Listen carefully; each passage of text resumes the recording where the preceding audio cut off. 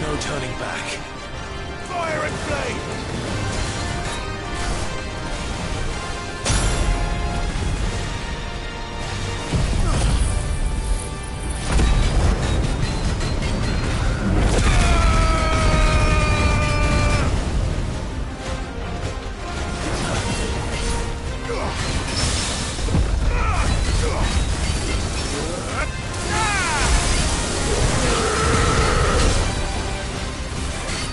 Too slow.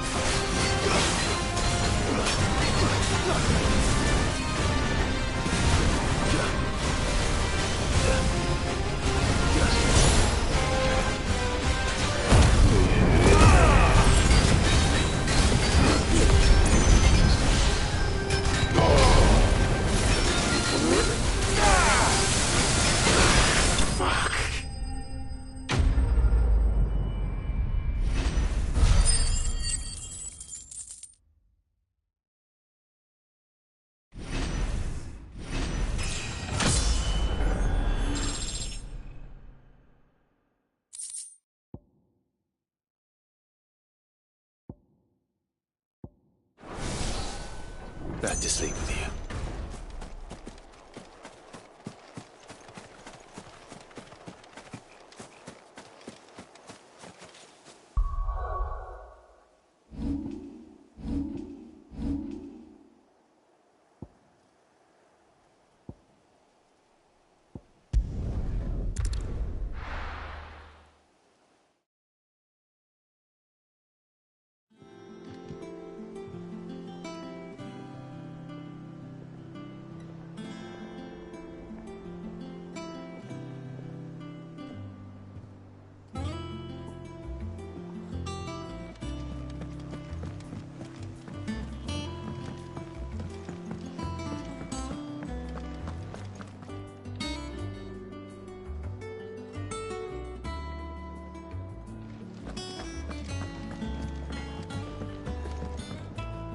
What do you need?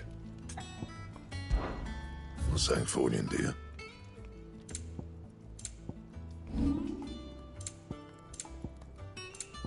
And?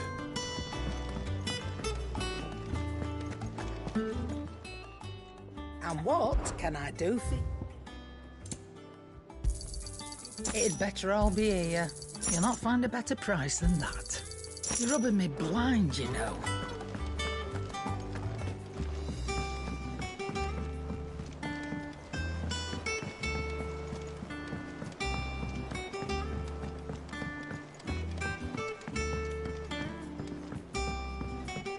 We're seeing troops amassing at every border crossing.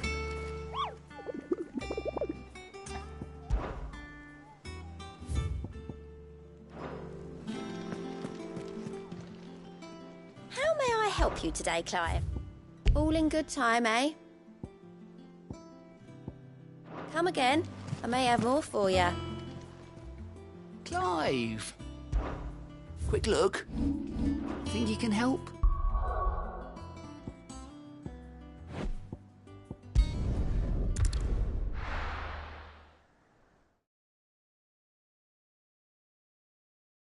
No. Where's Jill?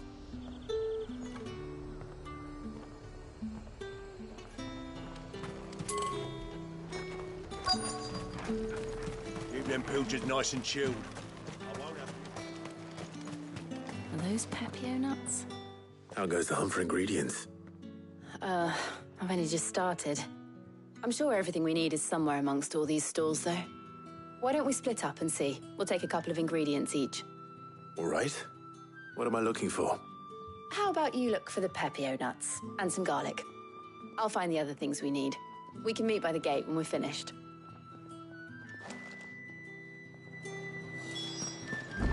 Up! You'll not find a bruised bit. Fresh cuts. Come and get them before. Any friend of the innkeeper is a friend of mine. I trust it's all here. Good day.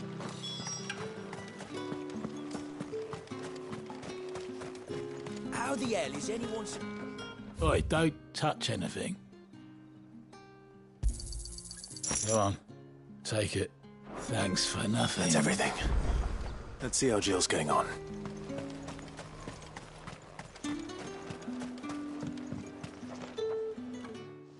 Did you find everything? I did. Here.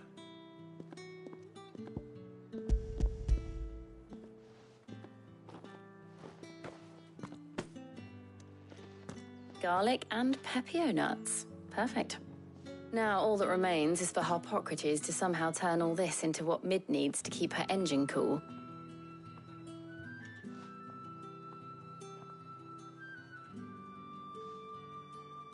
But before we head back, would you walk with me a while?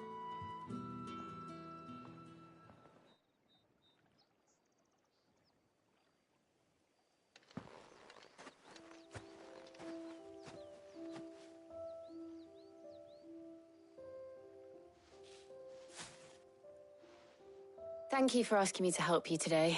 It makes a nice change. It does. It's good to get away from all the battle and bloodshed for once. Just being here reminds me of when we were children. Do you remember? Walking down Market Street in Rosalith, taking in the sights and smells. How could I forget? What with Torgal's antics. Remember how his nose would prick up at the scent of sausages? He'd go racing away and we'd have to go running after him. We wouldn't catch you now, would we, boy? Was there anything you wanted to buy for yourself while we're here? There was, yes. Well, sort of. Molly in the kitchens told me about a place that sells particularly good pies. Thought you might like to share one with me. I would. Thank you. And I saw some bread.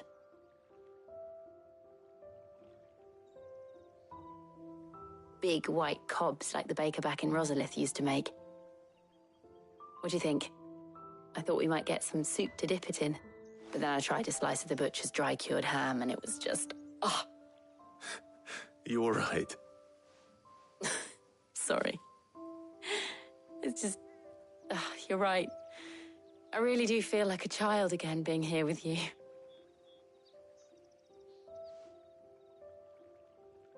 Clive. Is it wrong of me to enjoy this? No, Jill. This is how life should be. And it's how our lives will be when our work is finally done. When we can live on our own terms. I hope so. Thank you, Clive.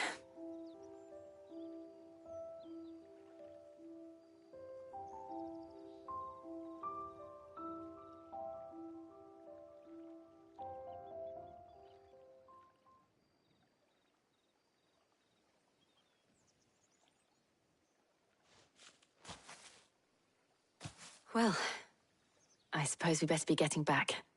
I need to give these ingredients to Harpocrates and Talia. I'll see you at the hideaway. Take care. I will. You too.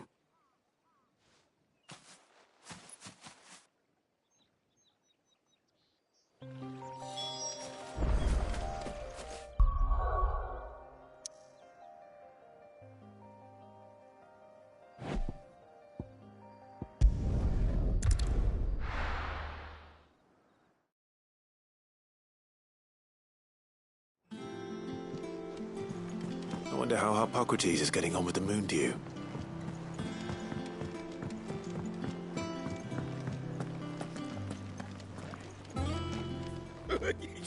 Ivan's newest dish is a masterpiece. Once you get over the urge to gag, that is. Oh, her ship lies still in harbor. Her soul sails on the main.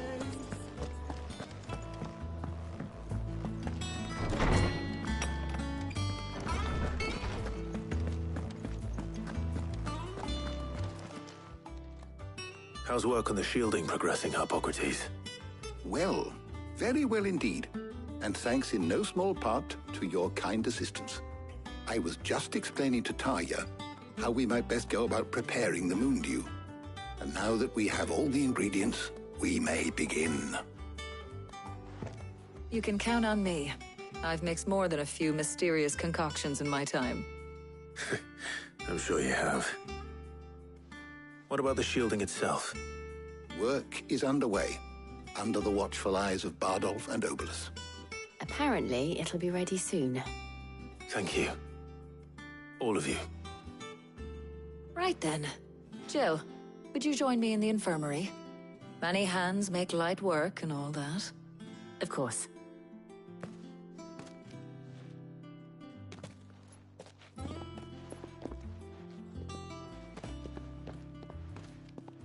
Oh, and Clive, thank you.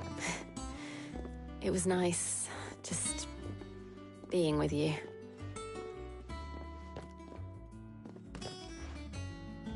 It appears our work here is almost at an end. A shame. I was enjoying playing the man of action for once. When both the shielding and the moon dew are ready, it will merely be a matter of applying the one to the other. Followed by a rigorous process of testing and retesting, of course. Perhaps someone ought to warn young Mid of that. Leave it to me. Thank you, Harpocrates.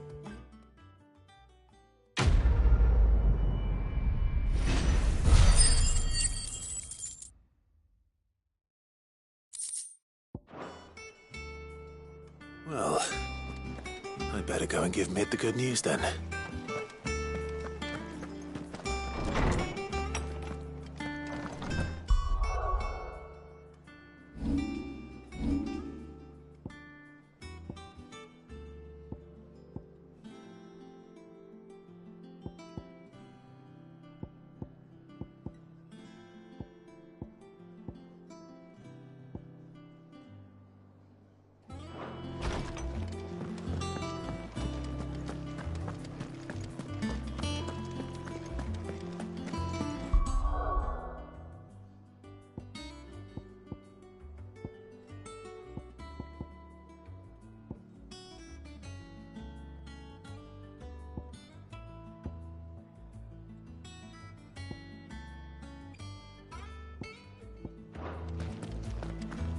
Crack the crystal too?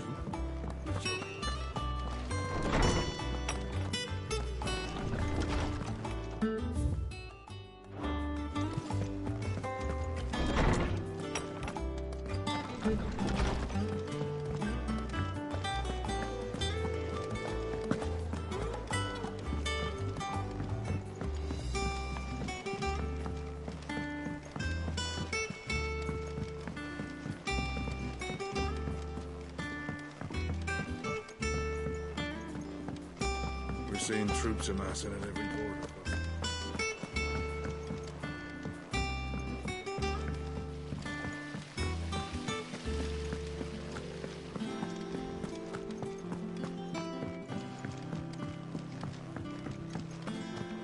I think Mid might need some help.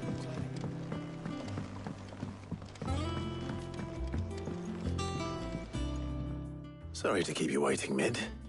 But you'll be pleased to know that work on the shielding is underway. You found something for it? In a manner of speaking, Harpocrates knew of a substance that's highly resistant to heat. A coating that should provide the protection you need. He's supervising the construction and testing of the shielding as we speak. Brilliant! I knew you wouldn't let me down. Don't thank me. I'm just the errand boy. Right then, better start working out how to bolt all these bits together. To the Black Hammer!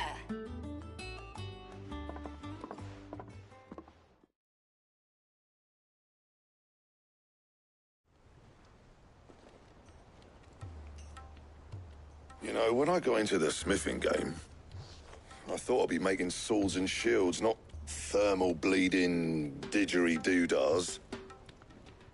Displacement stacks. Same difference. Whatever you call it, I ain't putting it together in here. It's cramped enough as it is. Let's take this outside. Mid, you get all the parts lined up on the deck. I'll take care of the rest. On my way! Oh, and bring me the biggest hammer you can find. This is gonna require some precision walloping.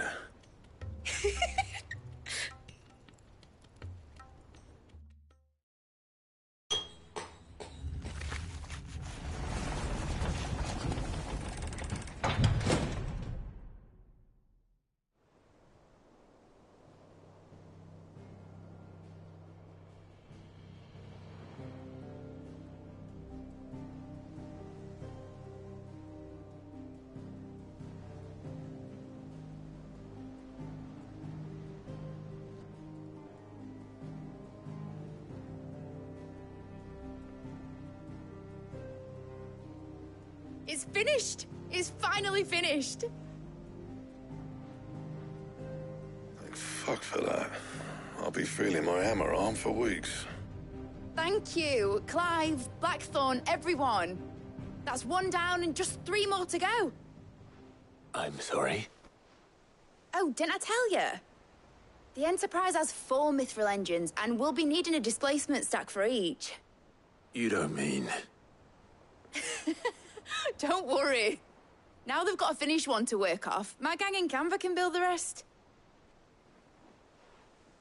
Good luck to them, I say. Right, I'm off to get a sling for this elbow. Any other work comes in, keep it to yourselves, eh?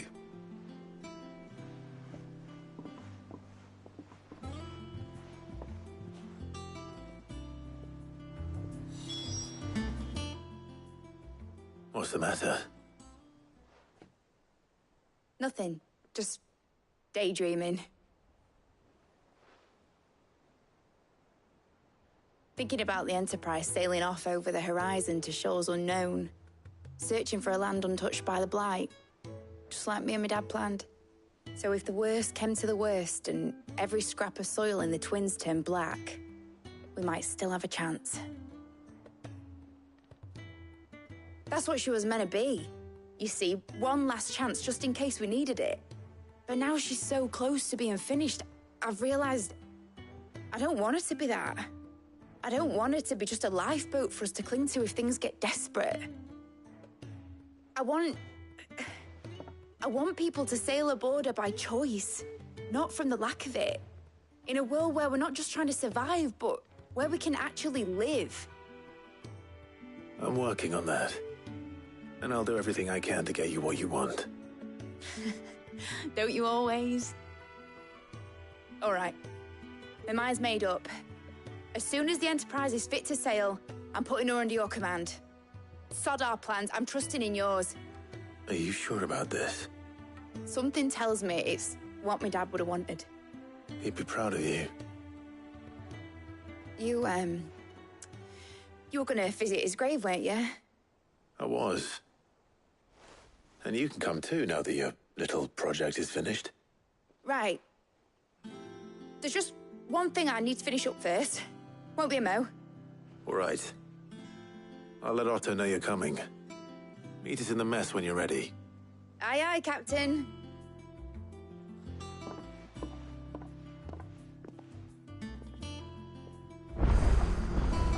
They told me she was building a ship. All right, Clive. Asterix. We'd finished sending half the hideaway traipsing across the Twins, has she? I swear, that girl'd do anything to put off visiting her old dad's grave. No excuses now, though, eh? Not quite.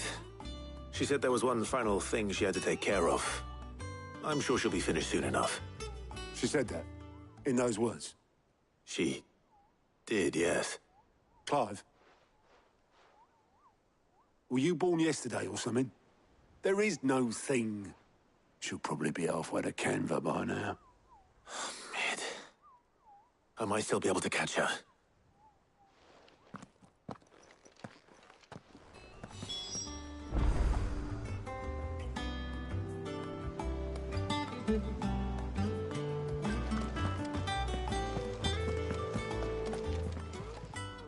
Clive! Anything catch your eye? Seen enough?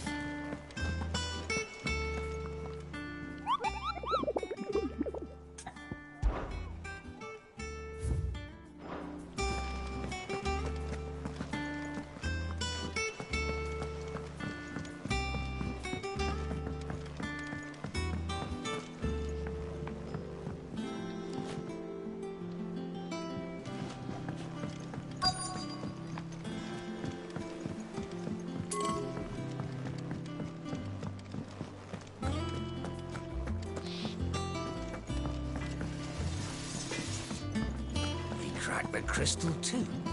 You're joking.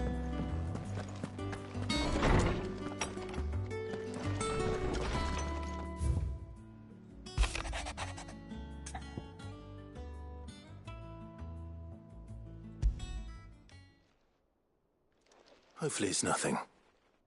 But I should speak to Blackthorn just in case.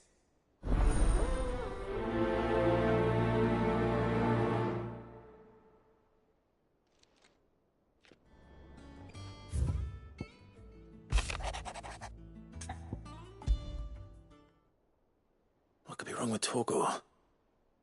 He seemed well enough when I last saw him.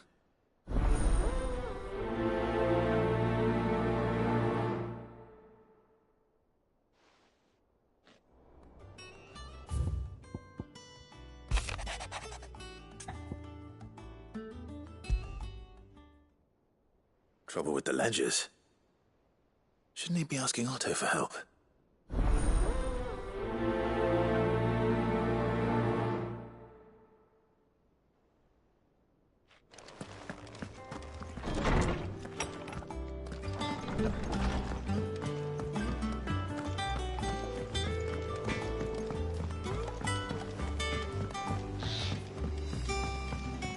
I went up to give some greens to the chocobo, and do you know what it did?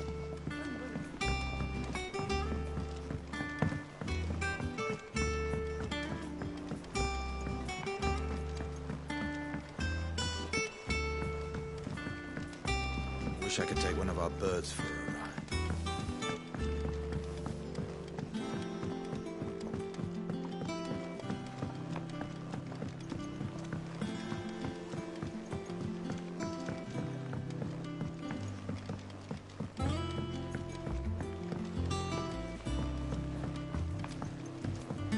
The celebratory spirit must be catching. All the flowers in the hideaway are in bloom.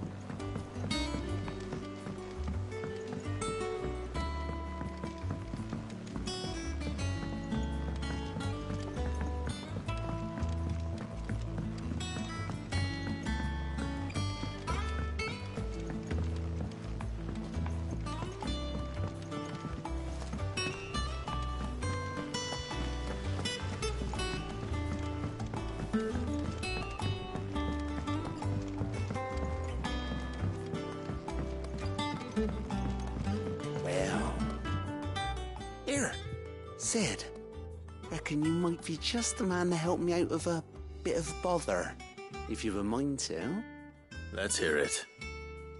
Well, it's about this alembic the chief's got me making. Lovely bit of kit it is. Bung in a solution you want splitting, and it will separate it out, just like that. Problem is, it won't always get rid of all the impurities. And with some of the stuff we need it for, that ain't good enough. Which is why I've been looking for something to filter the liquid we'll be cooking off. And that's where I was hoping you could help me out. I imagine Ty could get some use out of this alembic too. Distilling medicines and the like. All right. Why not? Proper job! So what exactly do you need for this filter?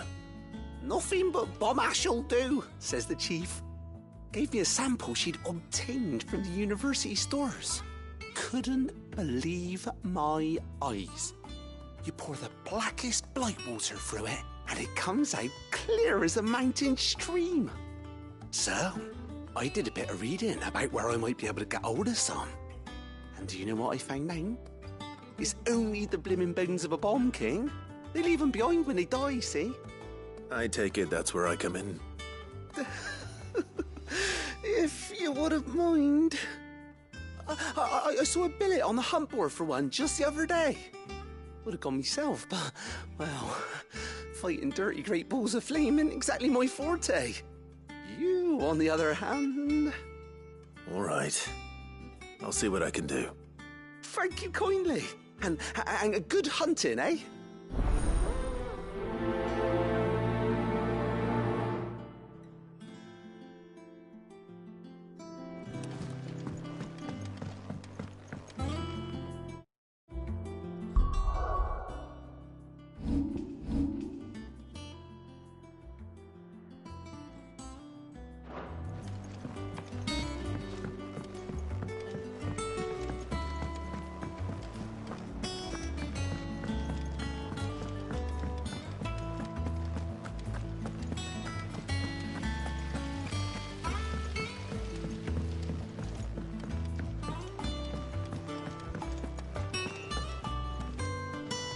Clive, did you get my letter?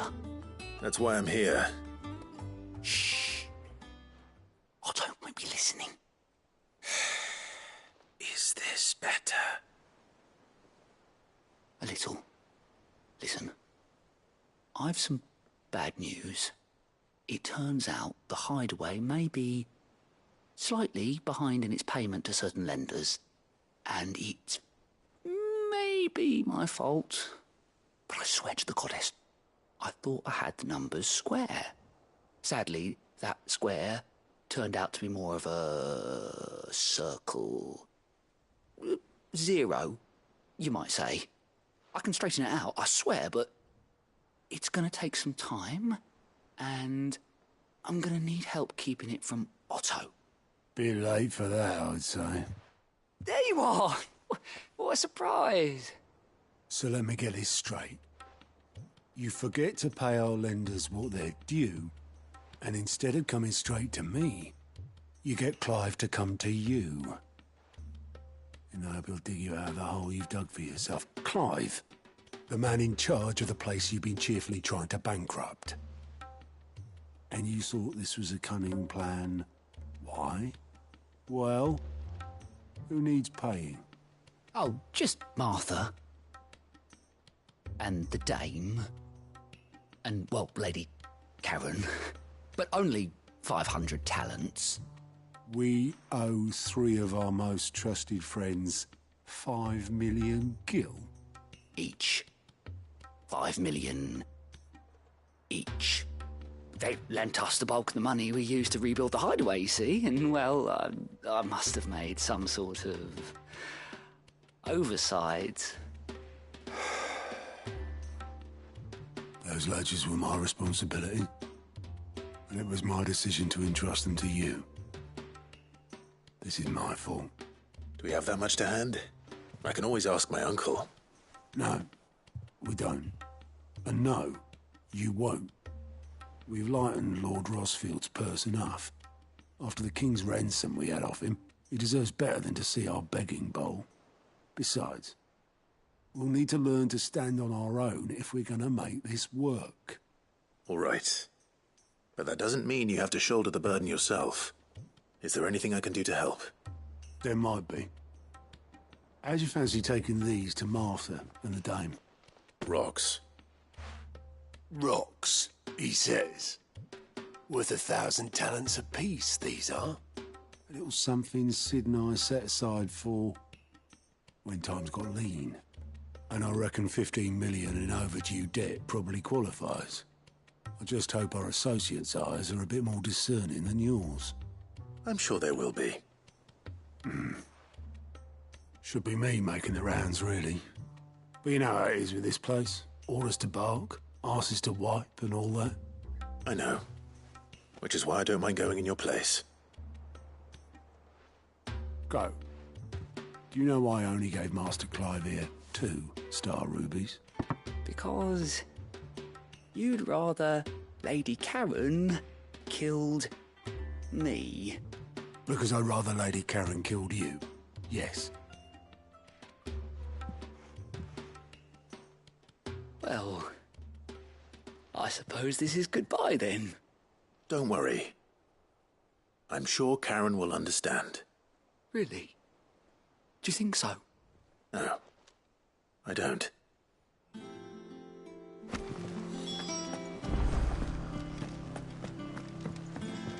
Mid told me she was building a ship.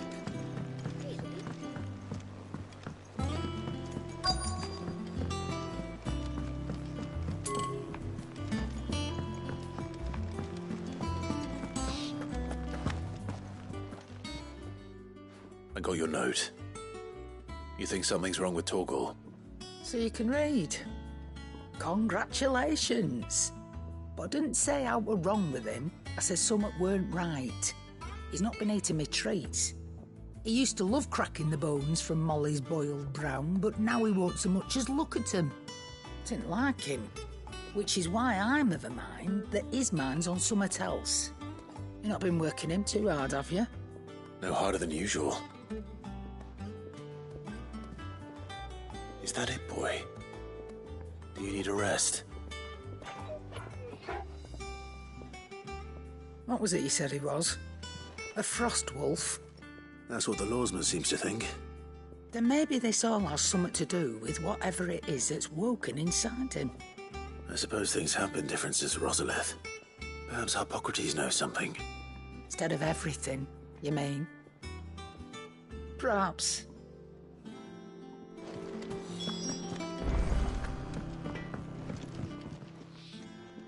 Blackthorn, do you have a moment?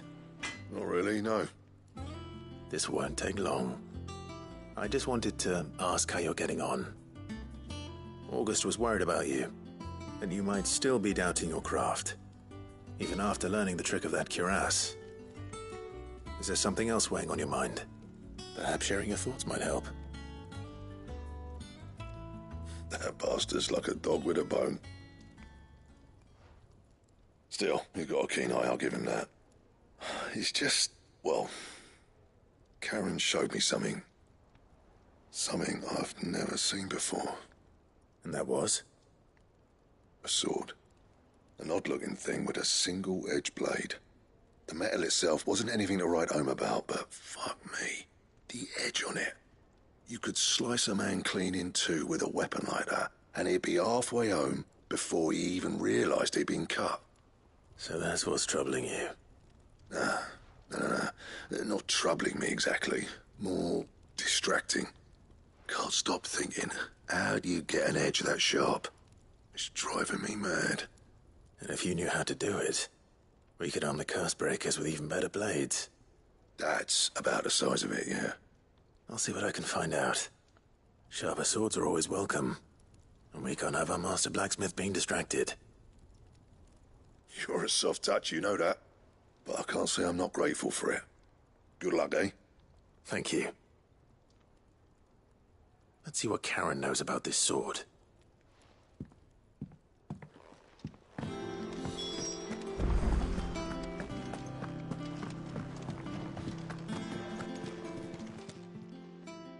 You're looking well, Karen. What do you want? Out with it. I want to know about the sword you showed Blackthorn. Single-edged and extremely sharp. Running around after him again, are you? I suppose I am, yes. But I need to help him find out how to work an edge like that. It's driving him to distraction. Little wonder, I suppose. There's not many like that make it as far as the twins, and those that do go straight into private collections. Which made it nice and easy finding a buyer.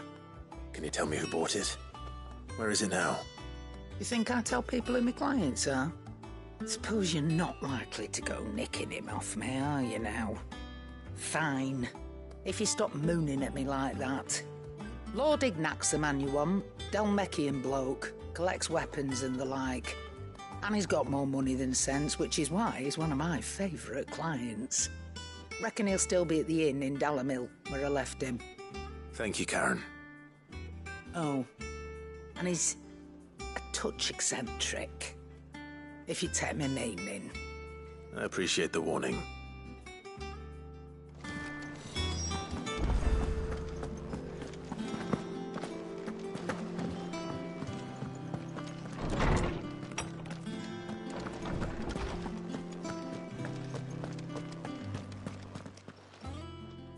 Lawsman, I need to ask you about Torgal. Something's not right with him. He isn't ill, is he? I don't think so. But according to Lady Karen, he seems to have lost his appetite, which is certainly a new development. She says he's hardly been touching his bones of late, and she believes it may have something to do with what happened at Rosalith Castle. I rather think she might be right, though not about his appetite. All canids are instinctively inclined to crack open bones for the rich marrow that resides within, and I see no reason why a frostwolf should be any different. Accordingly, I suspect it is not a lack of appetite that afflicts Torgal, but a surfeit of it. If we assume that his newfound magics require additional nourishment to sustain, it may well be that the bones Lady Karen is accustomed to providing are no longer sufficient. Frostwolves, after all, habitually prey upon far larger animals, whose bones may yield altogether different nutrients. As to where one might find a suitable substitute, some antelopes that graze the meadows of eastern Rosaria have been known to grow to a size more than double that of their lesser cousins. I don't recall ever seeing any that large. And little wonder. The oldest and largest such creatures rarely leave the safety of the highlands for fear of predators. The last elder antelope sighting I recall hearing about took place near Cressida, and that was long before the village was abandoned. Even so, it seems like a good place to start. Good hunting, Clive.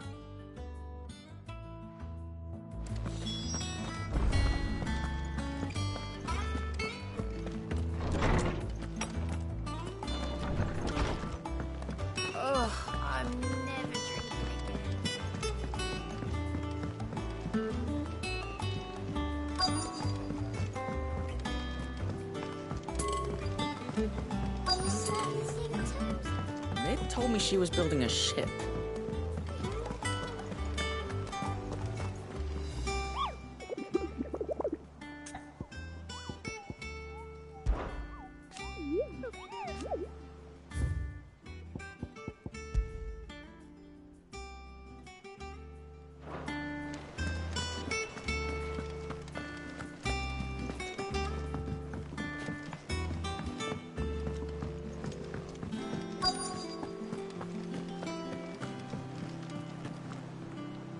Obolus, have you seen Mid?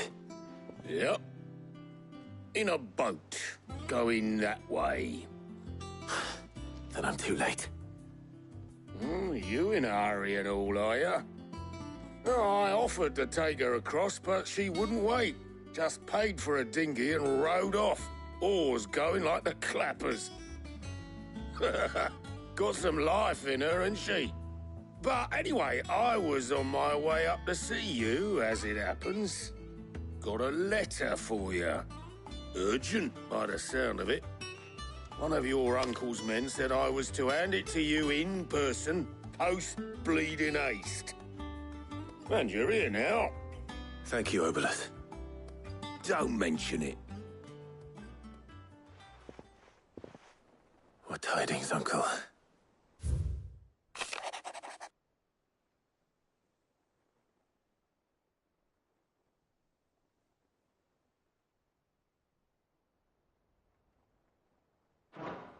Trouble in Canva. Well, I'll need someone to keep an eye on Mid.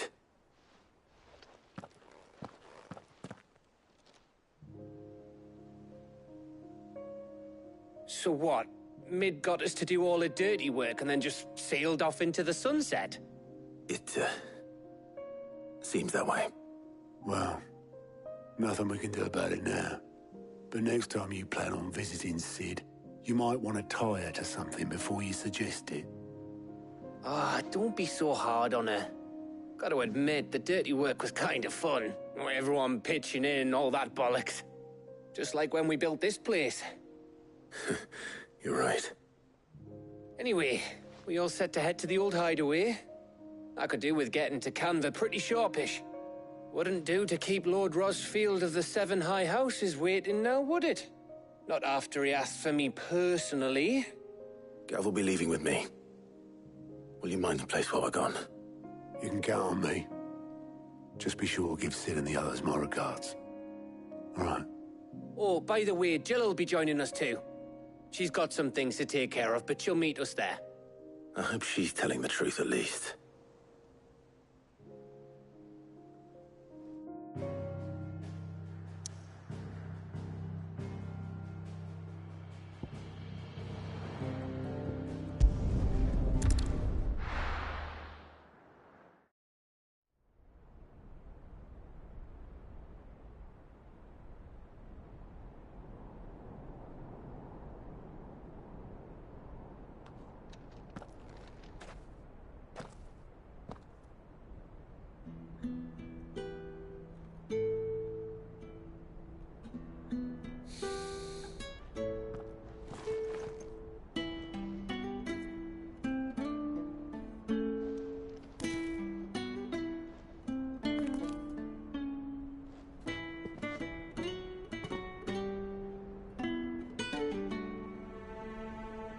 Well, Sid,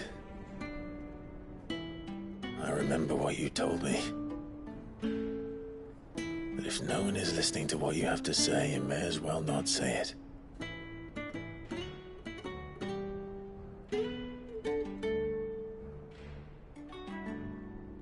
But I will say this, old friend.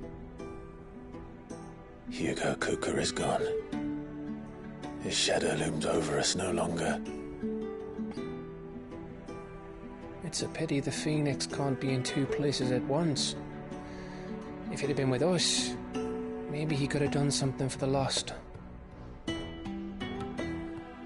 Not even the Phoenix can bring people back from the dead.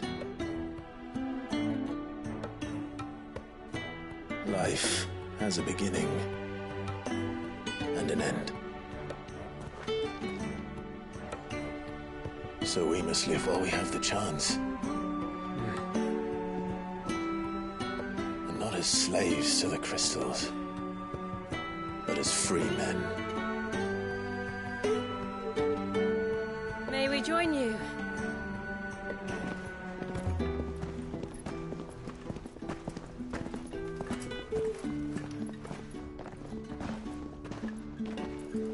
Lady Karen, what a pleasant surprise. I thought I'd drop by and see how you were all doing before heading off to restock my supplies.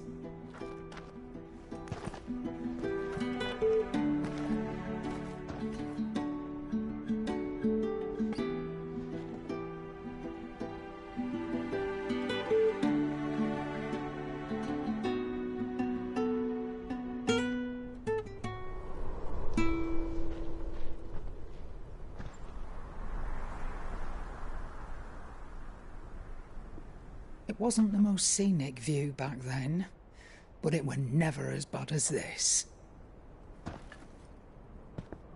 I know. The blight marches on.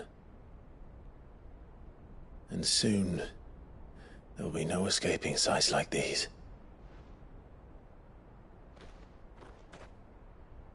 So our mission remains unchanged. We cannot stop until every Mother Crystal is gone, and their thirst for ether with them.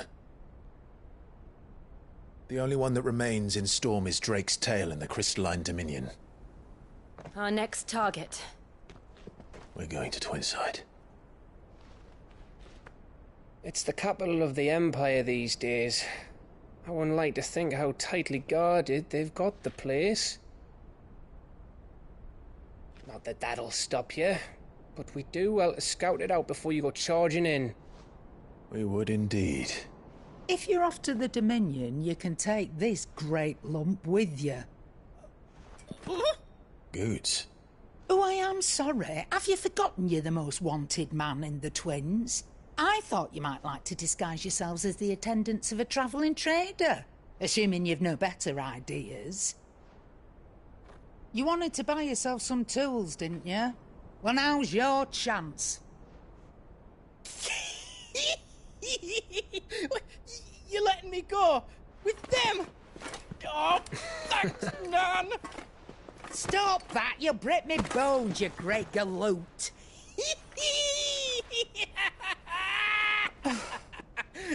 There's a caravan that runs back and forth between the Dominion and the Bocklad markets. It's managed by the Merchants Guild. Just show them Goots' traders pass and you'll be on your way. It'll be a damn sight less risky than footing it the length of the Crystal Road. That's for sure. Thank you, Karen. And glad to have you with us, Goots. Okay then. I'll get me things and I'll meet yous there. See yous down in Bocklad. Get off! Me poor fingers! Jill, you're with me. Understood. And Gav? Already on my way, Captain. Be careful. Aren't I always?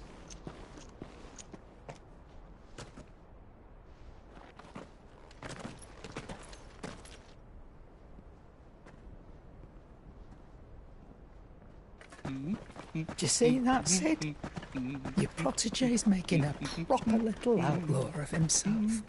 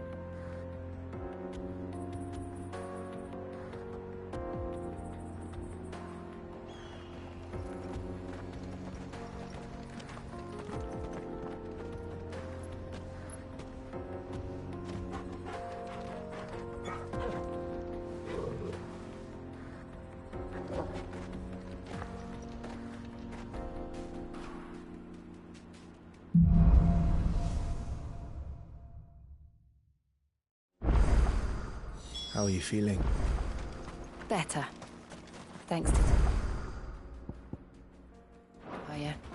I'm glad to hear it. And Torgal helped too. Didn't you, boy?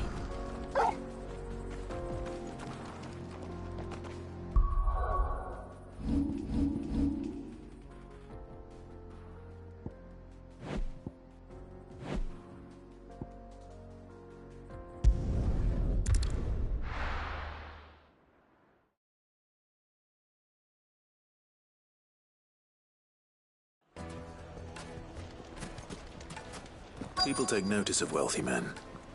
Shouldn't be too hard to track down Karen's collector. They're saying Drake's Fang is gone. The whole Mother Crystal gone. What are we gonna do? Calm yourself. We don't know for sure. Back again, are you? Any more trouble and you'll be barred for life, however deep your friends' pockets might be. Yeah. You. Listen. I've got this theory. The Fallen. I don't think they all fell. Some of them are still living among us. You could be one of them. I could be one of them.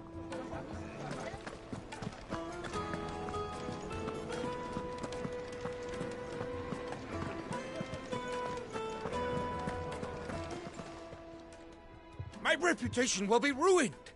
Ruined! Calm yourself, Lord Ignac, I beg of you, before you do yourself a mischief. Pardon the intrusion, but... Out! Get out! I paid for these rooms so I wouldn't be disturbed. Leave me be! Please, allow me to apologize. His lordship is going through a difficult time, and he's never been fond of guests arriving unannounced. Radim! Get rid of the filthy oaf this instant! Very good, Lord Ignac. Would you mind stepping outside for a moment?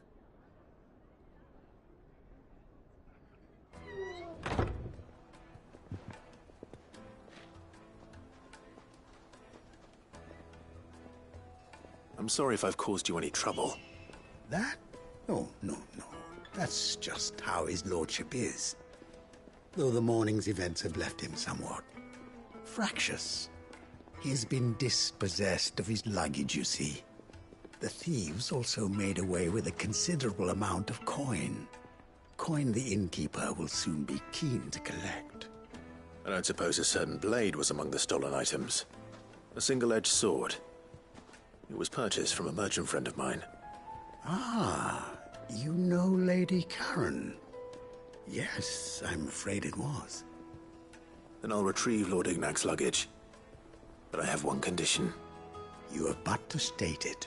You are welcome to anything that is within my power to grant. I want an audience with Lord Ignac. A few minutes should be enough. Then I'll be on my way. A condition I would be a fool to refuse. Of course, you shall have your audience. I don't suppose you saw where the thieves went? I did not, no. Though some discreet inquiries made on his lordship's behalf mean that I know where you might find them. The bandit's bed. Every ill-gotten coin in Dalamil is said to pass through that disreputable corner of the Valcroy. And that's where I'm heading. I shall speak to Lord Ignac in your absence, and arrange for an audience upon your triumphant return. That will be very kind of you. Farewell, and best of luck.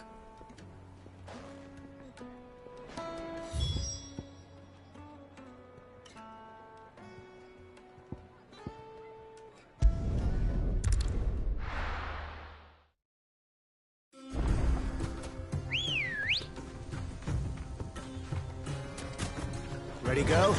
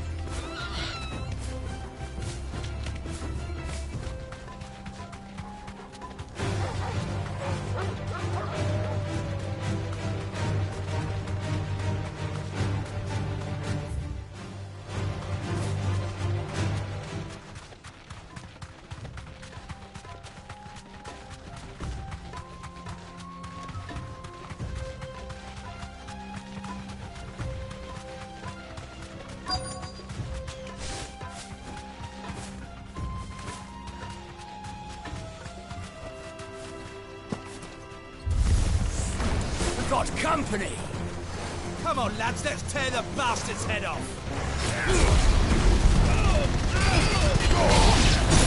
Let's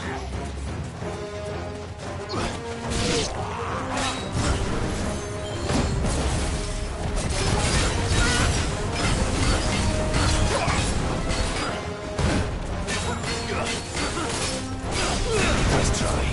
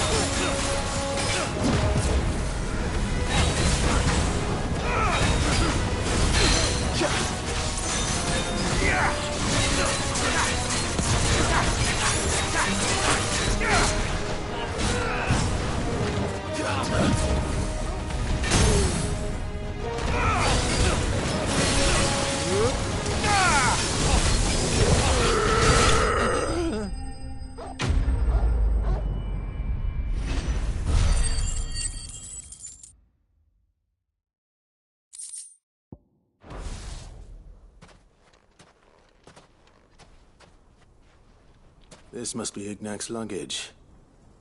Nothing seems to be damaged. All right. Let's get it back to Dalamel.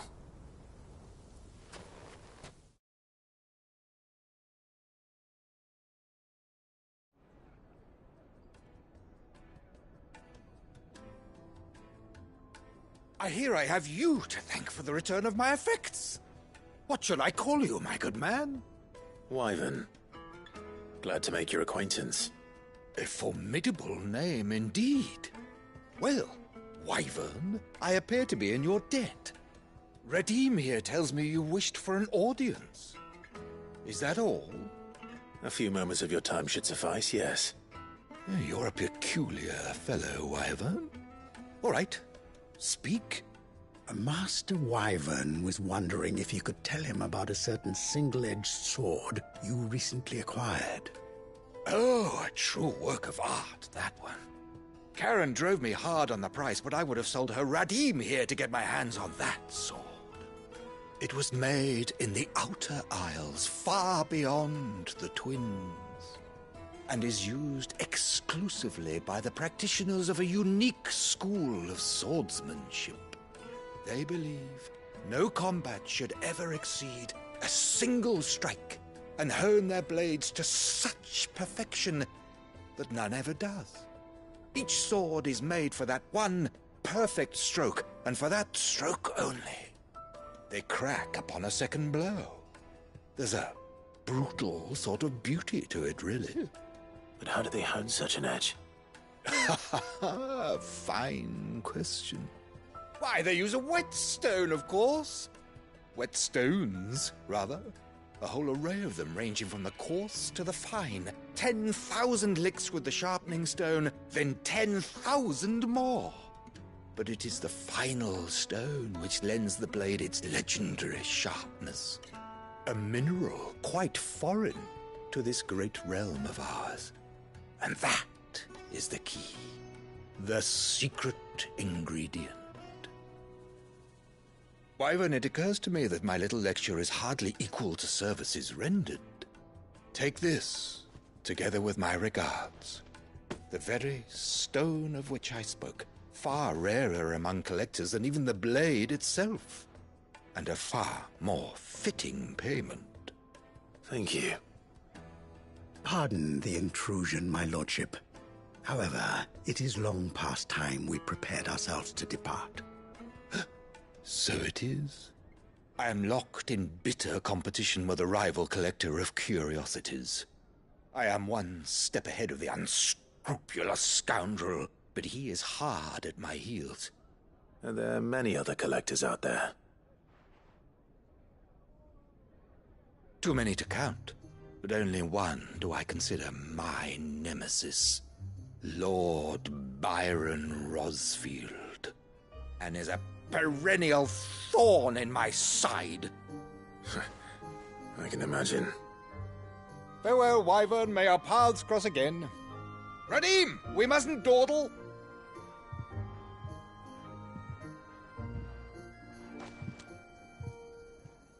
I think his lordship is rather taken with you, Master Wyvern. Thank you again for your assistance. Coming, my lordship. I'll be right there.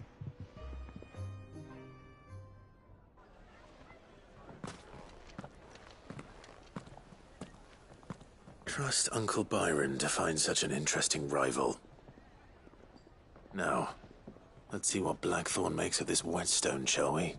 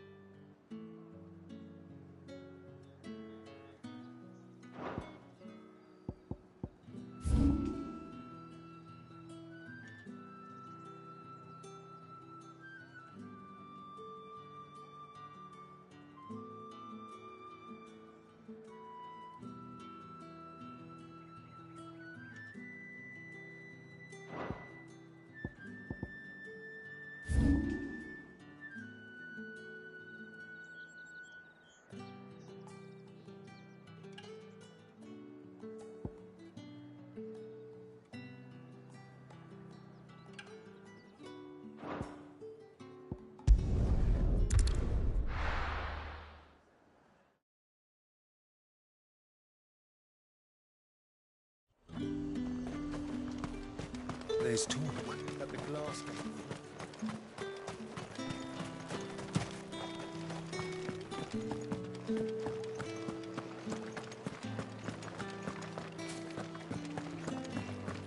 Did you hear? The gates to Heavenhall in the area were breached by someone. Or something. The steward was in town earlier looking for men to come and repair it. But no one was keen to help. I want to see you again tonight. But the captain's late with our pay. It's all right. I'll be waiting.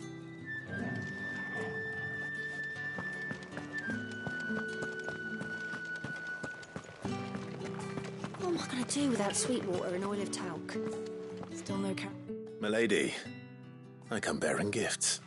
Gifts? Whatever is the occasion.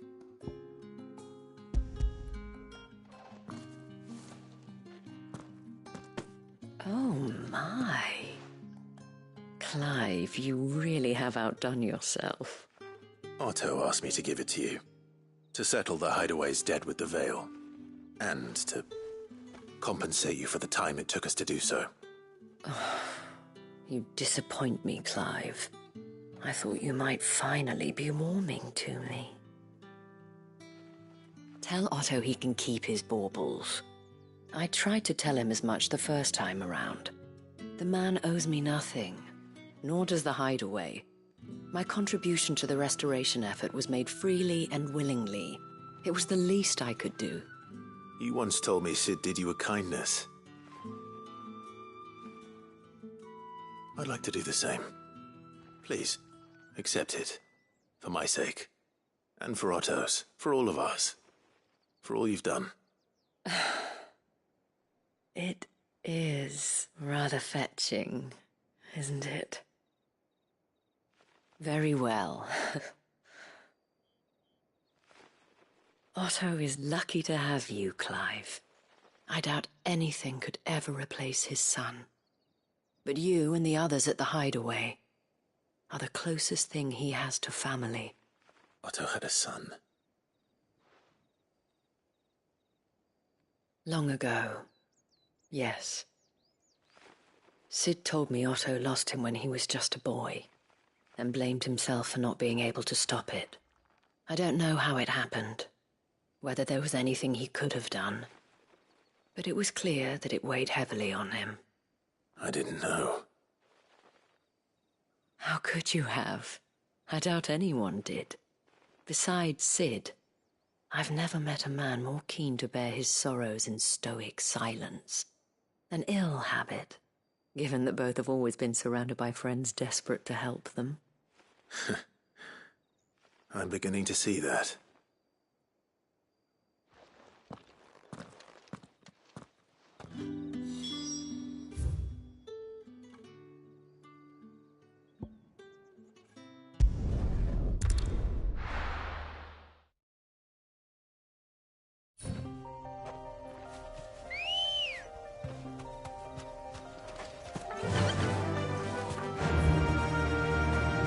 Fly, Ambrosia.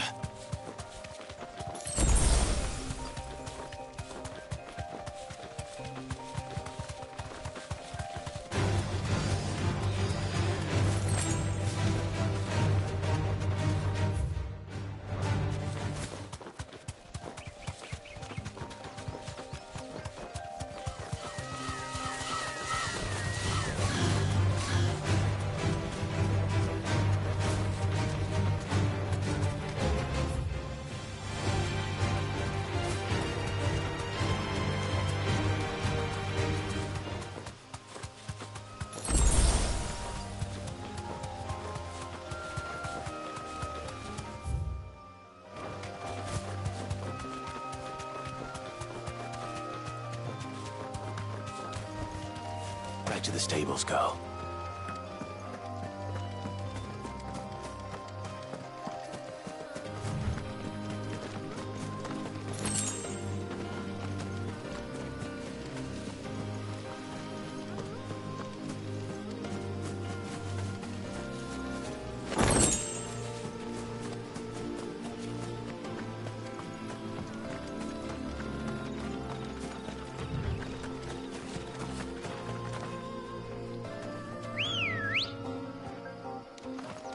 Good girl.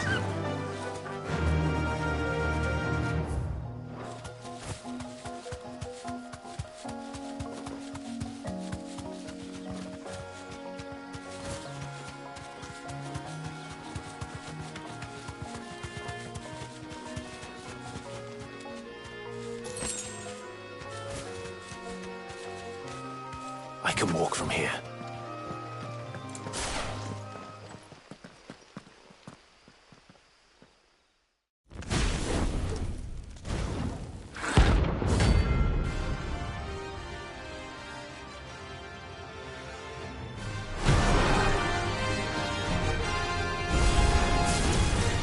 Here.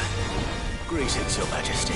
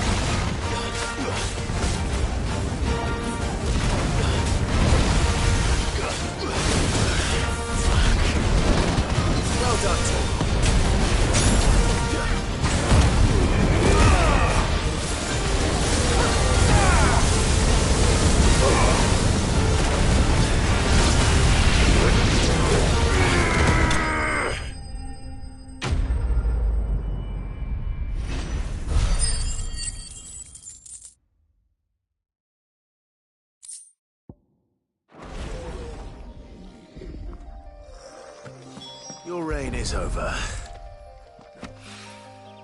This looks like the stuff. Let's see if there's any more.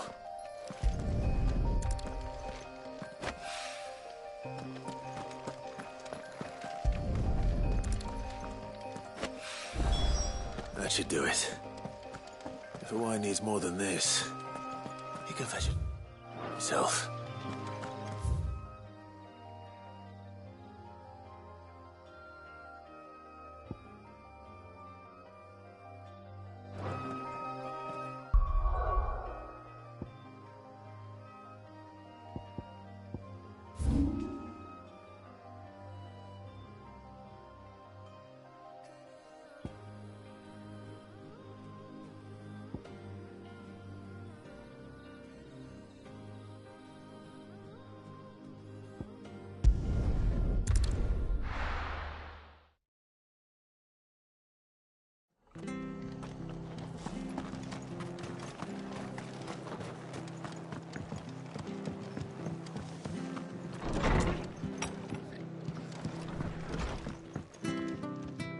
Clive, we weren't expecting you. I wasn't expecting to be here, but it seems we still owe you a considerable amount of coin for your help with our rebuilding efforts. And though I doubt it's what you were expecting, we were hoping you'd take this as payment.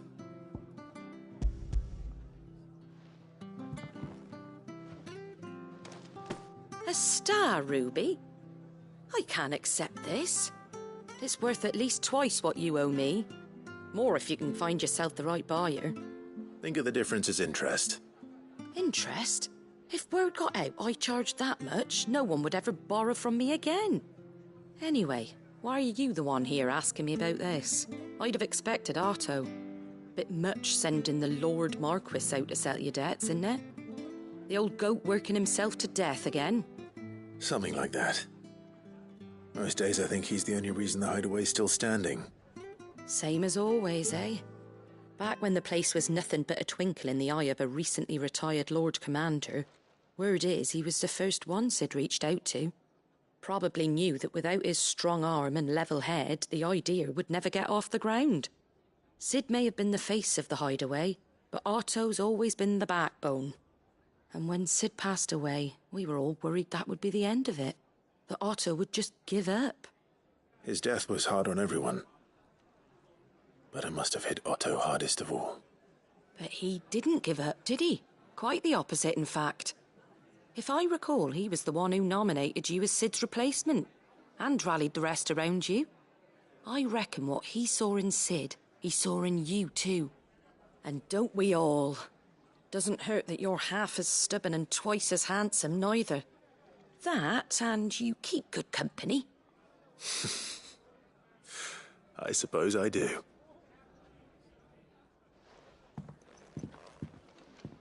Goat will want to know the stones were delivered, if he's still with us.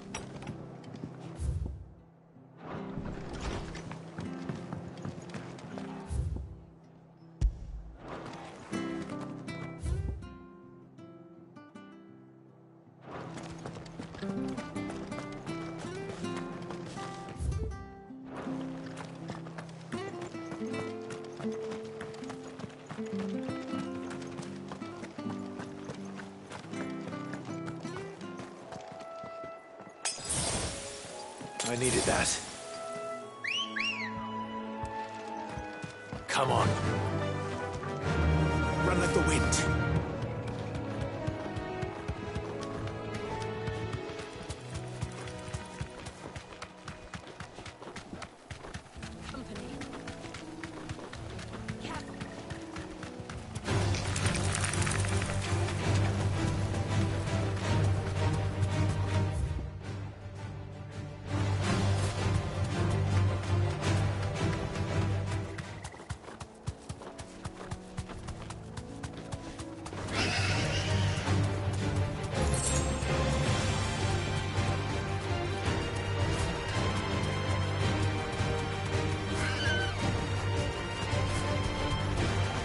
Certainly quiet. If I were a giant antelope, it would seem like just the place.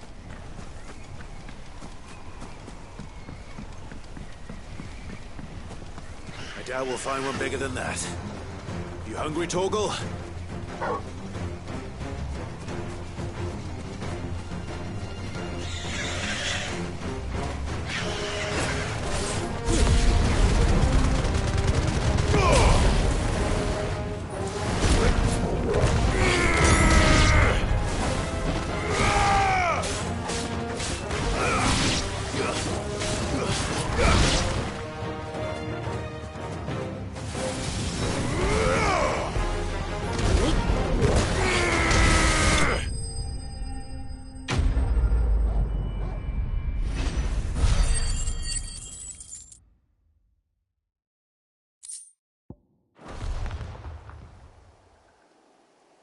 Now,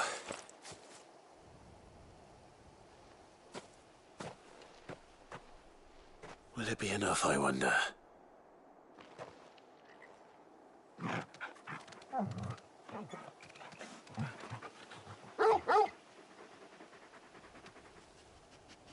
I say that answers my question, which means we owe the lawsmen our thanks. You're just a big puppy, aren't you? A very big puppy.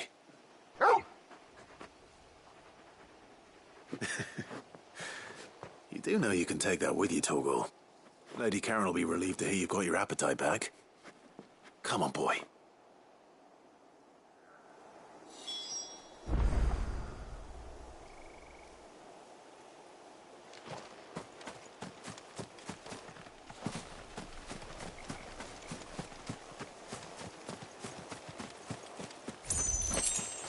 That's better.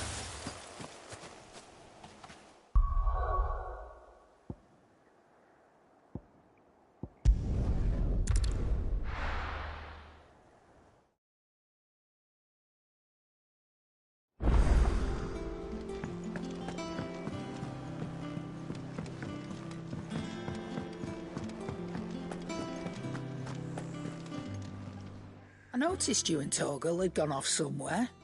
Take him for a walk, did you? You could say that.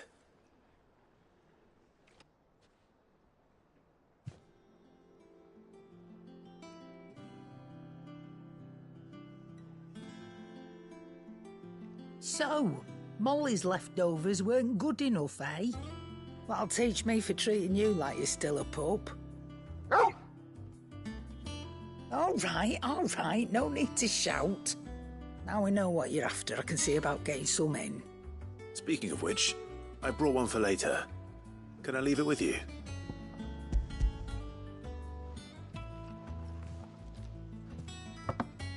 You can, aye. I'm nice like that.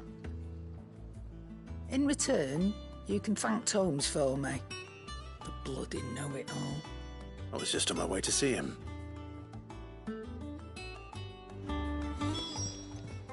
Well, don't just stand there gawping. I don't know many. Go on, then.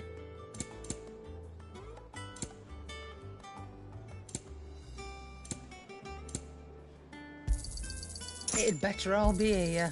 You'll not find a better price than that. Sorry for the wait, but hopefully you'll agree it was worth it. You learned something about that sword, then? I did better than that.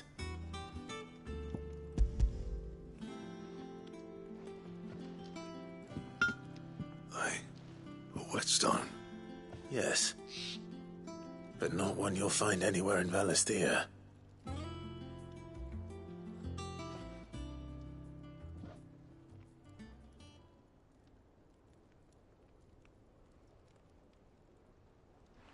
No wonder I couldn't get the same finish on the grinding wheel. One hit and all done, eh? Might not be so bad if all you ever fought were duels. But good luck on the battlefield.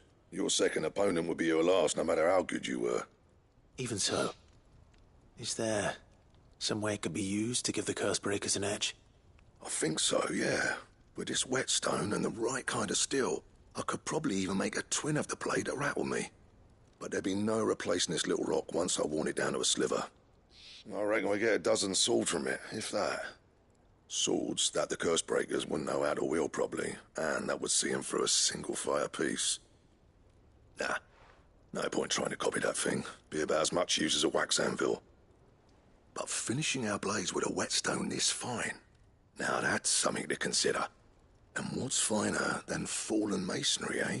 Or more hard-wearing, for that matter. Just imagine it. Good Valesthian steel with an edge as sharp as any found in the Outer Isles. I won't make a copy, nah. I'll make something much better. I'm sure the curse breakers will be delighted. Just don't push yourself too hard. Don't you worry about me, sunshine. I've been working day and night since I was half your age, and I'll still be here when you're long gone. Hey, thanks, Clive. I mean it. I owe you one, August too. It's good to know someone's looking out for me. He'll be happy to hear you said that. And I'll see that my debt to you's paid. First new blade I make's got your name on it. You come and find me when you've got the materials. All right. I will.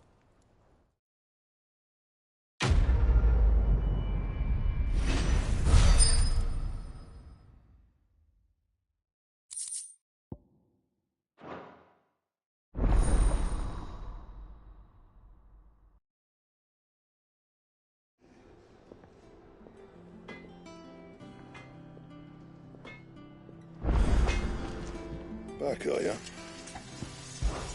So, what'll it be?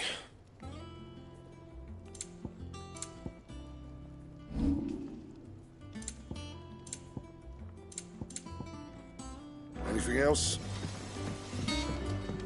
He cracked the crystal too? You're joking.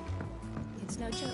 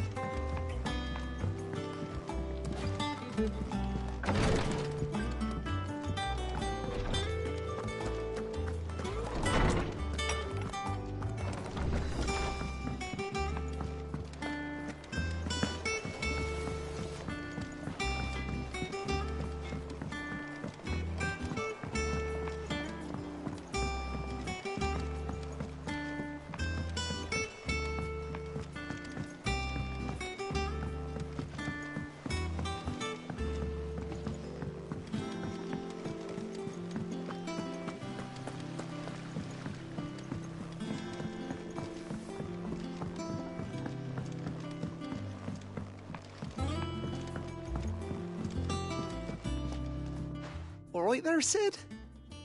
How's that hunt for the bomb ash going? I have it here.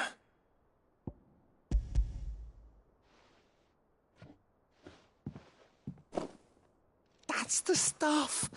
And plenty of it, too.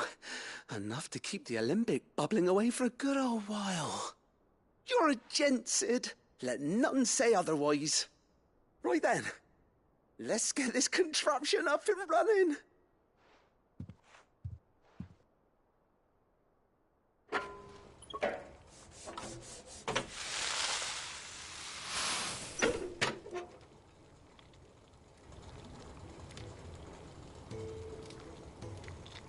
There we have it. The Telemon Alembic. And it works just like the chief said it would. Very impressive.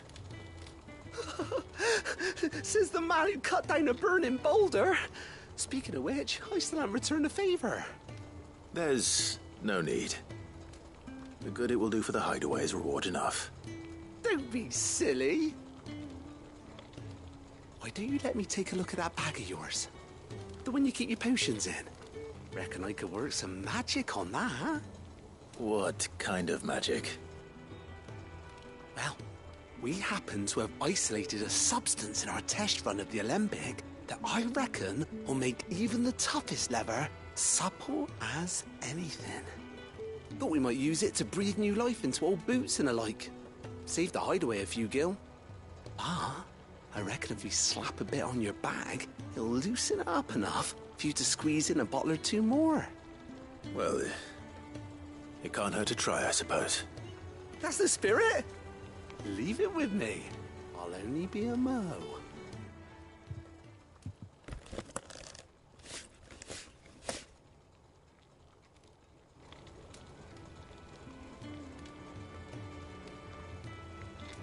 Well, what do you reckon? It certainly feels more flexible. Right? Told you. Thank you. I think. No. Thank you for supporting Mid and the rest of us in our endeavors. Without you, we'd never have been able to discover wonders like that stuff I rubbed on your bag. And I'm telling you, there's plenty more where that came from.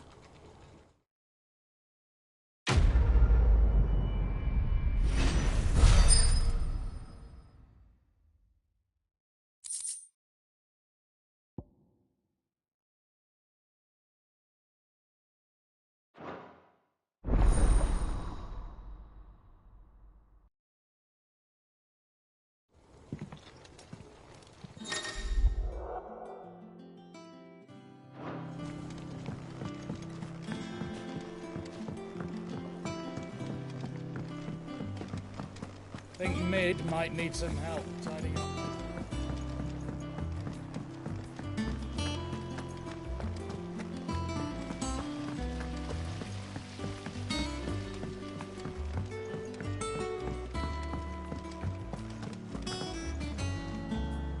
Goat. Still alive, I see. So Lady Karen accepted the ruby. Ah, about that. I tried my best, but she was just too stubborn to take it.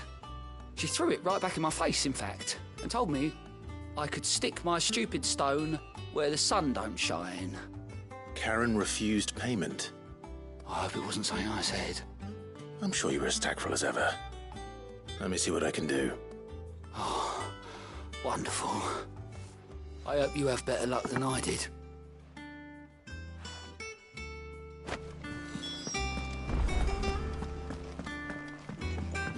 Mid told me she was building a ship.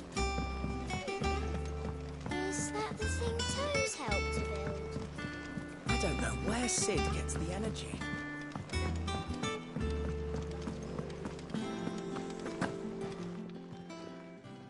Lady Karen, Goat tells me you weren't happy with our offer.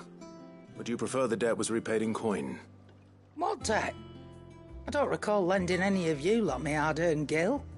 I may have tossed a talent or two in the Hideaway's coffers, but those were donations, and you can hardly call it charity if you go asking for it back. Of course not. But one good turn deserves another. And our circumstances have changed. Surely you wouldn't shun the gratitude of a pauper who happened to have become a prince. Oh, so you're a prince now, are you? Fine. But I'm selling it and taking what I'm owed, then you're getting the rest whether you like it or not.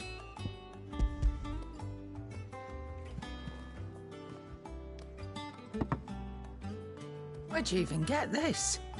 A decent trader might nab 1,000 talents for a star ruby. A canny one, meanwhile, might claim it were nicked from the belt of Sid the Outlaw himself and ask twice as much. Might be I already have a buyer in mind.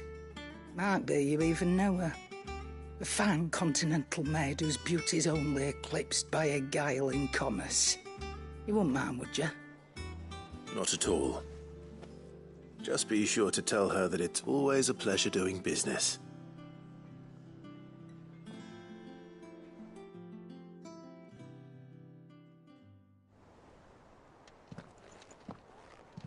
I hear you ended up delivering all 3 stones. Thanks to this lump. I sometimes wonder what I pay you for. Speaking of which, I still haven't been paid last month's wages. Oh, so you remember what's owed to you then? Get your ass behind that disc of yours and don't get up before those ledgers are square. Right away.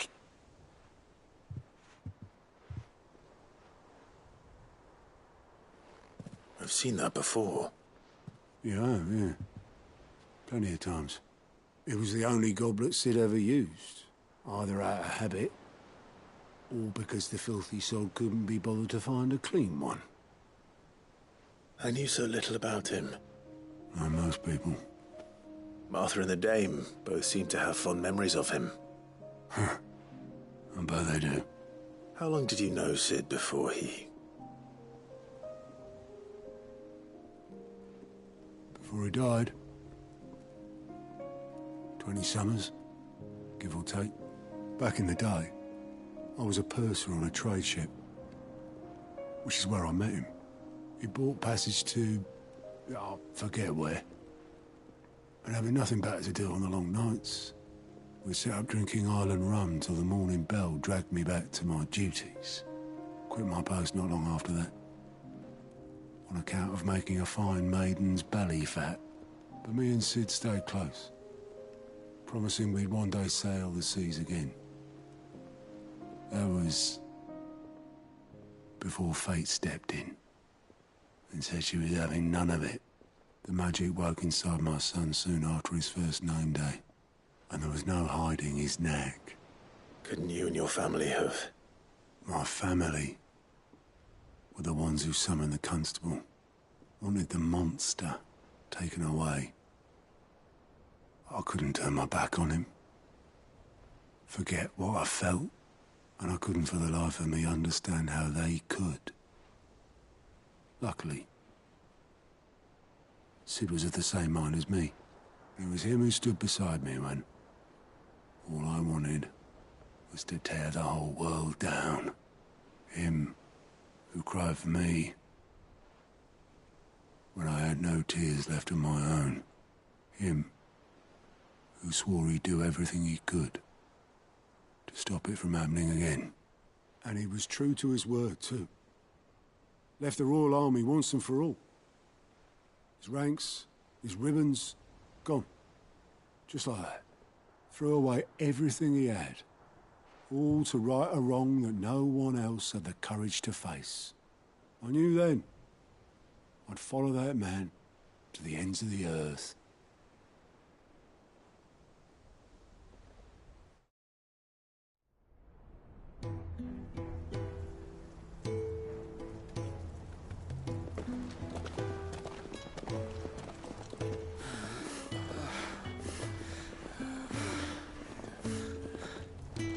He was always too clever for his own good, was Sid. Saw the world for what it really was, while the rest of us were content to go along with the lie we were shown. And it can't have been easy, bearing that burden alone.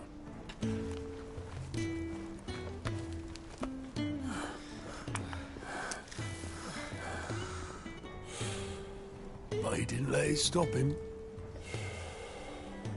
He never lost faith in what he believed was right. And that gave us faith in him. Faith he'd steer us true. So I swore to myself that I'd always be right behind him, ready to catch the stubborn sod, if ever he should fall.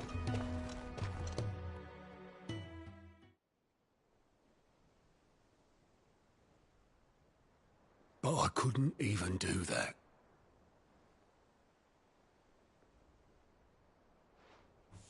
Ignore me. Just the ramblings of a tired old man.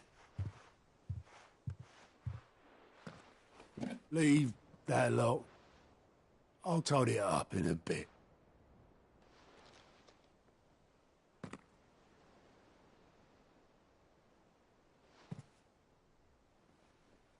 This is Sid's handwriting.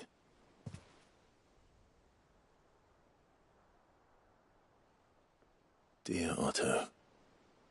I may be drunk, but I wanted you to know this place would be fucked without you.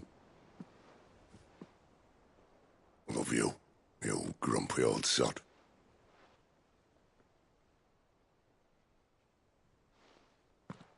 This note. Hmm?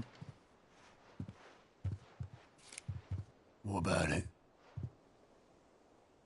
Sid was right. Without you, we'd all be lost.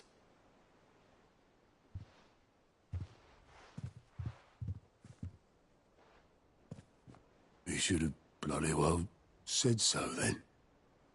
Just once. Before he went.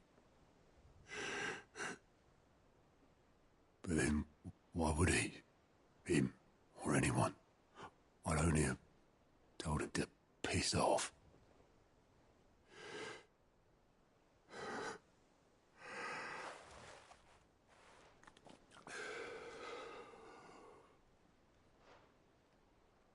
You're wrong, though. Both of you. It was never just me keeping the hideaway afloat.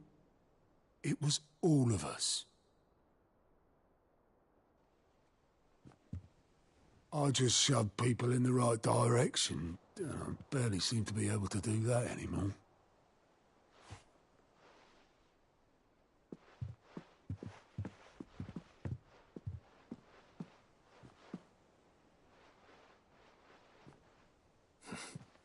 Would you rather go at the helm?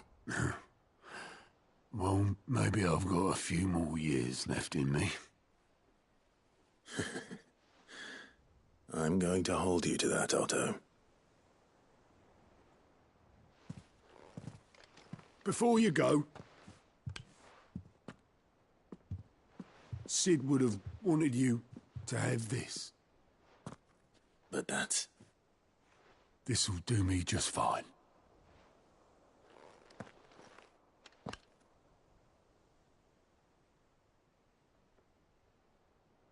Thanks for the ray of sunshine. I'll see if I can't pay you back.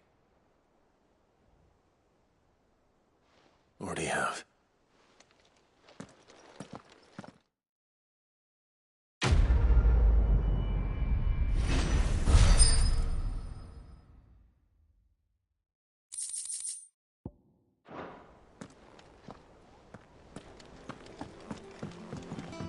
Mid told me she was building a ship. Is that the thing Tomes helped to build?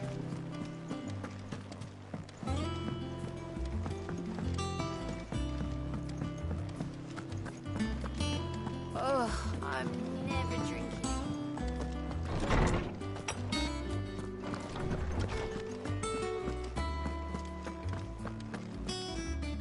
Ah, Clive. Were you able to locate your quarry? We were indeed, Lawsman. You pointed us in exactly the right direction. And Torgal's been a very happy hound ever since. Very good, very good. Lady Karen sends her thanks, by the way, for your part in solving the mystery. Ah. But that reminds me. After your last visit, I found myself pondering Torgal's talents. Do you recall our conversation concerning Lady Jill's role in Torgal's transformation? About how she somehow woke the power within him. Precisely that. A reasonable conclusion, I thought. But one which raised certain questions in my mind. You see, the Fenrir of legend served Shiva and Shiva alone. And while the powers attributed to him are certainly impressive, the records imply they are somewhat different in nature to those you described Torgal as having used. What are you suggesting? That Torgal may be the beneficiary of more than one icon's power. Consider that in addition to Lady Jill, he has served as a loyal companion to you, your brother, and even the late Sid. In short, the icons hitherto near at hand, or should I say at paw, have been diverse and plenty, and that number has only grown as the realm's dominance have fallen to your sword. One can but speculate as to how all of this has affected Torgal. He has seemed more fierce of late. And if I am not mistaken, he will grow fiercer still. We are fortunate indeed to be able to count him amongst our allies and not our adversaries. Oh, he's more than an ally. He's a friend.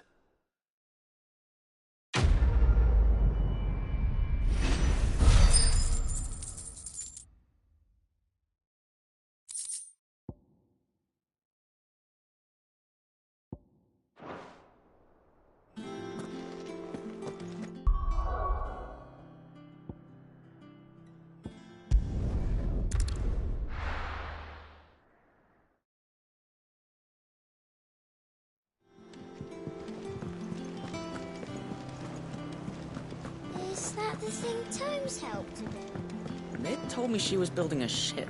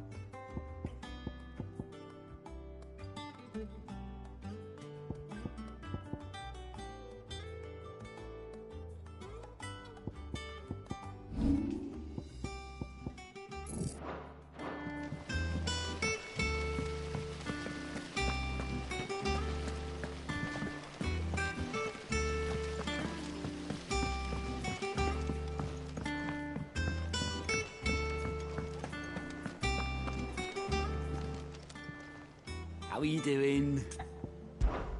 Quick look. Seen enough?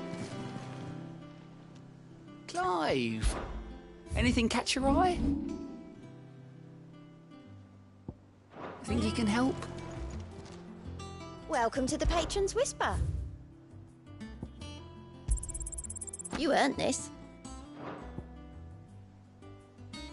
Come again. I may have more for you.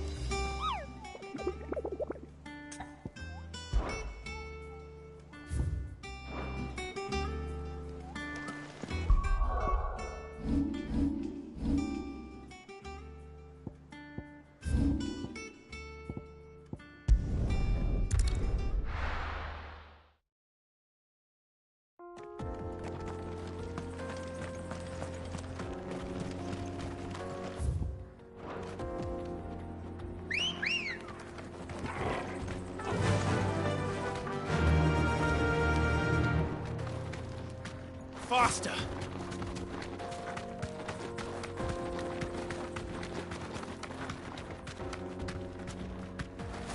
This used to be a trade route for merchants crossing the Scars, till the Republic laid a new road wide enough to let wagons pass, and all official traffic moved there. Leaving this one for those living outside the law. Indeed. I doubt we'll be the only outlaws on the trail today.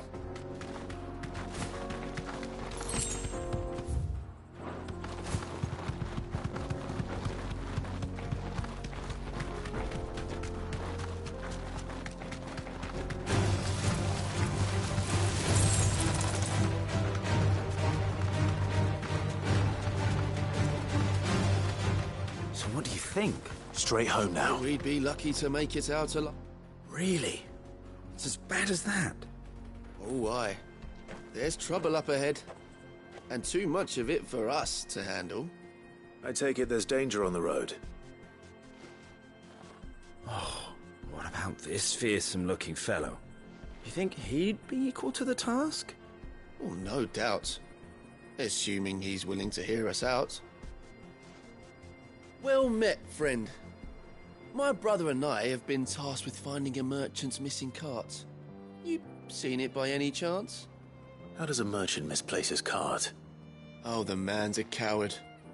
When he thought goblins might come a-snarling, he ran, leaving his livelihood abandoned in the pass. He sent the two of us to fetch it, but it's gone. Now, I'm not much of a thinker, but I know the work of thieves when I see it. My brother's right on all accounts. And by my estimation, the bastards are lying in wait just down the road.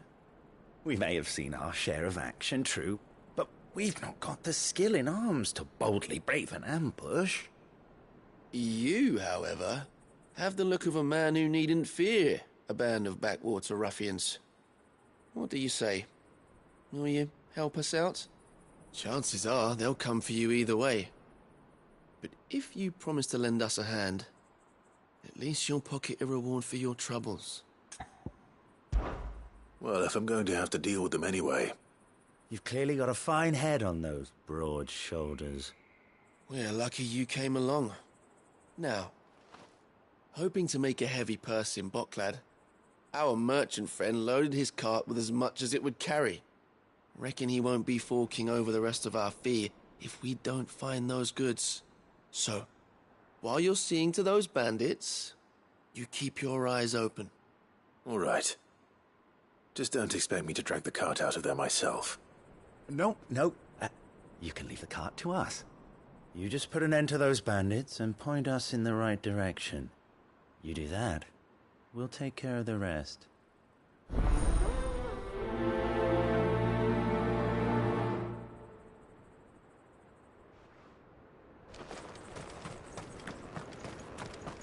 I'm not sure I trust those two. But if there are bandits lying in wait, I should probably take it. Look lively, you lot. We've got guests. These must be our bandits.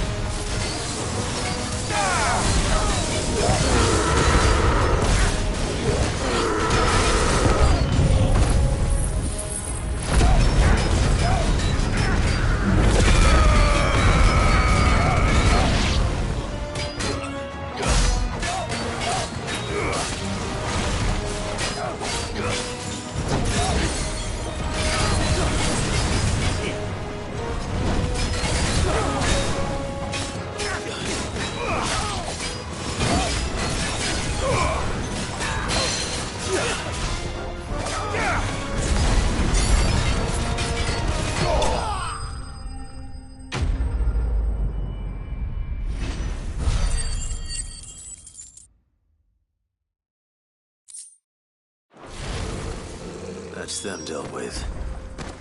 Now, where's that cart?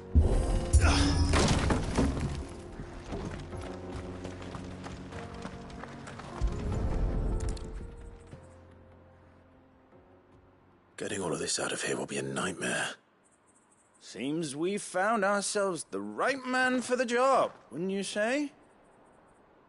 Found the cart and didn't leave a single bastard breathing. Our merchant friend will be delighted. And how exactly will he be getting his goods out of here?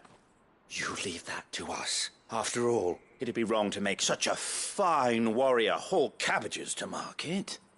You've done your part. And that's all you need to worry about. Here.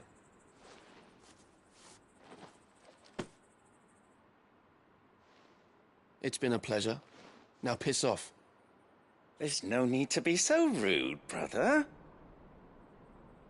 What if we want his help again next time?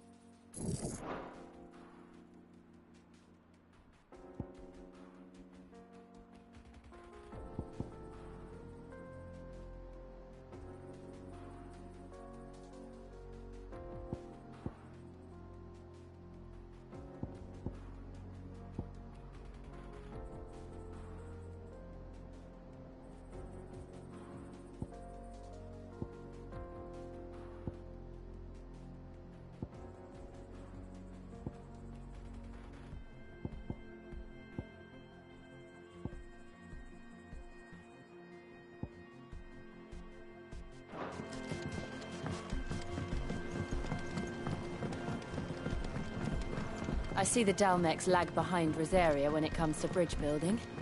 The fallen ruin should hold, at least. The path continues on the other side.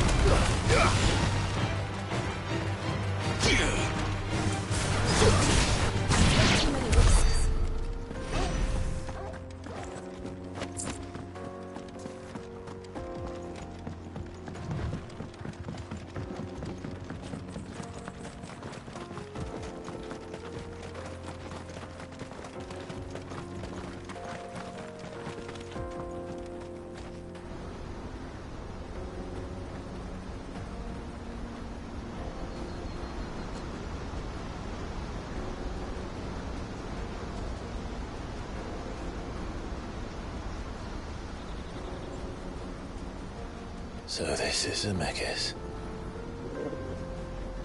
The land of the gods. It's even more impressive than I imagined. I remember being captivated by the story as a child. Long, long ago, man was overcome by avarice and challenged the gods in a bid to win their power. The final battle took place here, at these falls. Or so the legend goes. If anyone ever manages to plumb those depths, perhaps we'll learn if there's any truth to the tale. That the gods emerged victorious and punished man for his defiance by visiting upon him 2 curses. Dominance and bearers. To tell the truth, I always thought it strange that the dominant and their icons were deemed a curse. Back home, the dominant inherited the throne. They were admired and exalted, not spurned. Whenever I got to that part of the story, I always assumed there must be something I'd misunderstood. You had a lot of storybooks, didn't you? In your room, I mean. When we were young. The old legends were always my favorites. Epic battles between gods and men. Father encouraged me to read as much as I could. He thought it good for my education. You really were a boy like any other, weren't you?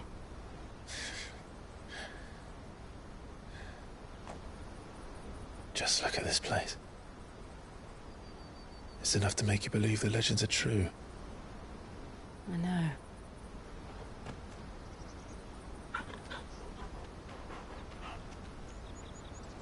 We're not far from Boklad. The road will be busier up ahead. And we'll have to keep our wits about us.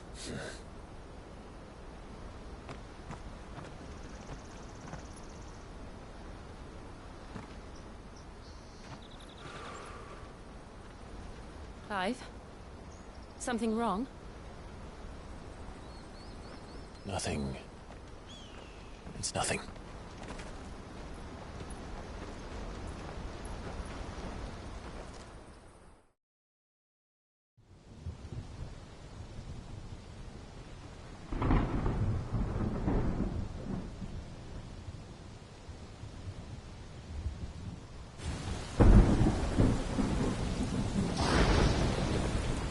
I see the reports are true, Father.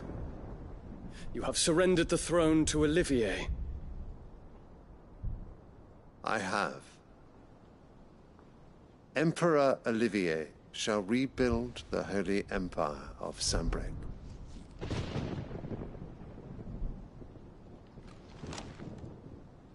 How is he to rule an empire?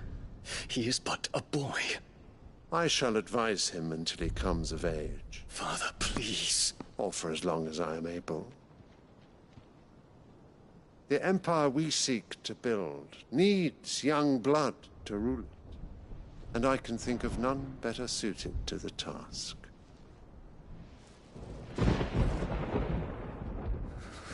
There is other news, Dion. Hugo Kupka is dead, and Drake's Fang destroyed. The pillars of the Republic have fallen.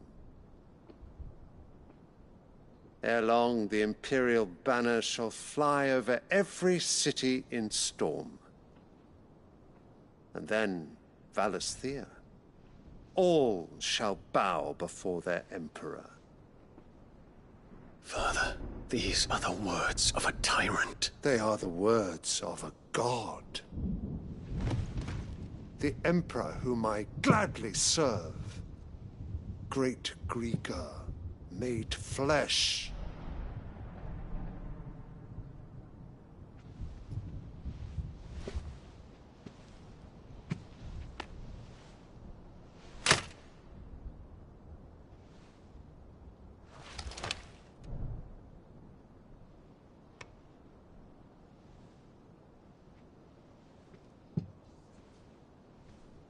Return to your camp, Dion, and ready your forces. It is time to show the world the true power of Sanbreque. Father, I find you much changed. Is this truly the path you wish to tread? Or are these the ambitions of another? Of Ultima, perhaps? What nonsense is this? I speak my mind, and my mind only. Though I do owe Annabella thanks for reminding me of certain truths regarding the nature of nations, of rulers, and of the divine. You would trust the words of this traitress? She betrayed her country. She slew her husband. You have ever been an invaluable servant to Sanbreque, Prince Dion. I trust you will continue to serve your Emperor in the wars to come. The canker! Silence! Insolent wretch! You will bend the knee. All else is heresy. Sire, forgive me. This audience is over. Come, your Radiance. The Rowena Syndicate awaits your pleasure. Oh, not another meeting with silly old men. They're so boring. I'm hungry, Father. Can't we have luncheon instead?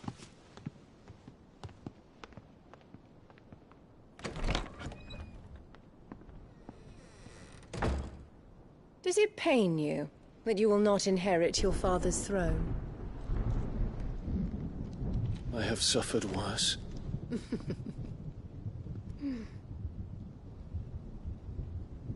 Count your blessings, Dion. For a base-born child to be chosen by Bahamut is miracle enough. You have risen high on his wings, but you shall rise no higher, lest your impure blood stain the throne. What do you know of my blood?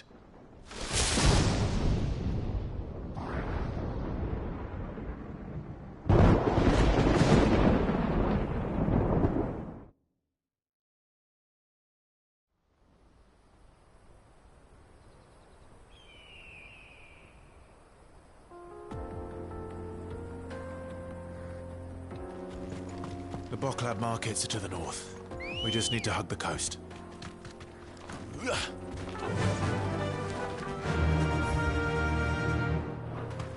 Yeah!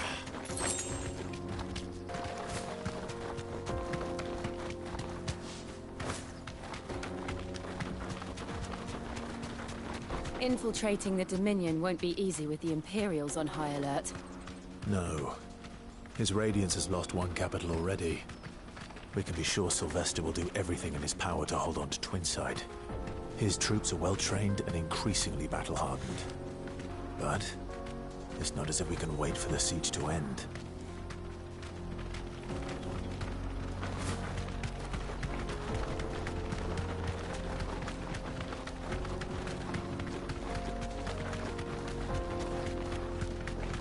More refugees.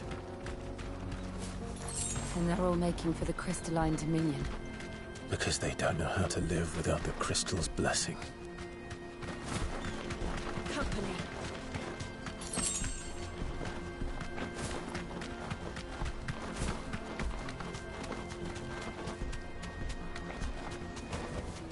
Back to the stables, girl.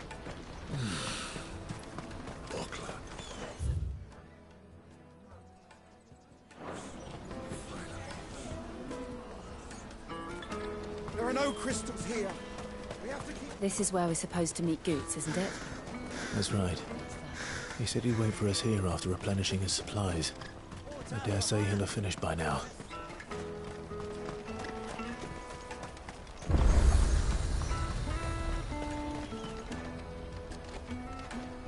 Well met.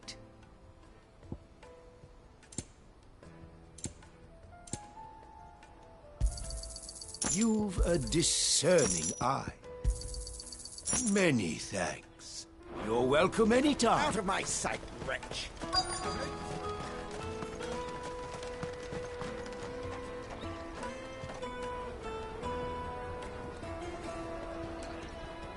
Wonders from across the water. Come one, come all. Feast your eyes.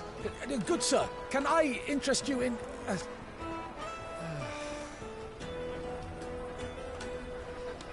How much? For a measly crust of bread? You won't find any cheaper. Not nowadays. But you're more than welcome to look.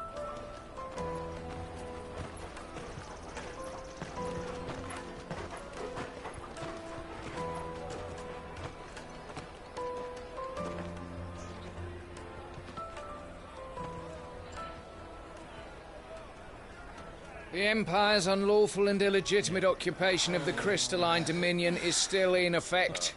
Only those whose business in Twinside has been officially approved by the Republican Army will be permitted to cross the border. All who seek entry are to form a line and ready their documents for inspection. It looks like we aren't the only ones who are eager to leave. And they're checking everyone. Can't you make an Not for the likes of you. We won't get through without that pass. Let's go in and find Good, shall we?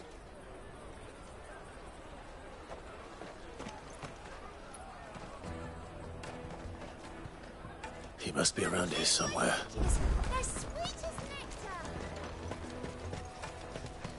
I'll take the large one. Ah, Good. There you are. Clive, I'm so sorry. Don't tell Nan, will you? Slow down, Good. Just tell us what happened. It's me trader's pass. It's gone. We cannot ride the caravan without it. We won't even be able to get through the flipping checkpoint. Do you remember when you last saw it? It was in my pocket a minute ago. Then a bairn bumped into me and... Yeah. You don't think that they might have nicked it, do you? It wouldn't surprise me. A busy market like this is prime territory for pickpockets. So, to get the pass back, we need to find this child. Where would we even start? I know where! I've got a pal in Bock lad who might be able to help us. No one knows more about what goes on round here than she does. Where do we find her? She's the owner of the Crimson Caravans, up that way. Sign's got a red chocobo on it. No time like the present. You two go on ahead. I'm gonna check the rest of my stuff, make sure naught else is missing. All right. We'll meet you there. Let's keep an eye out for this red chocobo, then. And the other on our purses. Next to the checkpoint.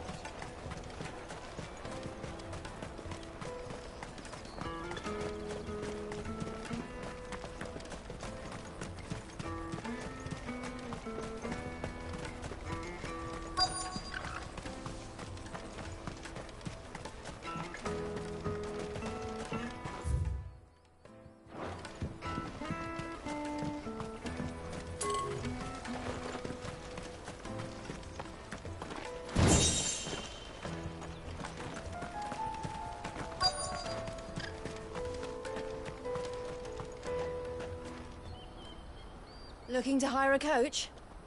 It's 10 million for a two-birder to the Crystalline Dominion. Take it or leave it. Oh, we're not here for that. Then I bid you good day. Oh, wait! Don't go, El. He's me mate. As I live and breathe. Goots, what are you doing back in Boklad?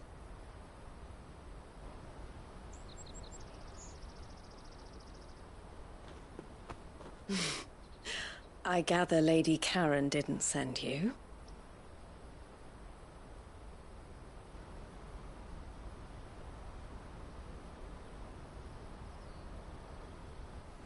So what trouble have you got yourself into this time? It's me trader's pass. It got stolen. By little Ben. Of all the... You're the size of a marble. Honestly. Ugh. Goots told us that you know the markets well. Might you have an idea which little bairn could have done this? We don't intend to punish them. We just need our pass back. Then, we can be on our way. I see. So neither of you has a trader's pass either. Not that anyone would take you for traders, but I suppose that's why you came to me, correct? Now, I can't say for sure who took your pass, but I suspect I know why they did it. Let me explain.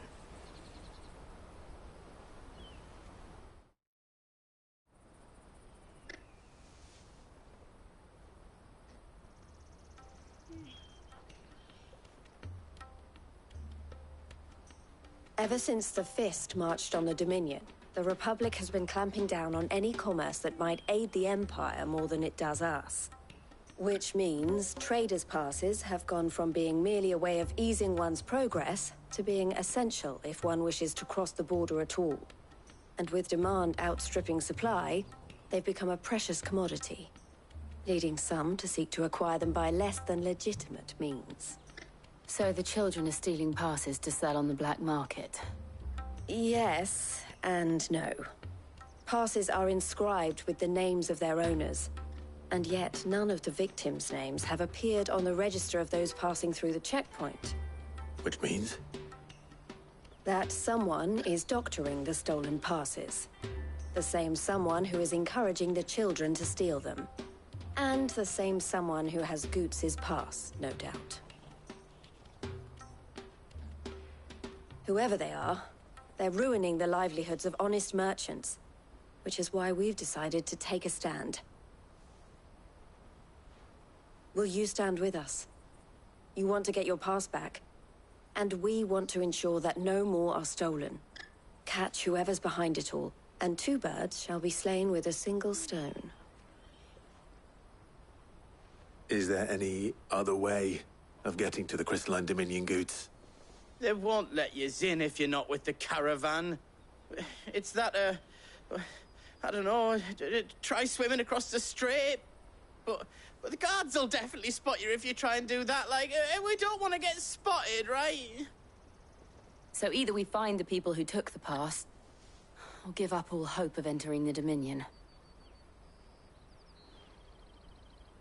All right. We'll help. Thank you kindly. But I don't know your name. Eloise at your service.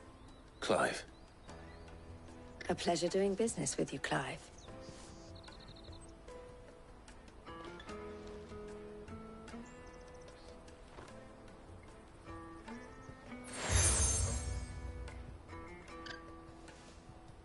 The proprietor of the furniture makers by the coach stop is spearheading the search. Wear that, and he will know you for a friend. I suggest that you speak with him first. The furniture makers. Understood.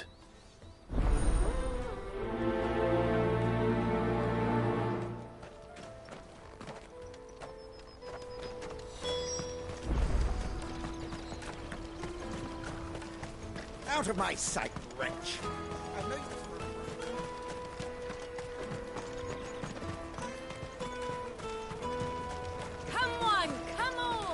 Jug of snake spit for the road? The caravan stops next to the checkpoint. Are you the furniture maker? Looking for something in particular? Ah, Eloise collared you too, eh? Then I expect you want to know more. She told me you were leading the hunt for the pickpockets. What have you learned? For one, that they're targeting the traders carrying the biggest packs. Harder to watch your back, see? And less chance of the mark giving chase if they're spotted. Not that they'd be likely to catch them. Those imps know every inch of this warren like the backs of their hands. Their eyes must have lit up when they saw Goots. The fishmonger round by the gate's been trying to track down the children involved. You should go and have a word with her. Thank you. We will.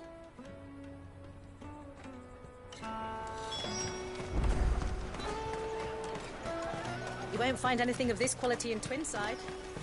You should come with me to the Dominion. Fish for sale! Fresh sorted and smoked! Can I interest you in... Ah, sorry. Message from Eloise, is it?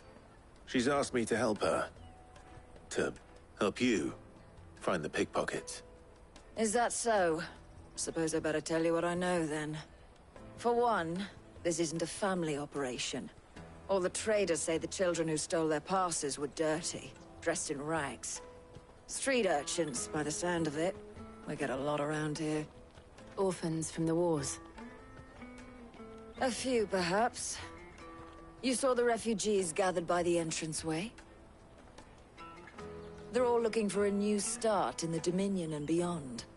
Some of them take it as an opportunity to rid themselves of unwanted baggage. The shame of it. Whoever's behind this would have to have made themselves known to the children at some point. And so should we. You should start with the children around here, then. I doubt they're the ones involved, but they might have heard something. It's worth a try.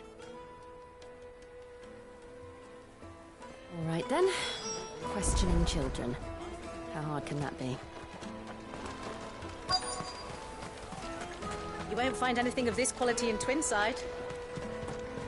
Come and taste my peaches! They're sweet as nectar! Excuse me, do you mind if I ask you something?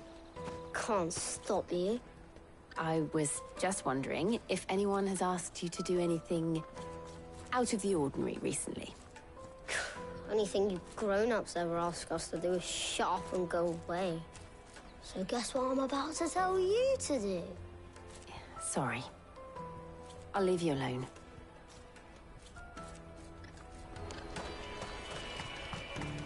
I'll take the large one. An excellent choice, my lord.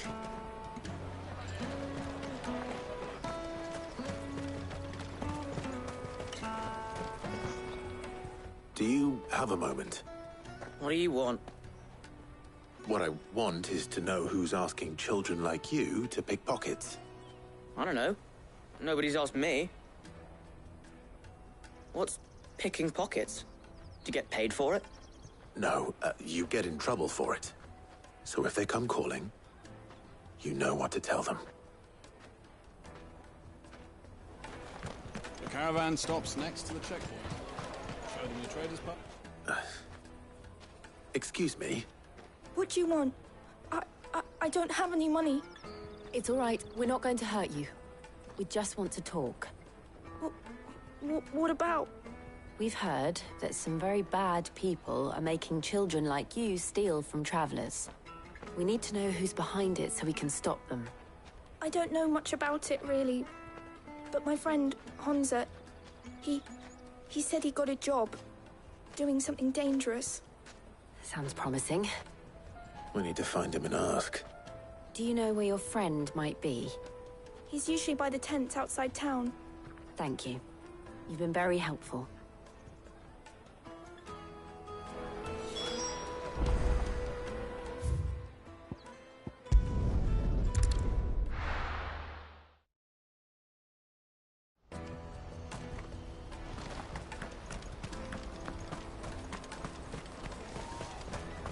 Porter for hire.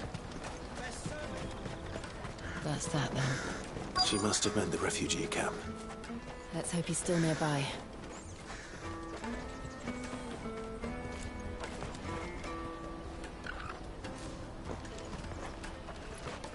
There are no crystals here. We have to keep going. That big fat donkey was easy pickings. He wouldn't have noticed if we'd robbed his boots off him. Yeah. I wish we hadn't handed over the pass, though. Could use one of those things to get out of this dump. Chance would be a fine thing. The moment they found out, they'd string us up by our guts. Would they now? Perhaps you'd like to introduce us to these charming characters. Shit! We're in trouble now! What do we do? You two get caught if you want. I'm off. Hunter, where are you going? So that was Hunter, eh? Jill, you watch these two. I'm going after him. All right.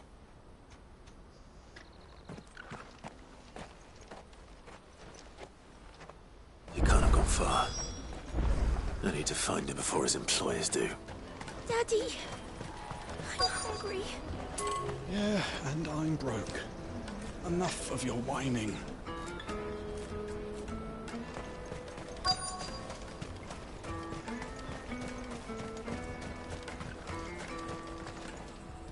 Did you see a boy run past? He stole something from a friend of mine. There was a boy ran back there towards the Chocobo pen, but... Thank you.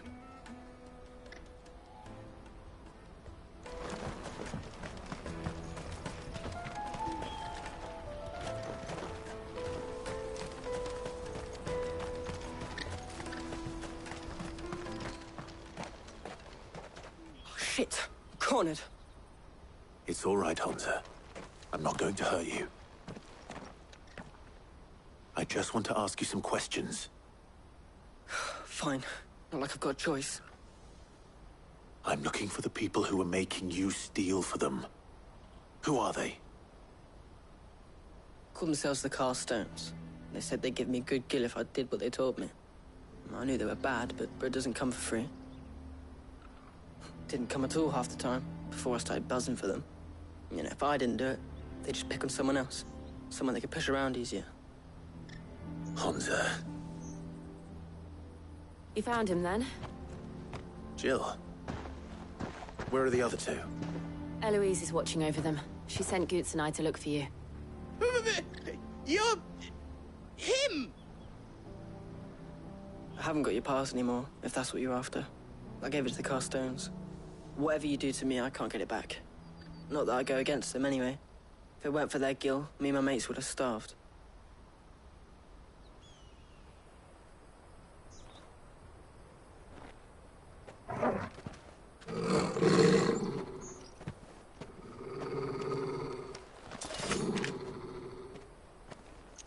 Cowards. You will not force another child to do your bidding. Wait, we're not... Don't hurt him.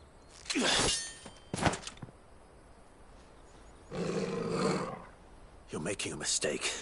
We're on the same side. Like hell we are. That brooch. Where did you get it? Master Theo? Goots. What are you doing with these people? Unless you're the ones my sister was talking about. Your sister?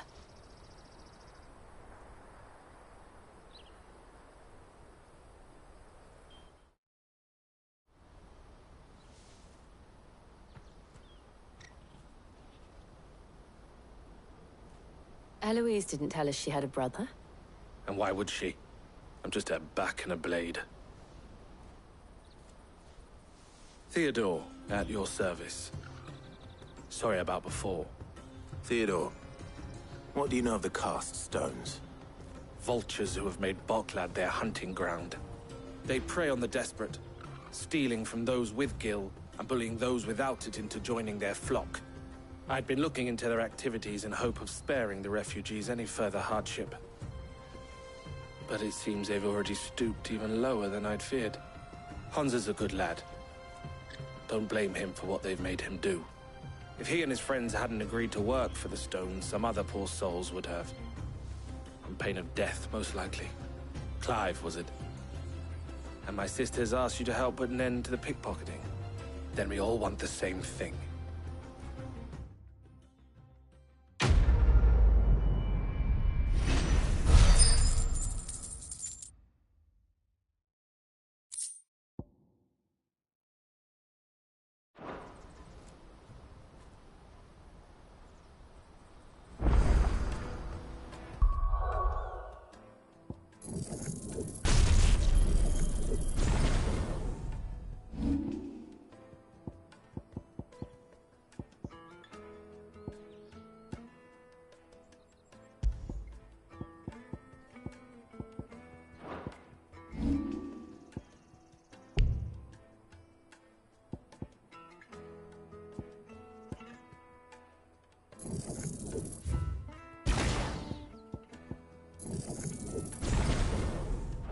Oh.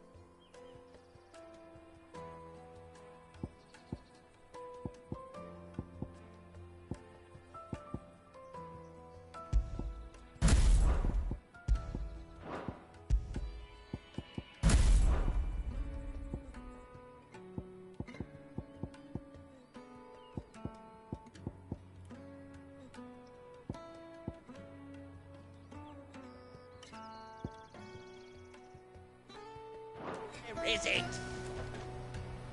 So, what's the plan?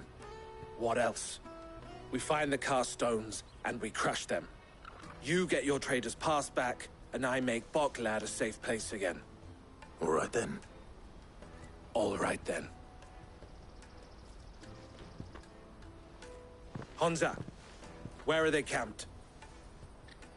Don't worry. They'll never know you told us. Couldn't if I wanted to. They always come to town to collect the passes. Meet us outside the gate. I tried following them once, but they spotted me halfway down the trail. Said they'd string me up. We'll try it this time. Which way were they going? Back down the road towards Lateney's Cleft. To Lateney's Cleft, then?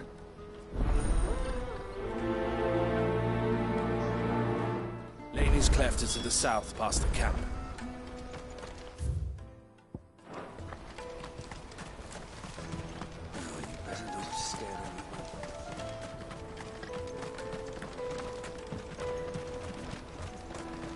That's that, then.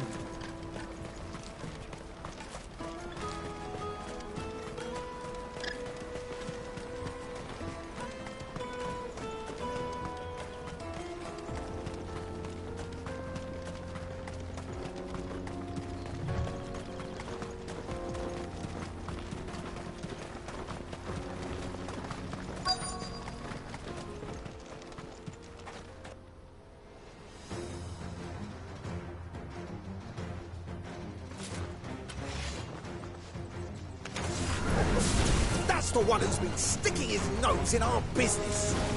You should have minded your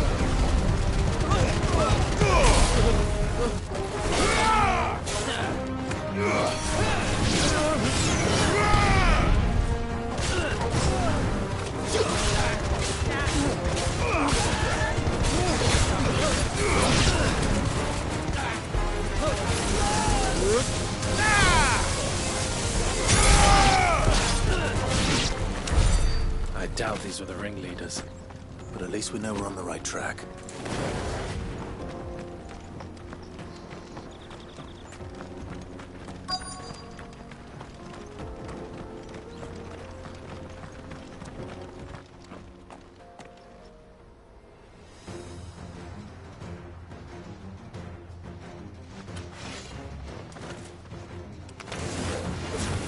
We got company! That's the lot.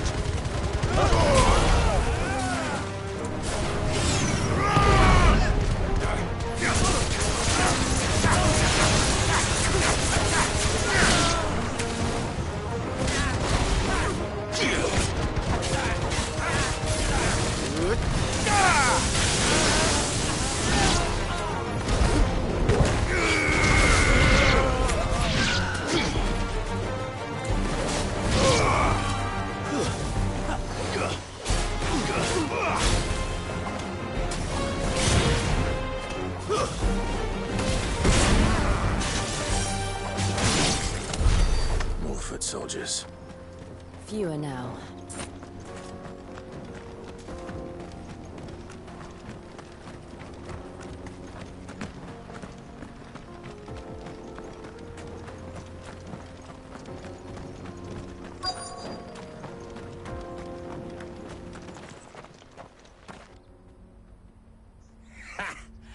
Not a bad haul today, eh? Aye.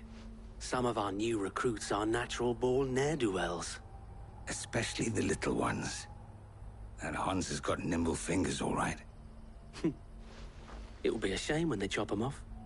But till then, let's make the most of it. Scum.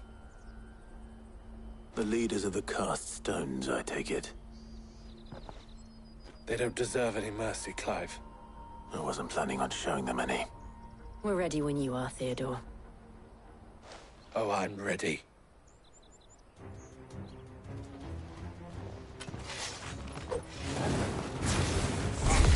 It's that guard from Bokland. Kill him! Kill them all!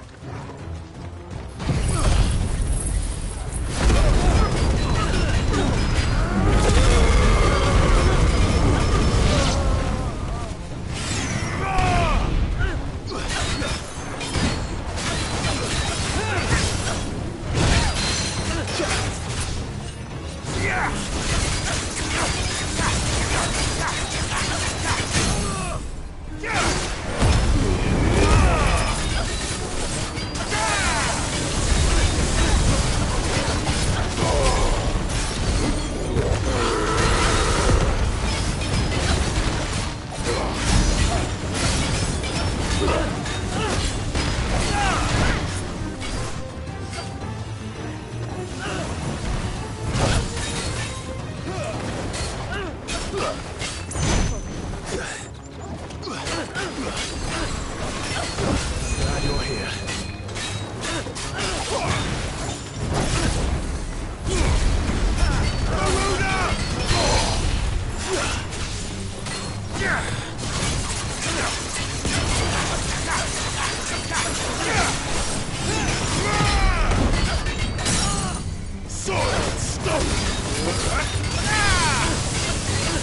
Another one down.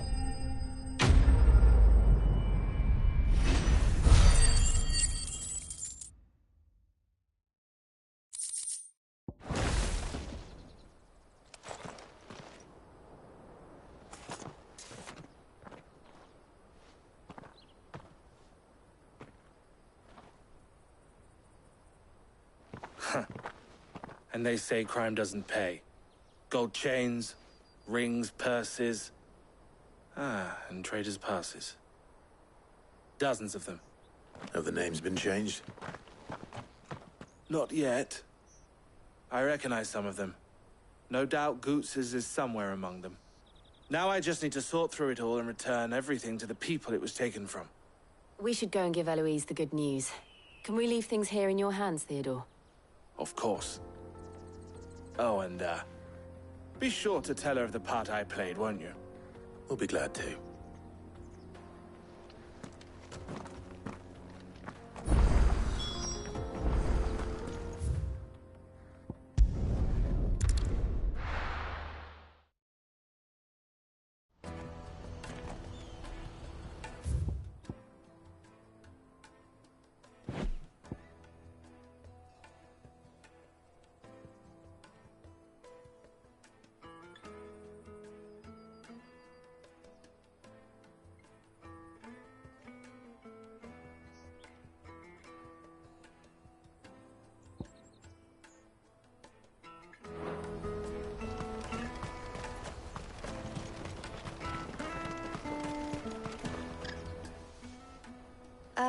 Clive, how goes the hunt? My brother isn't getting in your way, I trust? Quite the opposite.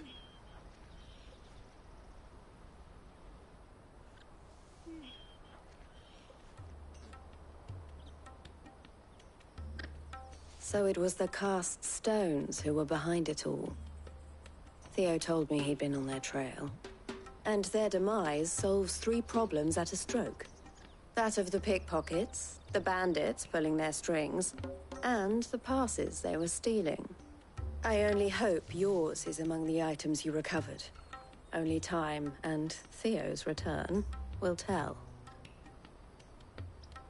Speaking of whom, welcome home, dear brother. You are too kind, Eloise.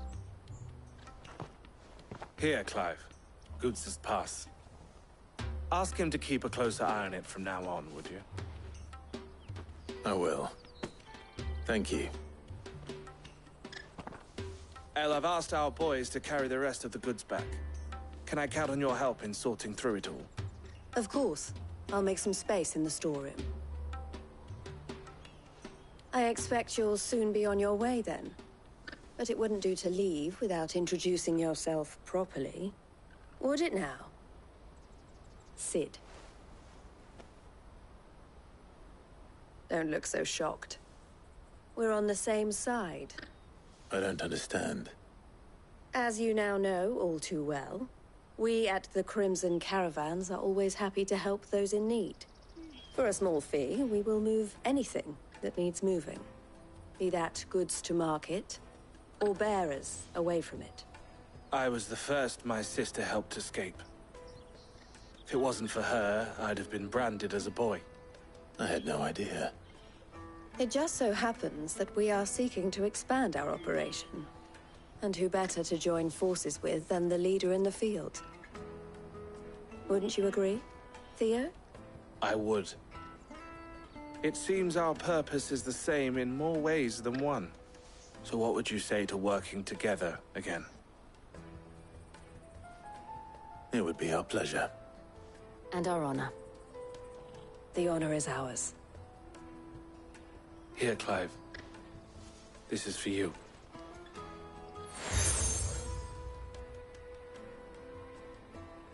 What is it?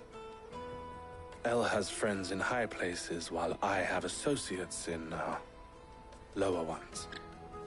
That mark is proof that you're a friend to us both.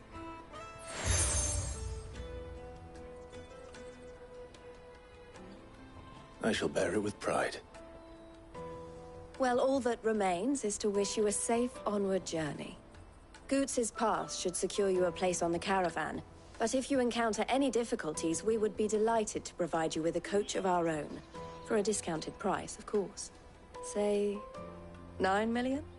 We'll try the caravan.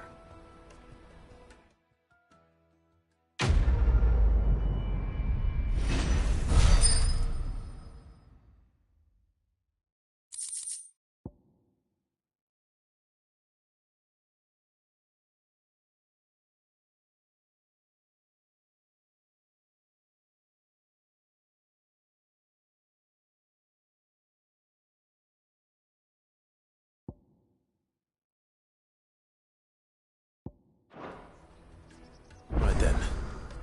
Let's get this back to Goots. And then it's on to the Dominion.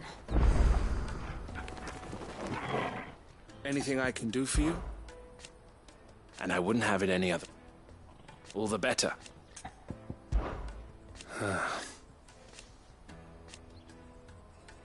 Fools, the lot of them. Criminals and cowards. So thank you. May luck go with you. Ah, Clive. Why, I am what you see. It can be a risky business. This being a border town. Or at least... Don't worry about Hansa and the others. Best of luck, Sid.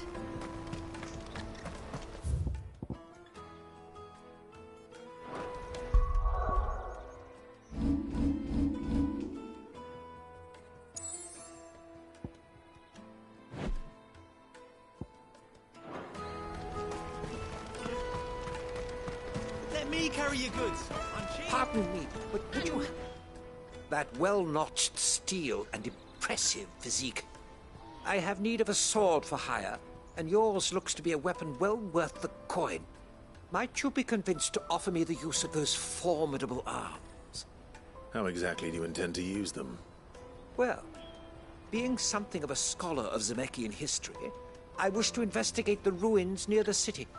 And I require a rugged companion, lest I find myself waylaid by ne'er-do-wells or the beasts said to roam the area. Should you accept, you will not only earn yourself material wealth, but partake of the true treasure that awaits us there. The rich and storied history of Zemeckis. Well, were you ever party to a finer proposition? My arms are yours. Wonderful! Then come. We must away. But where are we going? Along the old Zemeckis Road, and from there, onward to discovery. Quickly! There is not a moment to lose. Wait. Good luck with your ne'er-do-wells.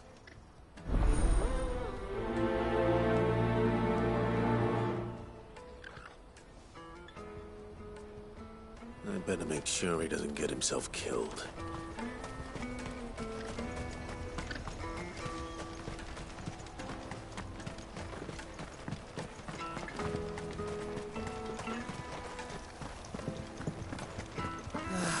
If I knew arrival... Now I just need to see about getting the word out to everyone. We'd be rich.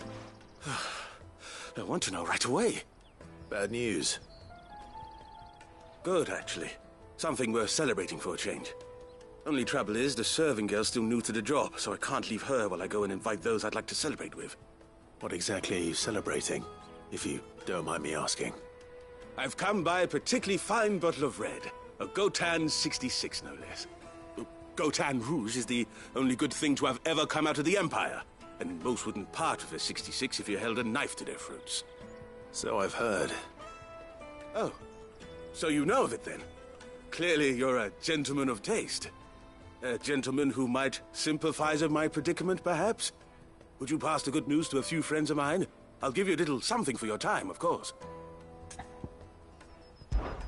Sounds simple enough. So you'll do it? Marvelous. Thank you. You won't need to go far. All three of them should be right here in the market. There's Aldrich the porter, Milan the butcher, and Bolek, a guard over at the north gate. Three of the finest fellows in Boklad, if you ask me. Tell them to come to the tavern when they've finished for the day. Stop by again when you let them know, and I'll give you your little something. I'll be right back.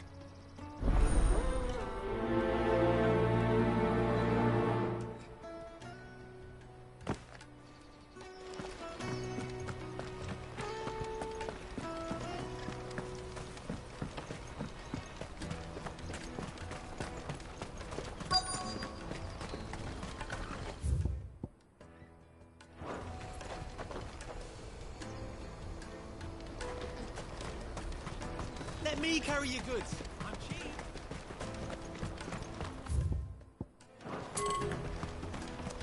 Porter for hire. Best service. I see you've been of some assistance to Eloise. Perhaps you can extend me the same kindness? Perhaps. What would I be doing? Finding someone. You see, I've been having trouble with thieves, and despite the many pains I've taken, I can't stop them from rummaging through my packs. I was griping about my lot to a friend of mine a few days back, and he offered to track the culprits down. Now, Joseph's a sellsword, and a good one at that. But he's been gone days, and I'm beginning to fear the worst. Any idea where his search for the thieves might have taken him? The old Zemeckis Road, perhaps? He doubted they would be fool enough to linger here in Boklad. Joseph's lived a hard life. Made him grey long before his time. I just pray he hasn't been killed over a few sacks of grain. I can't imagine there are too many grey-haired sellswords around. Hopefully someone will have seen him.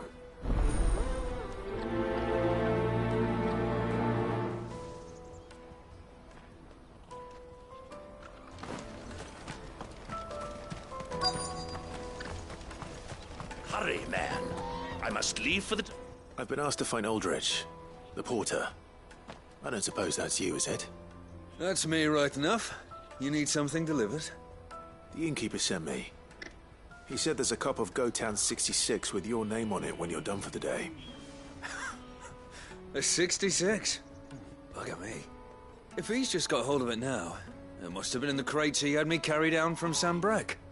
From the Empire to Boklad. You must be a braver man than most.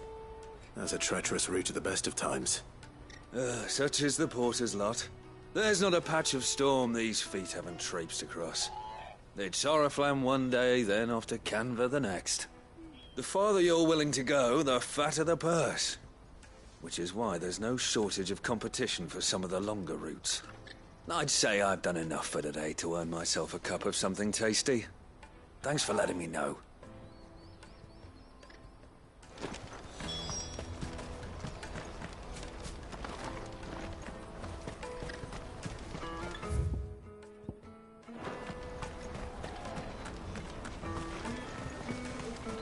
That's that then.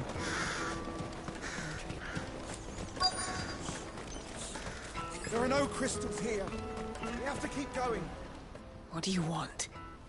I've no coin on me. Just information. Has a sellsword passed through here? Grey hair.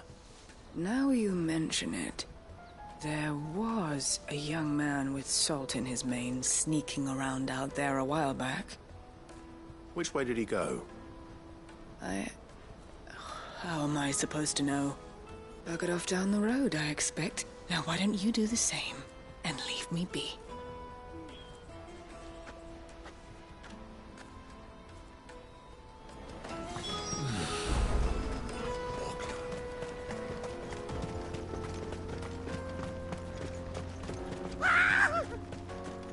Why am I not surprised?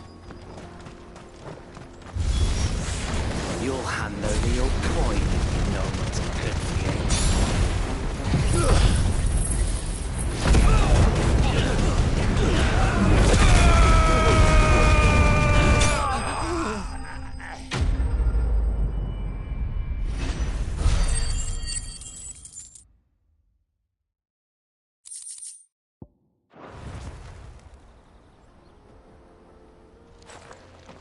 Are you hurt? Happily not, good sir. Thanks to your timely intervention. More importantly, we have arrived. Now, feast your eyes upon the marvel before us. Ruins, a relic of the fallen civilization. A sight so common that man is oft blinded to its wonder. Colossal vessels, dashed from the very heavens. Airships, we call them, with very little thought to what wonders such a word might describe. Oblige me, if you would. Does anything strike you as peculiar about this particular specimen? Though we ourselves find fallen ruins to be nigh indestructible, whatever gouged the final sin from the rock cleaved clean through the structure you see before you. A tantalizing mystery, no doubt, but merely one of countless enigmas in which Zemeckis history is steeped. Come, good sir. Our expedition continues, and we still have much to learn.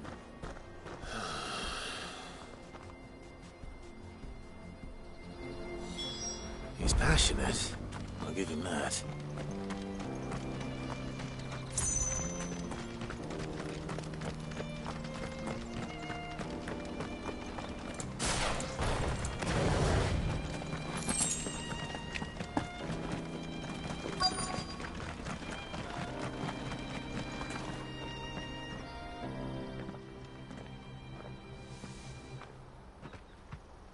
We don't want any trouble. Neither do I. I'm looking for someone. A grey-haired mercenary. Well, we haven't seen him. Yes, we have. We saw him climbing up the rocks.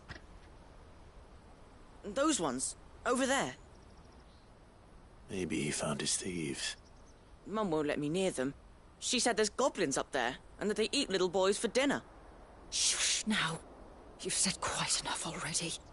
I only told him what you said. I'd listen to your mother if I were you.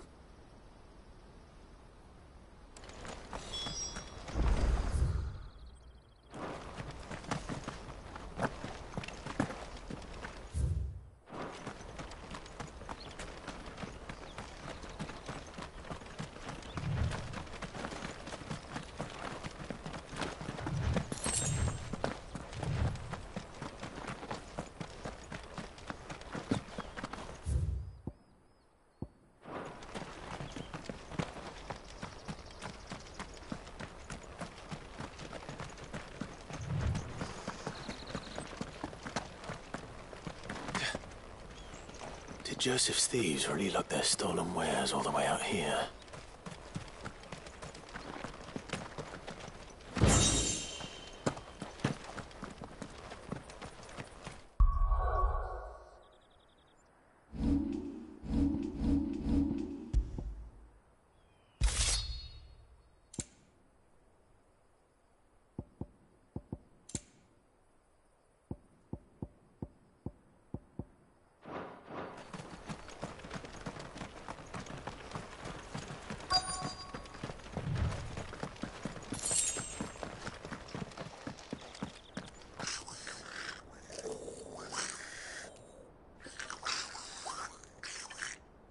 I think we've found our thieves. They don't look happy to see me.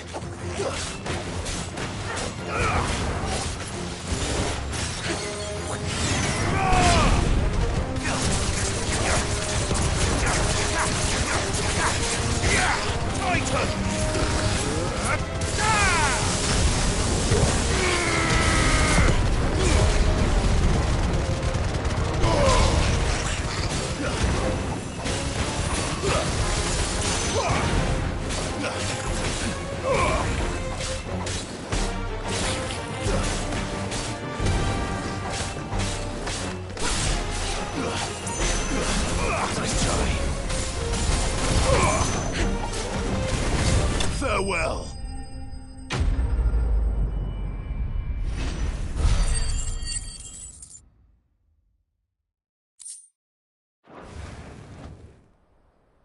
Let's get this over with.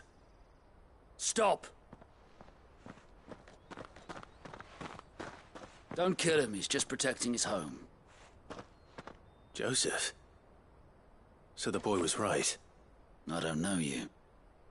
Your porter friend sent me to find you. She was worried you might have got yourself killed. Have I been gone that long? Wasn't hard finding the thieves. The problem was knowing what to do with them when I did. I take it things are more complicated than they appear.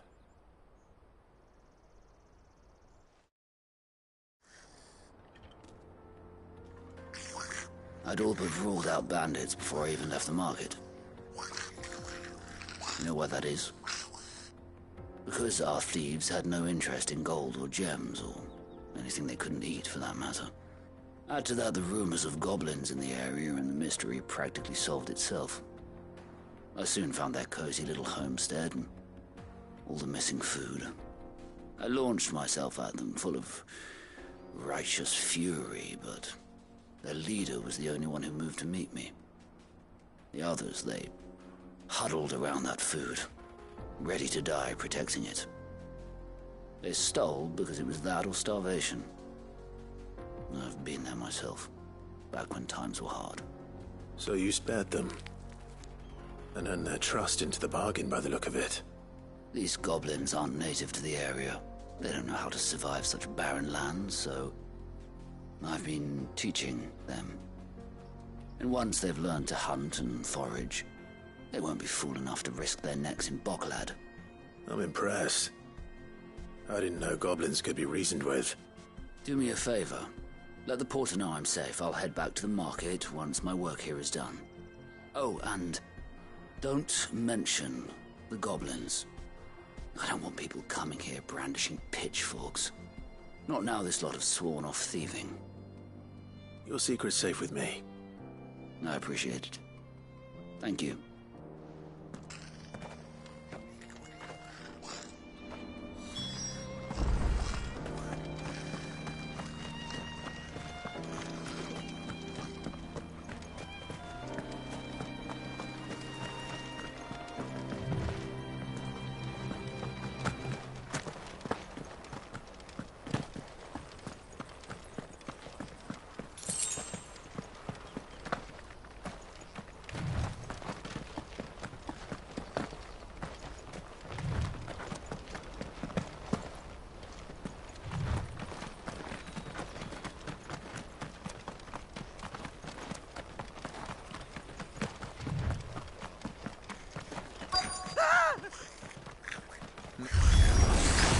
All right then. Who's first?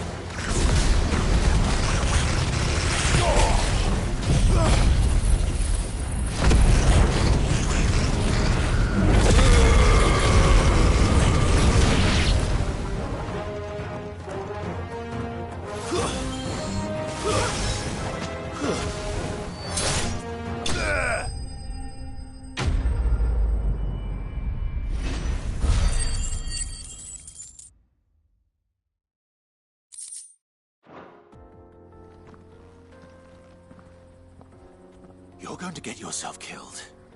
Oh, that would not do. That would not do at all. Not when such majesty stretches out before us. Behold, the final sin in all its glory. As Moss tells us, a battle was fought here in ancient times. A battle of such ferocity that it tore a great crater in the very land upon which it was waged. In reaching for their holy sanctum, did man enrage the gods, and great was the vengeance that was rained down upon him. Alas, the full truth of the matter is lost to time, though I live in hope that I might see it discovered. But we must not dwell upon such things. There is more yet to see. Onward! History awaits!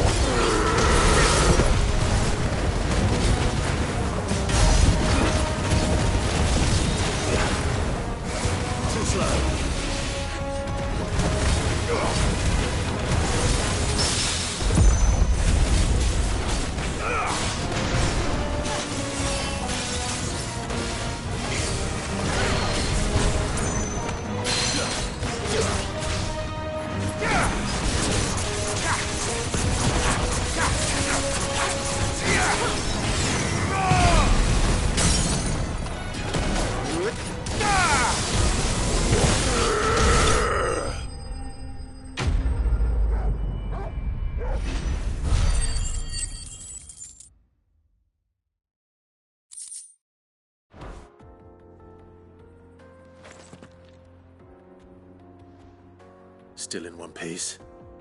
It would seem so.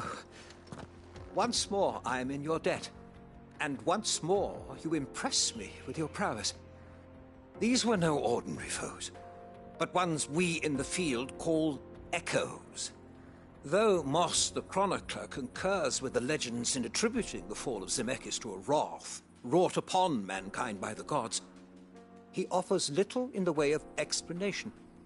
Could the ruins we see before us here, in all their elaborate beauty, perhaps suggest an answer? Could the construction of such miraculous edifices have been considered an encroachment upon the province of the divine? Alas, all is mere speculation. But one day, perhaps, I will learn the truth. Not if you keep running headfirst into trouble. You are right, of course. And not only have you plucked me repeatedly from the jaws of death, you have proven yourself a willing audience to my ramblings.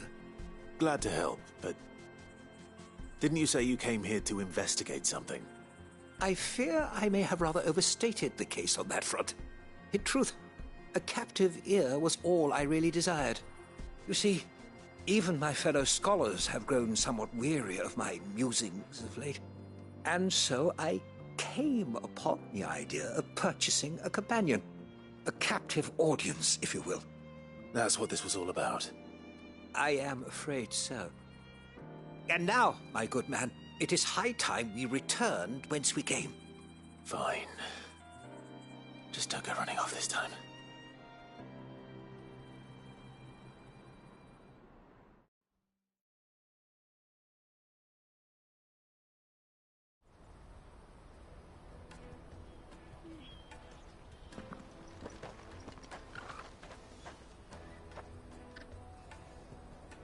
And so ends a delightful day. Here, your reward for humoring my selfish whims, plus a little extra for the trouble I have put you to.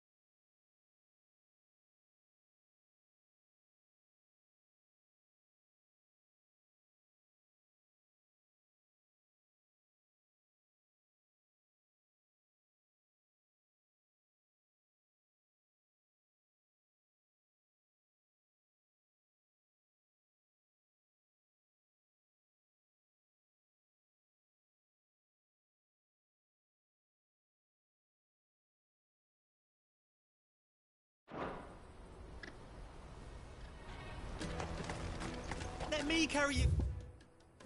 Goods. I'm cheap.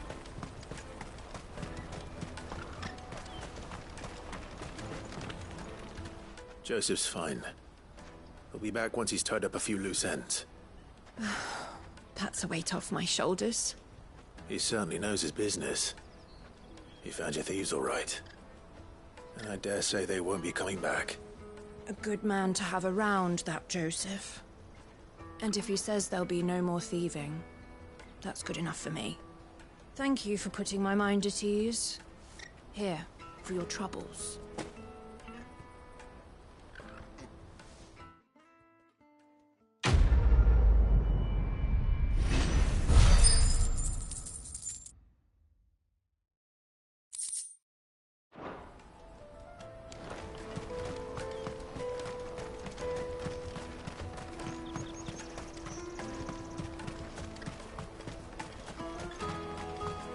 Peaches and pears.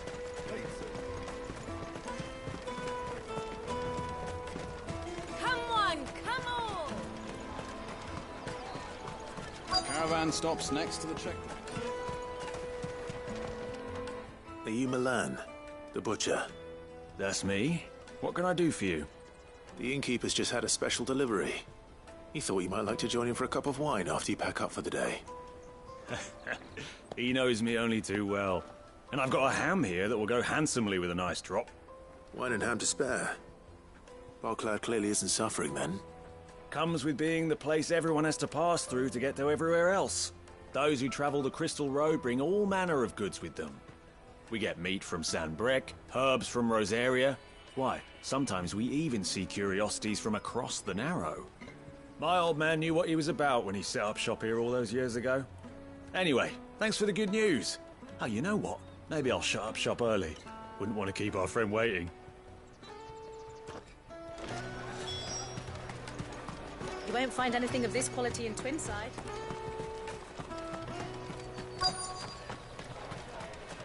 The Empire's your enemy, not us.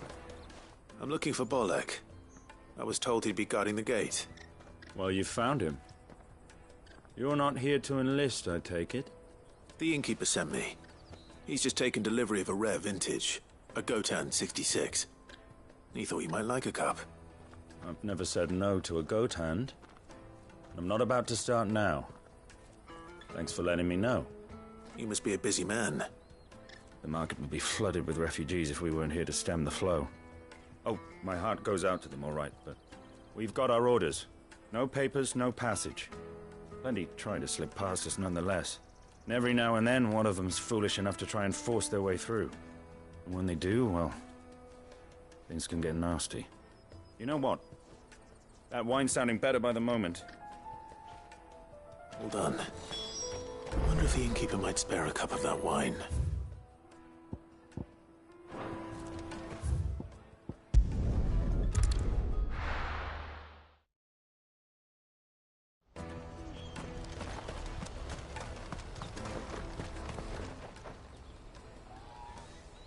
This isn't the first time I've seen one of these. Perhaps I can use them as waymarks.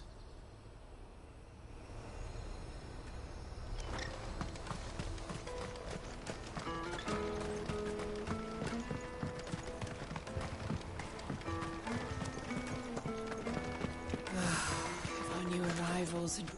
I spoke to your friends. They'll be along soon. That's fantastic news. Thank you kindly. It's been a while since we all sat down together. And the way I see it, that wine is as much theirs as it is my own. How so? Well, I wouldn't be serving anything but slops without Aldrich to go and fetch the good stuff for me. And then there's Milan, who always sends customers my way. And Bolek, an even-handed keeper of the peace, if ever there was one. Those three are the backbone of Boklad. Lose any one of them, and the market would soon fall apart. And without the market, I wouldn't have a single customer. I'd say that's worth a bottle of 66, wouldn't you? And more besides.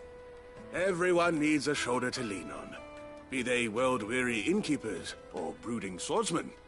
Right, I'd better prepare for my guest's arrival. I hear you had me carrying a bottle of Gotan 66. If I'd have known, I would have sold the thing and lived like a lord. I'll settle for a cup, though, if you're in a sharing mood. A Gotan 66. Just as well I had something special of my own set aside. A bottle between the four of us might not be enough to drown our sorrows, but it can't hurt. Here they are, the three pillars of Boklad. Sit yourselves down, gentlemen. The woes of the world may be monstrous in many, but there's nothing like a few good friends to keep the misery at bay. Never a truer word spoken.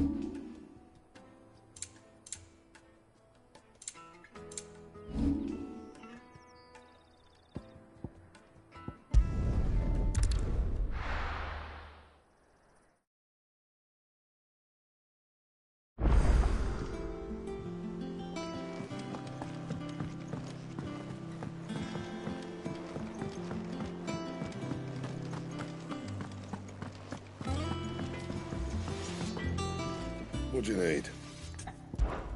So, what'd it be? Not bad, if I do say so myself.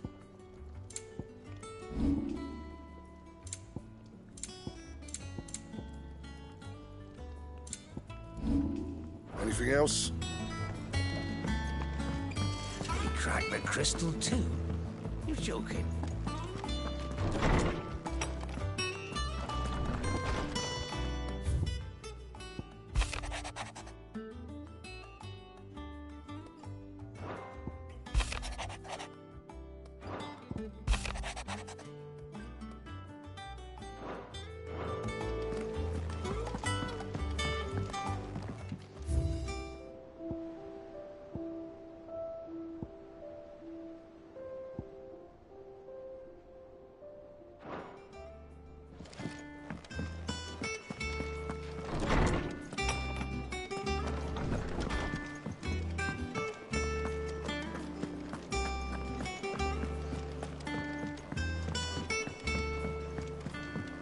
don't know where Sid gets the energy.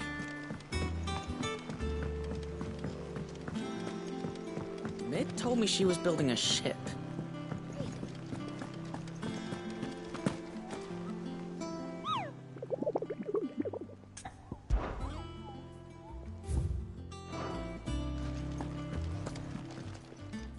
Welcome to the Patron's Whisper. All in good time, eh? Come again. I may have more for you. Clive! Here you go. Always something in there. How may I help you today, Clive?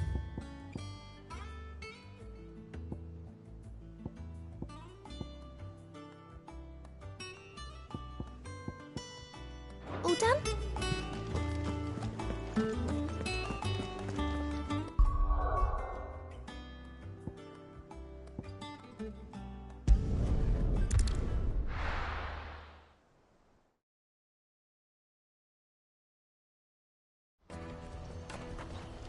Let me carry your goods. Out of my sight, wretch.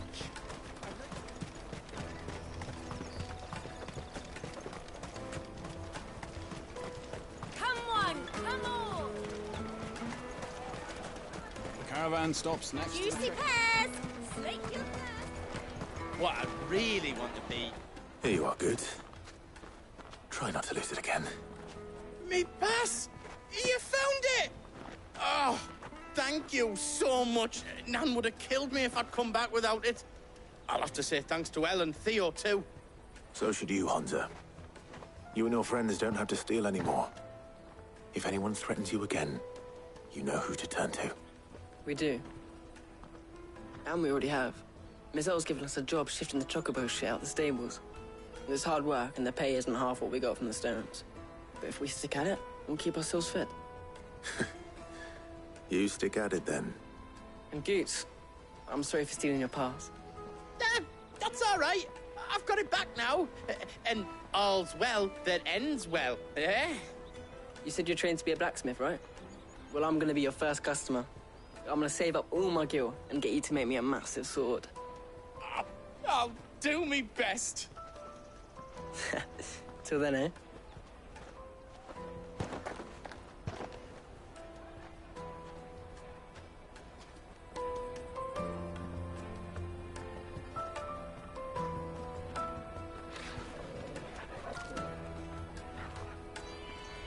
Right.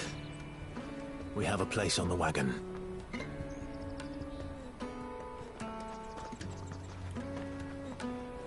Remember, Goots, we're mercenaries.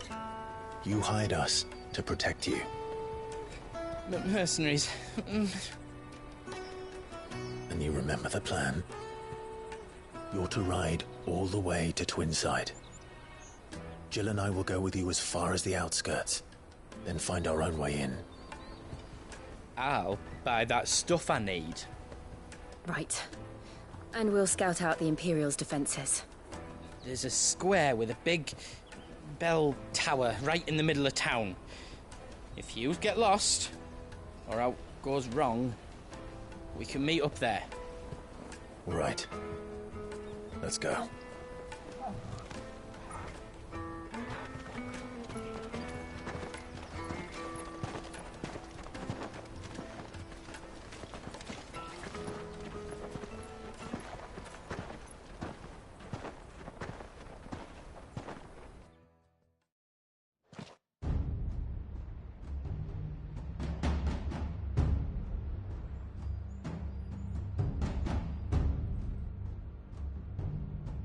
I see. And you're quite certain your father has no knowledge of Ultima? I am. I have no difficulty believing a sinister force has come to exert an influence on Sanbreque.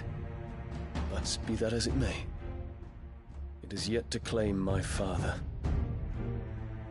For better or worse, his radiance speaks his own mind. Then the fiend works from the shadows.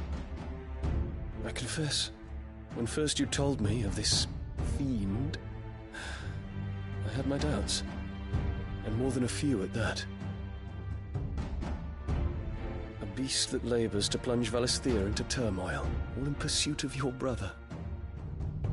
But that wound is proof enough that evil is afoot.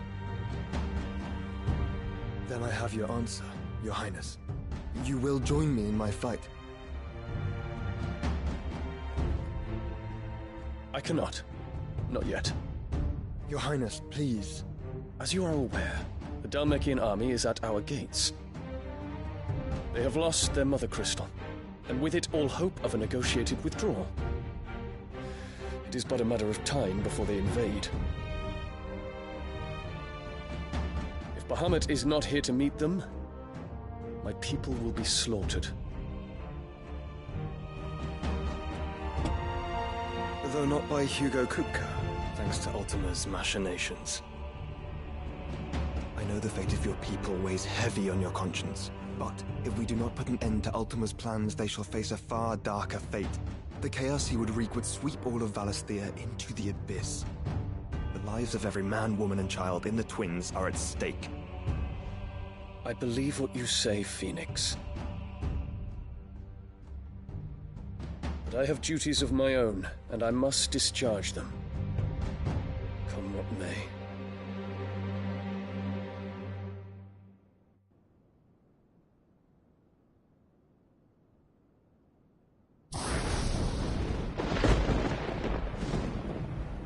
What do you know of my blood?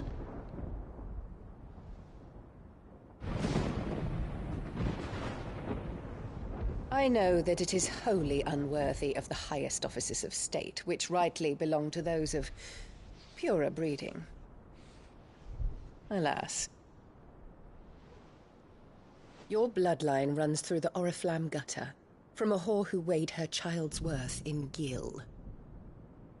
Have you threatened my father? Of course not. I merely whispered in his ear that his mongrel son is plotting a rebellion. What? Sylvester listens to the words of his astrologers. And they have ears too. You have been feeding them your lies! Should you remain loyal to Emperor Olivier, his radiance may yet crown your head with laurel, and not with tar. Fork-tongued witch!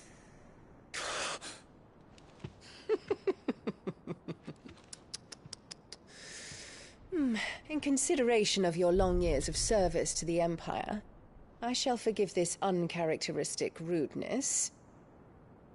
Now hurry and make ready, Your Imperial Highness. Emperor Olivier expects much of you, Dion. Or should I say, of Bahamut. May your fire reduce his enemies to ash, till all of Valisthea bows to its rightful ruler.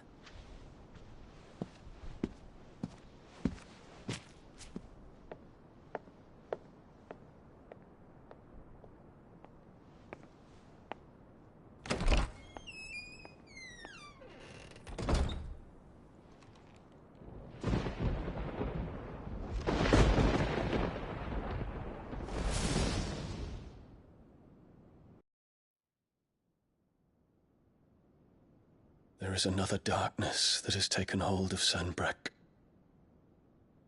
And until its grip is released, the flames of war shall spread ever wider, just as Ultima wishes. Forgive me. My family has caused you much grief. You are not her keeper, Phoenix. This is a matter for the Imperial household now, and as a member of that household, it falls to me to resolve it. At such time as that is done, what strength I have shall be yours.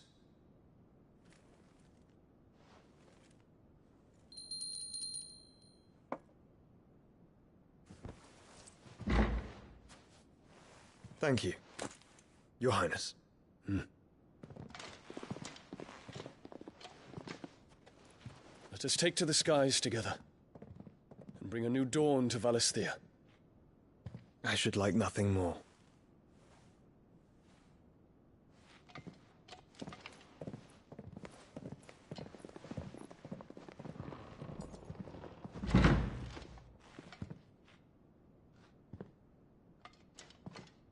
Terence. My prince. Tell me true. Do you believe what I'm about to do is wrong? We dragoons have but one leader, Your Highness. And we shall follow him unto the very end. Thank you. This is my decree. For their crimes against the crown, the traitorous Annabella and her usurping son shall be put to death, and the Empire restored.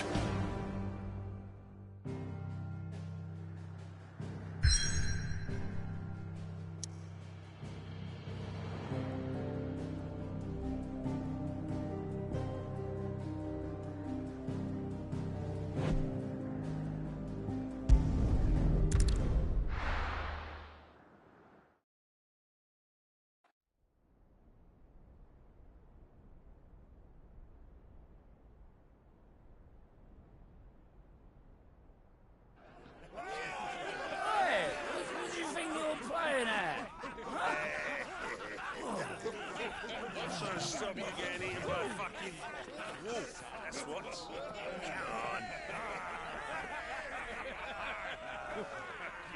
One would never guess that these people stood on the brink of war. And they're afraid. They turn to drink to forget their fears. Anything you want to forget?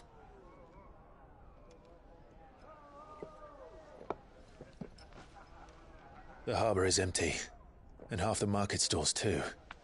The city may seem peaceful on the surface, but it's balanced on a knife edge.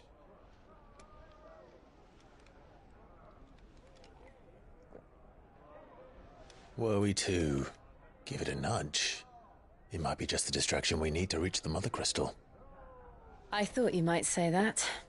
We should send for Gav. We'll need someone to keep the fires we start from going out. And we can busy ourselves scheming until he gets here.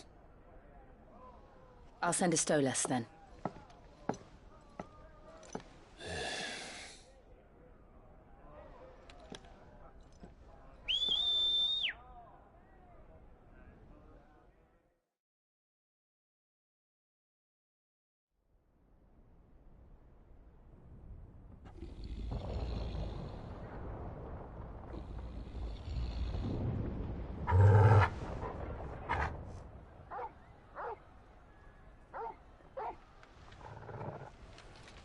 What is it, boy?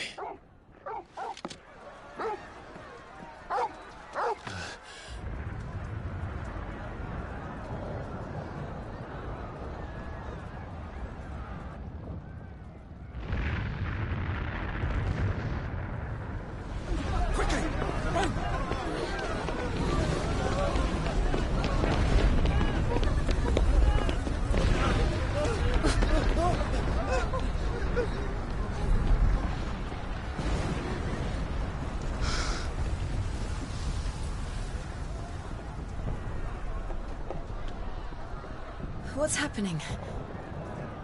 I don't know. Torgal!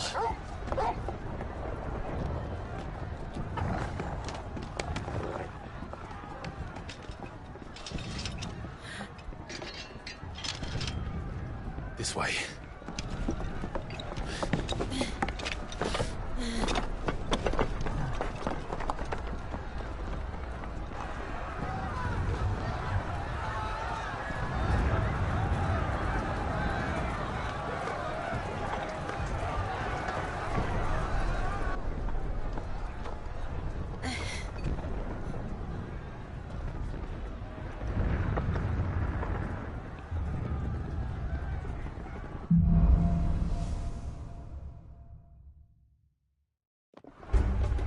The city's on fire. I'm sure Goots is fine. He'll be making for the square. The one with the bell tower. In the middle of town, right?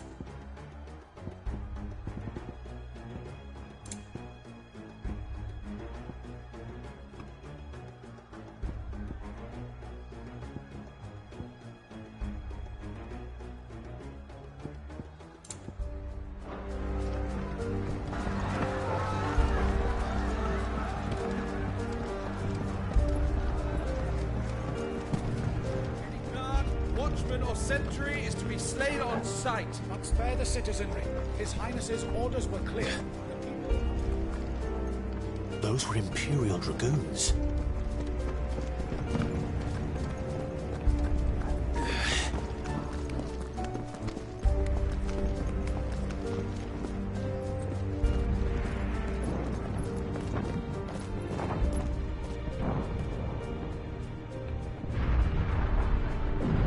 What in the hell is going on? Let's go and see. Right.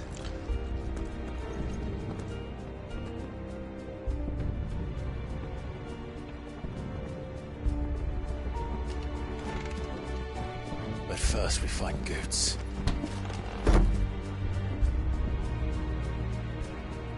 I just hope he's all right.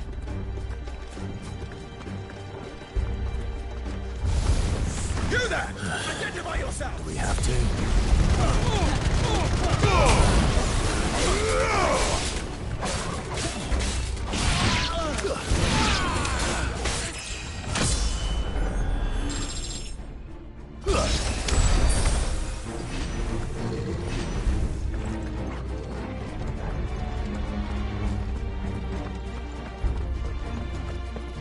Around!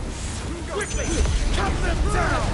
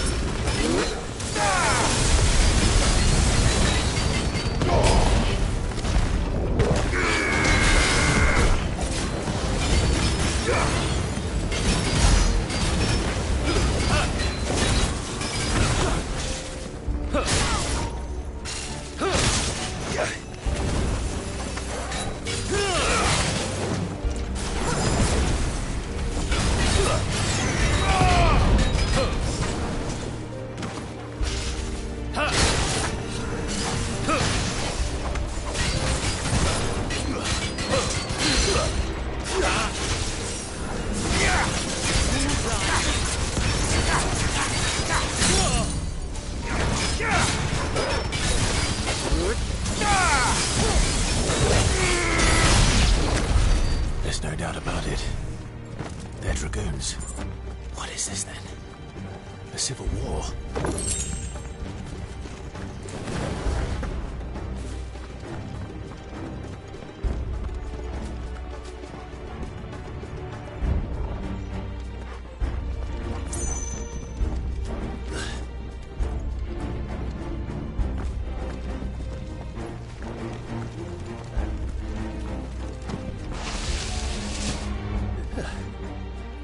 Never thought I'd be glad to fall into a sewer. Just the one of you, eh?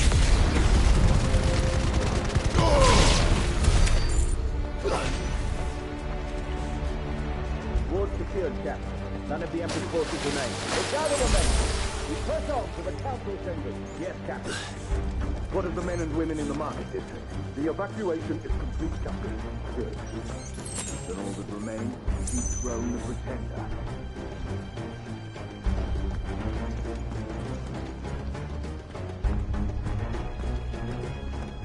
There it is. The bell tower. Right. Let's go.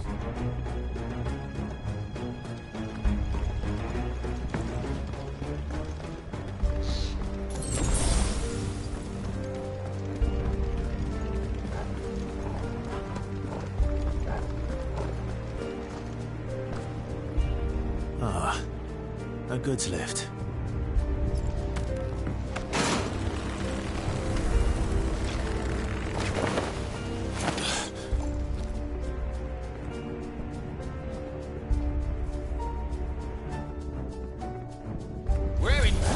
did you come from?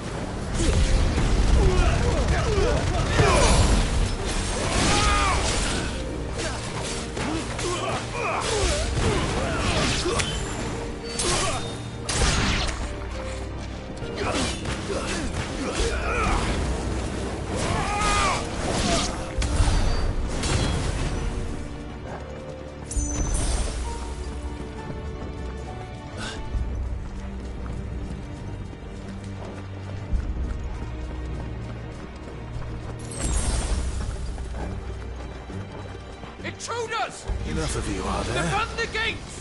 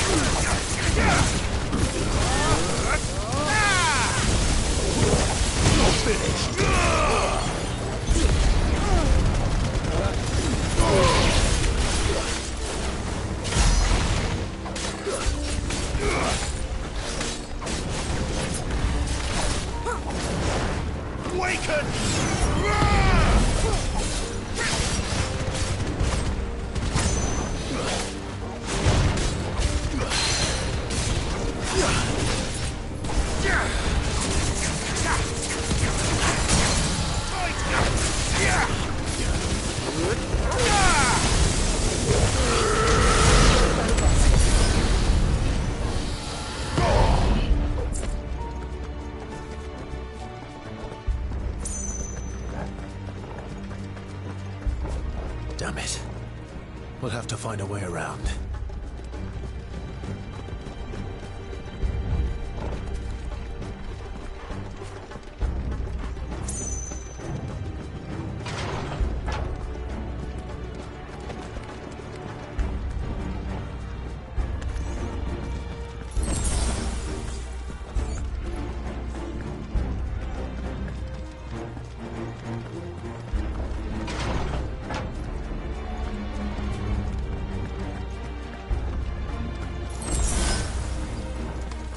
In the name of His Highness!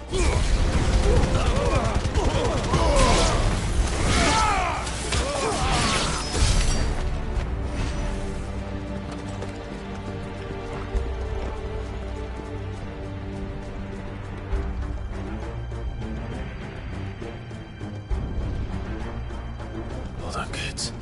We're coming.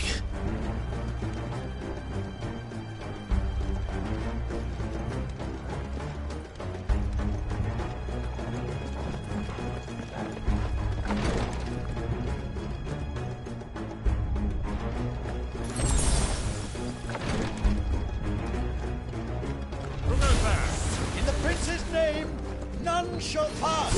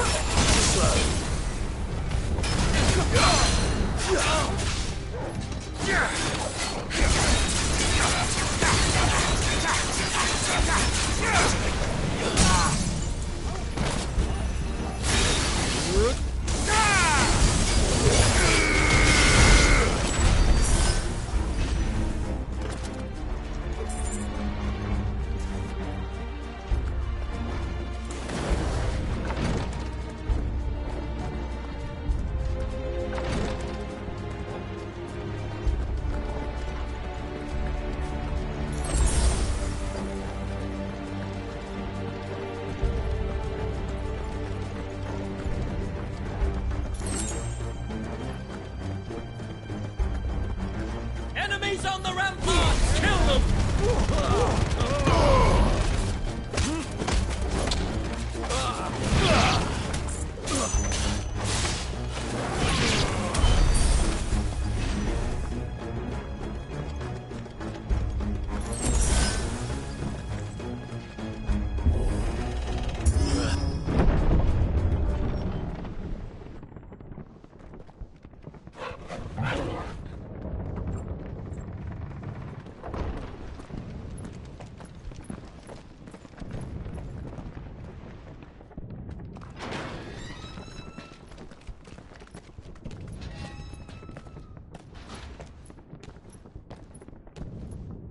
Can you see him anywhere?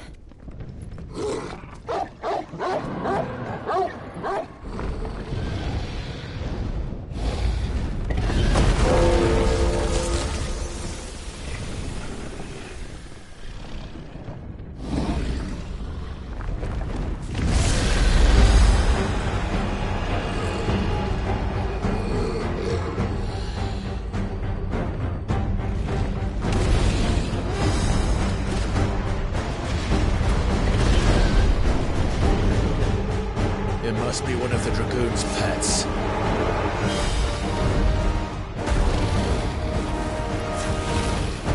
Waken wind! Let's try.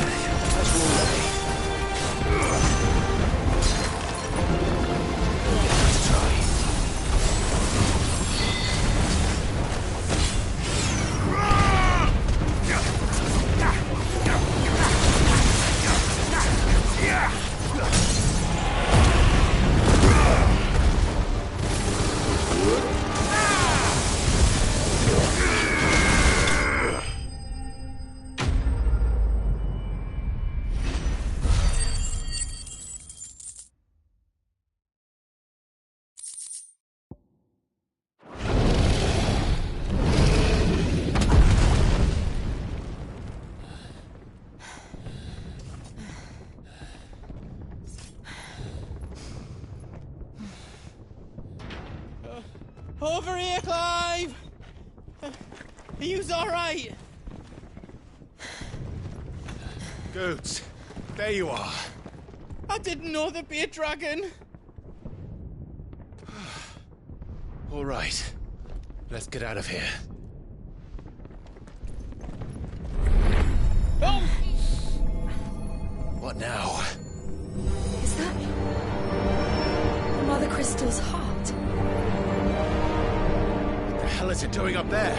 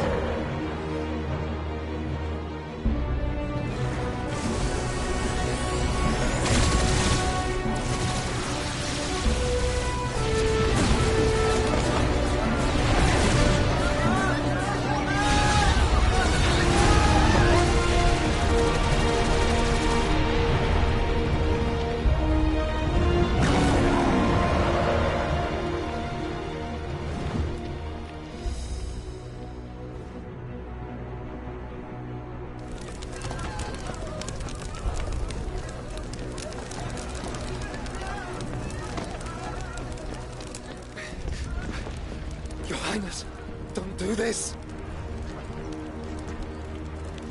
We must leave. Now, Your Grace. I beg of you. This is not what he wanted. Something's happened. Forgive me, Yod, but I must put a stop to this. Your Grace!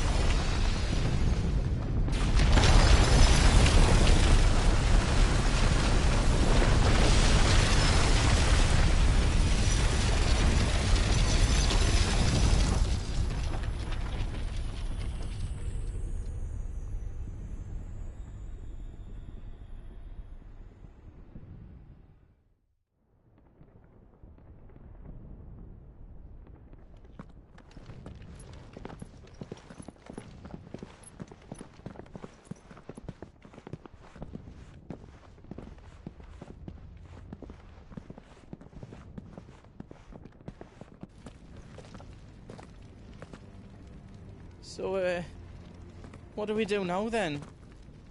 We destroy the heart. We might come back! As soon as the flames die down, the Imperials and the Dalmex will move in. This may be our only chance. And Bahamut has gone for now. You should get as far away as you can, Goots.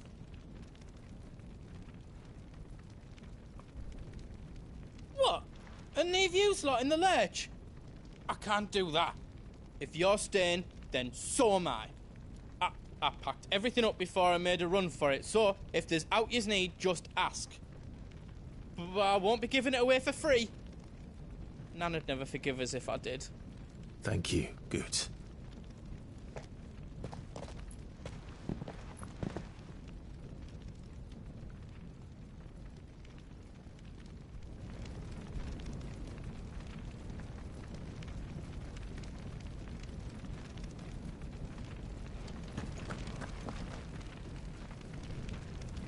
Just let me get me stuff out. Just let me get me stuff out.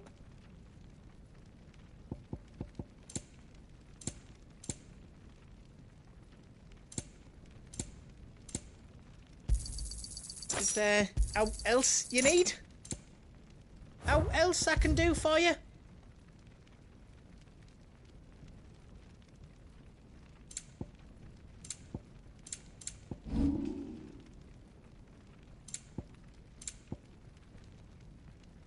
Is all done then? No.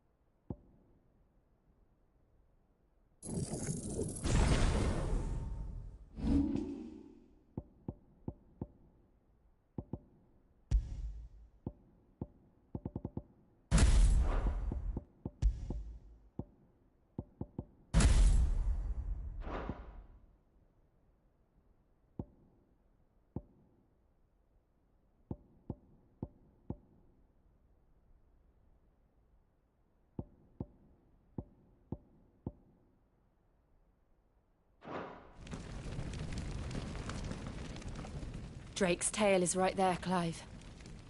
It's time to free Storm from the Crystal's curse. Oh, it's past time. But remember, Bahamut is still out there. And I dare say we'll be seeing him again before the night is done.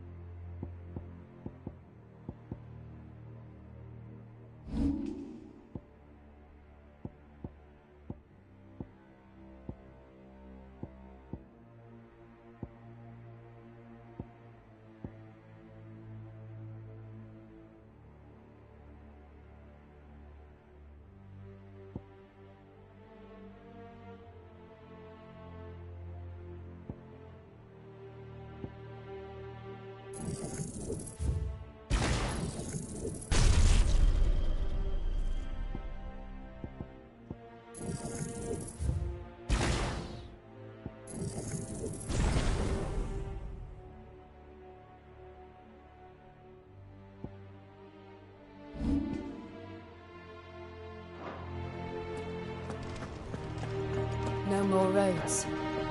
We'll have to find our own path. Do you feel that, Clive? Ether.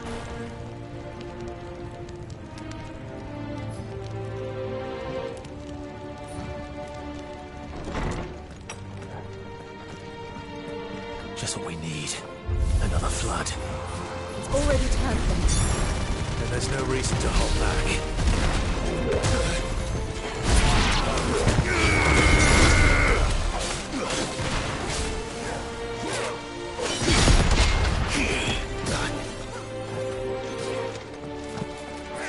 Well done, Tom.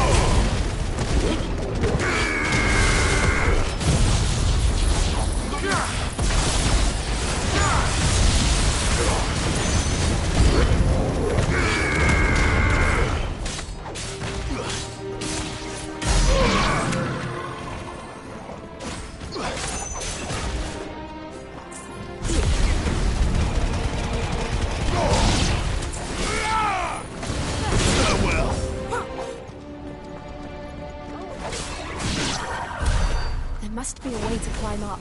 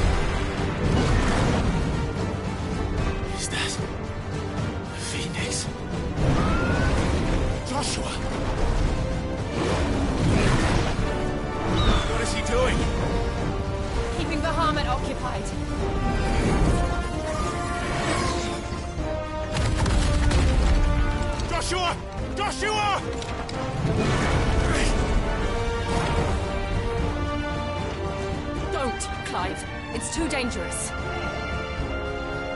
Fuck. Hold on, Joshua. I'm coming!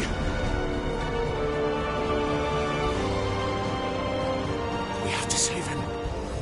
And we will. We just need to keep moving.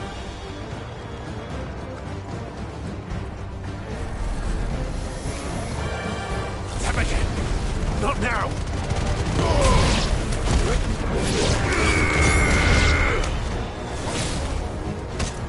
It's over.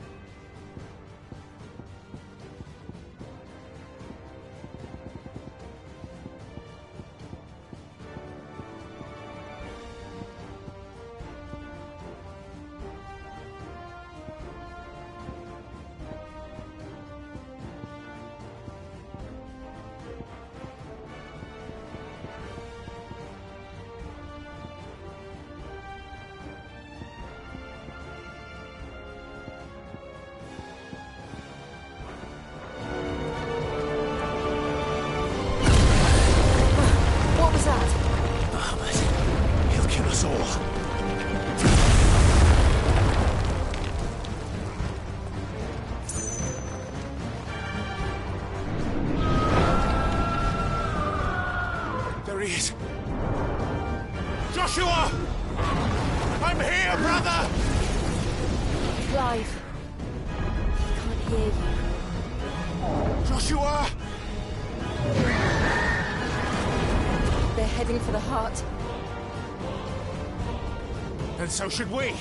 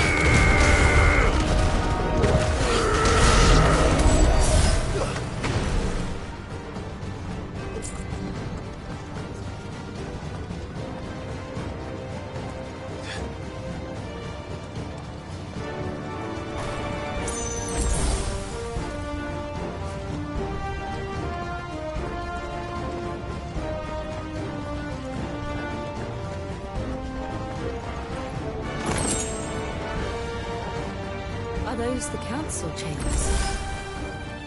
How are they still standing? I don't know.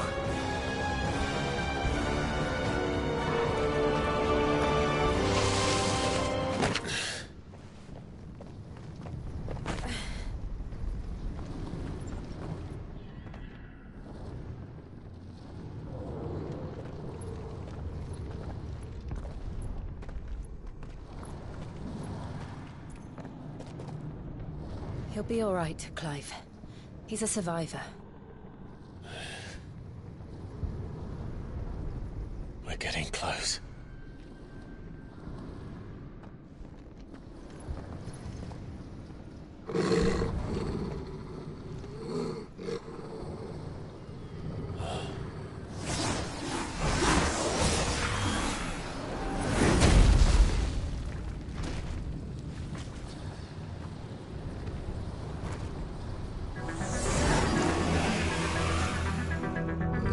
Looks like somebody doesn't want us getting any closer. I don't care what it wants. Neither do I.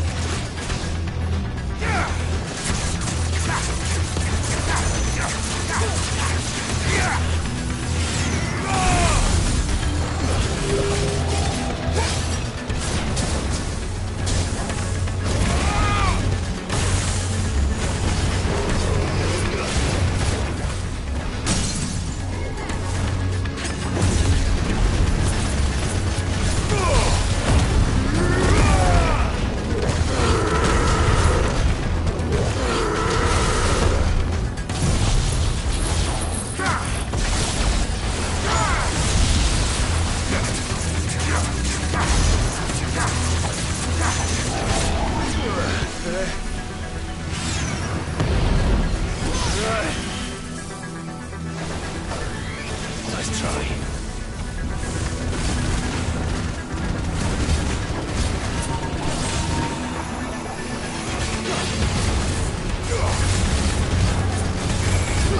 Too slow.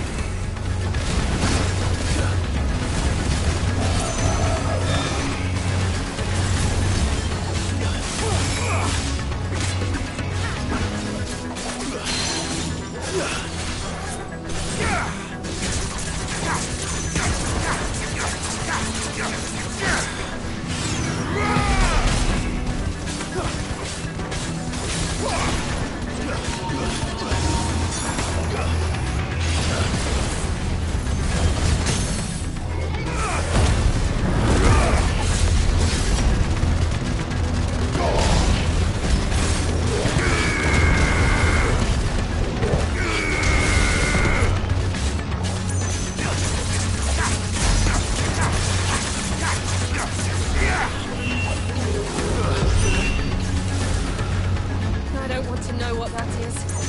We have to end this right now.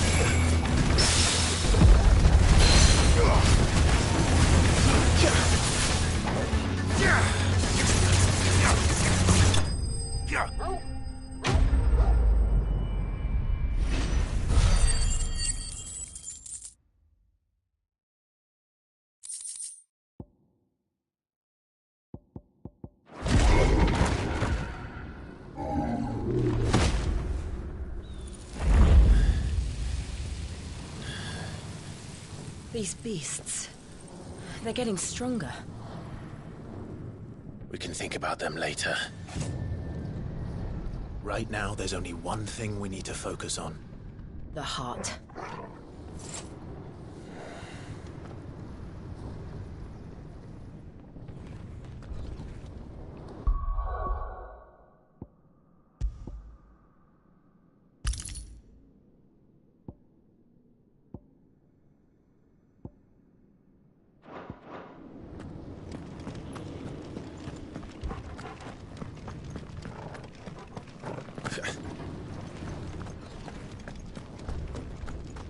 We might be able to get up through the building. It's worth a try.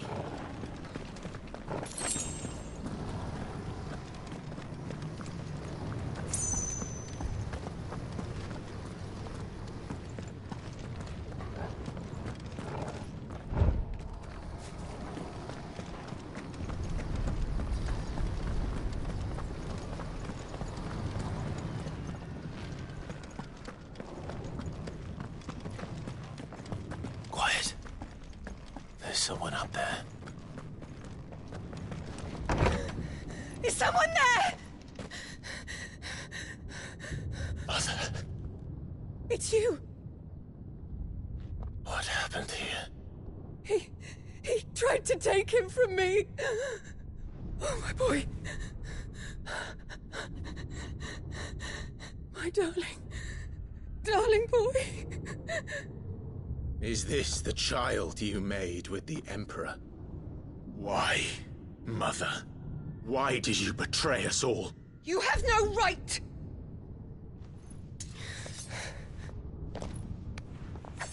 Answer him.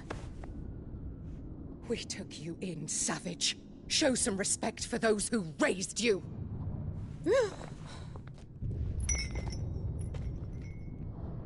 Honorable Elwyn, always thinking of his precious homeland.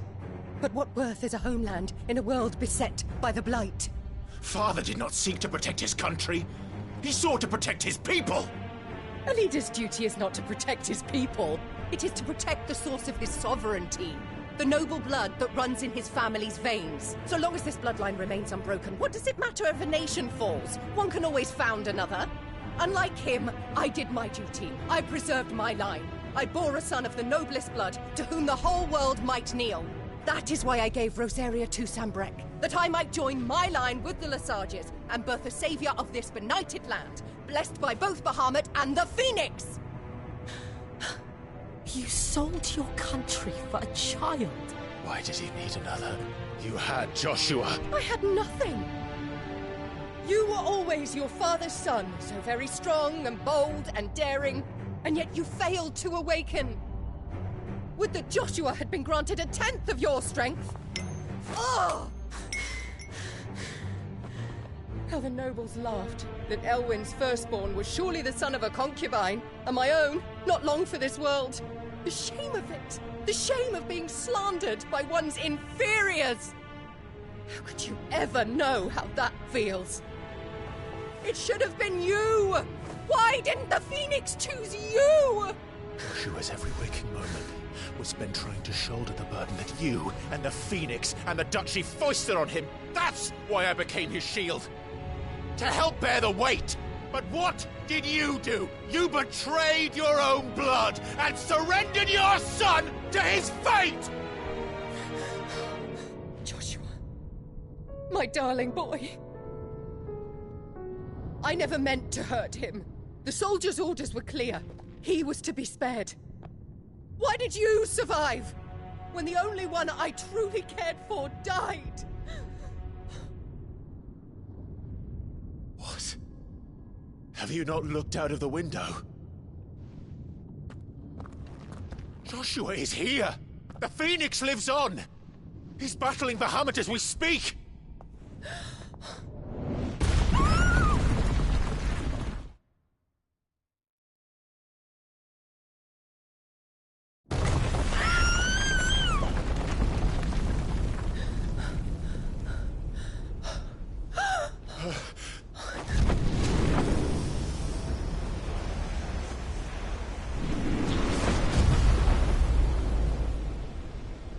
Joshua!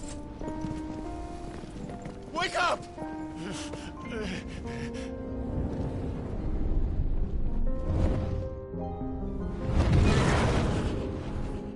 I am a shield of Rosaria.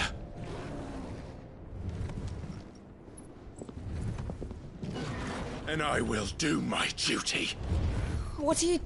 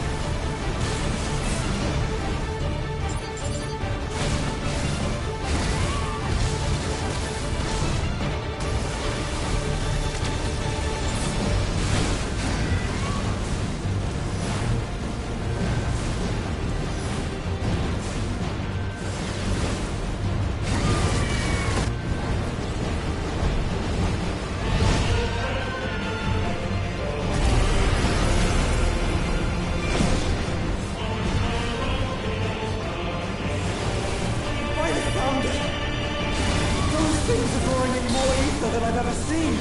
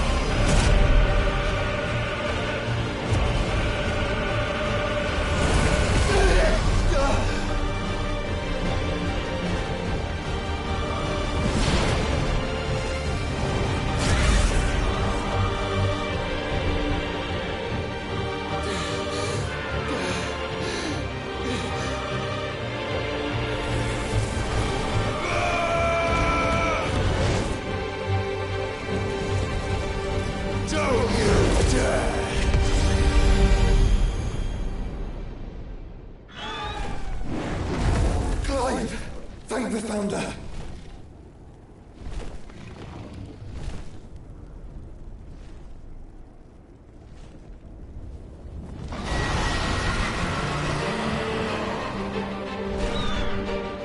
It's now or never, Joshua.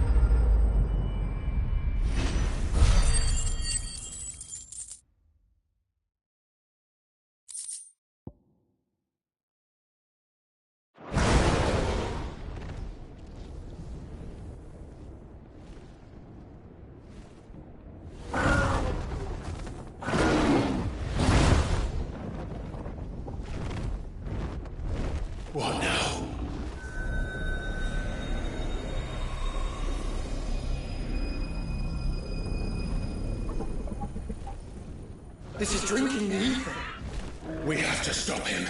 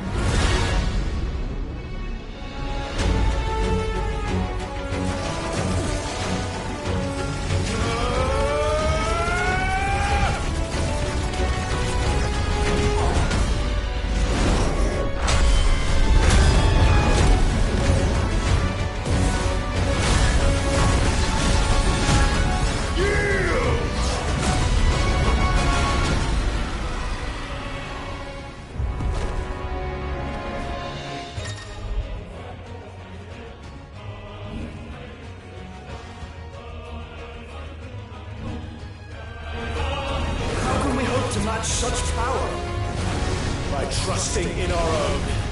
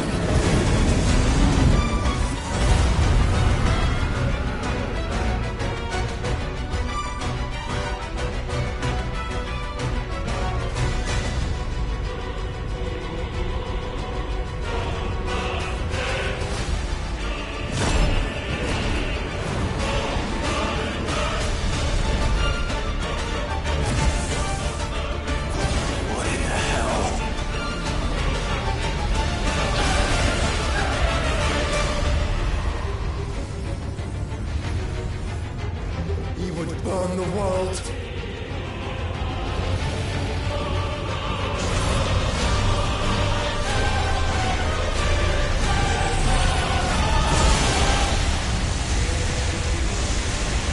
Not today. Come on, Joshua!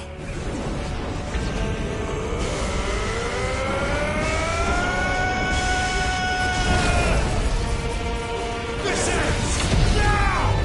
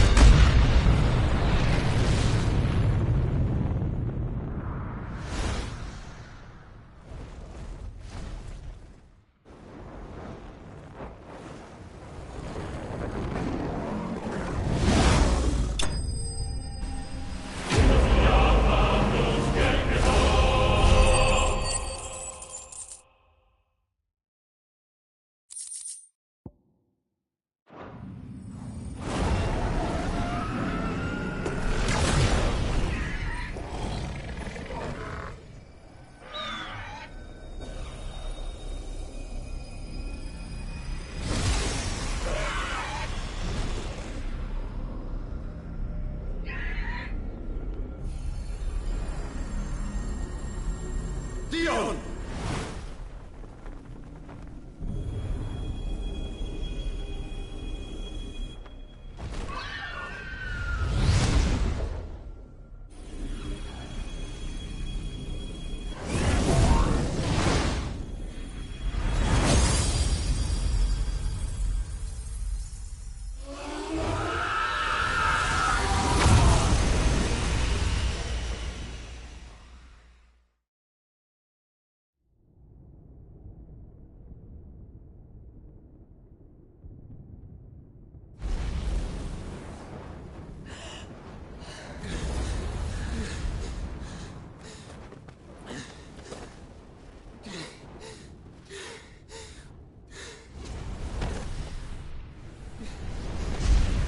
Joshua!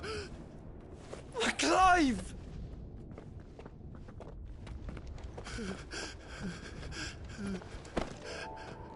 My brother. I'm sorry. I'm so sorry. You're alive. We both are. Nothing else matters.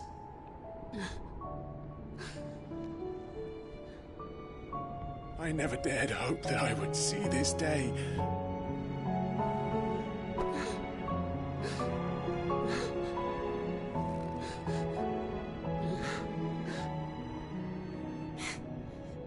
Reunited at last. Jill.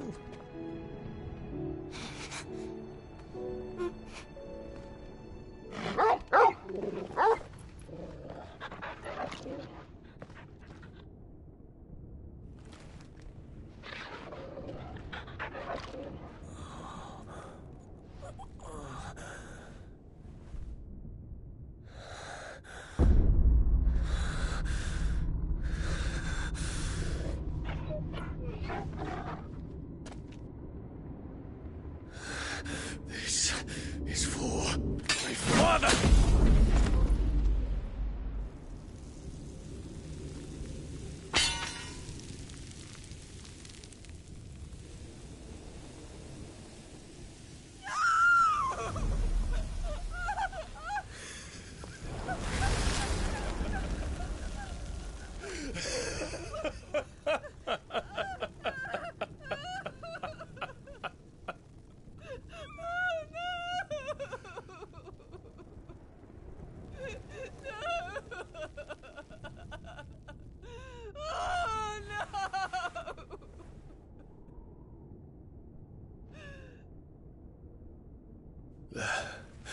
It is done. The demon that would tear our house apart is no more. Father.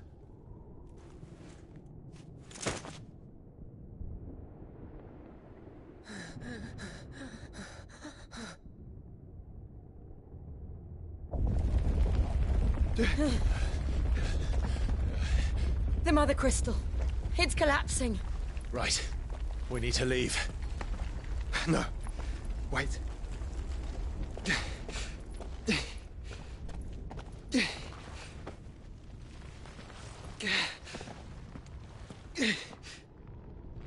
I owe him a debt.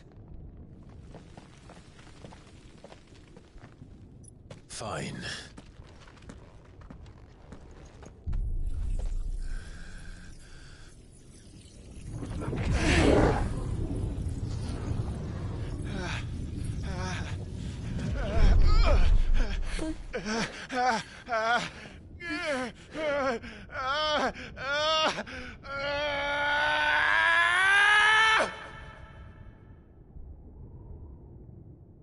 You there.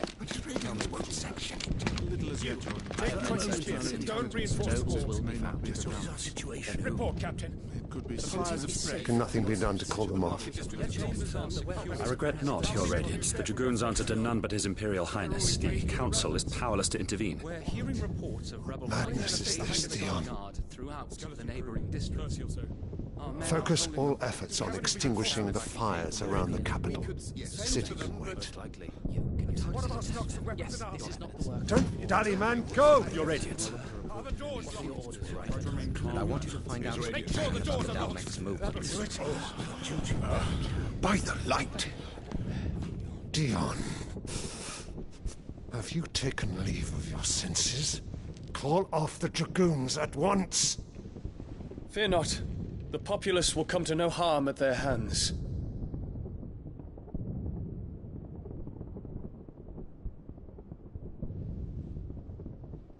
I am here to save you, Father.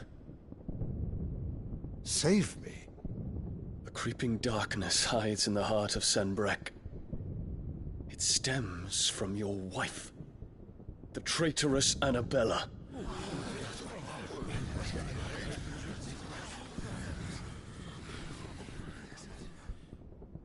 Not another word, Dion. Father, though you may not see it, the darkness has taken hold of you. It has made you forget yourself. But I bid you remember, there was a time when you ruled not with cruelty, but with compassion. Why now do you turn your back on your people? Why now do you seek to stoke the fires of war? You too have borne witness to this change, Your Eminences. And you know, as well as I, who is responsible for it. A puppet now sits upon the throne, but cut his strings, and the master loses the power! What? Dion, you bear steel before your Emperor? Guards! Take him!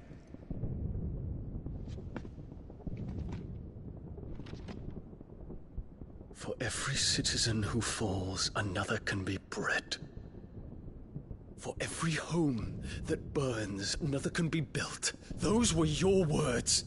But when the last of your citizens has fallen, and all of their homes have been reduced to ash, what will become of your empire, of its rulers, of your god? As the Mother Crystals crumble one by one, and the Blight sweeps in to claim all that we hold dear, our people look to their Emperor for protection. Yet he labors not to secure their futures, but to seize what is left of the twins for himself! Even if it should come at the cost of everything his loyal citizens have labored to build! Dion, you must understand. A small price to pay, is it not? You've been blessed with great power, Dion. Enough to win me the world. So go, claim Valisthea for me, brother.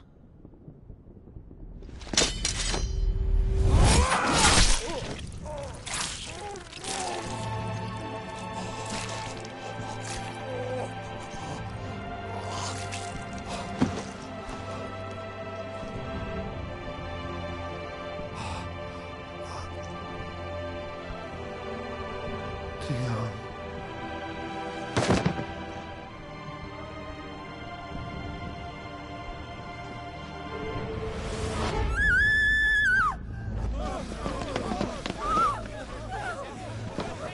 Gods! Gods! Father. Poor father. How he doted on his children. That he would die to protect me was plain. It was but a matter of when. You planned this? You did well to endure so long. But you broke in the end, as I knew you would. And now Muthos approaches. Put him to the proof. I would see if he breaks. Go, Bahamut. Kinslayer.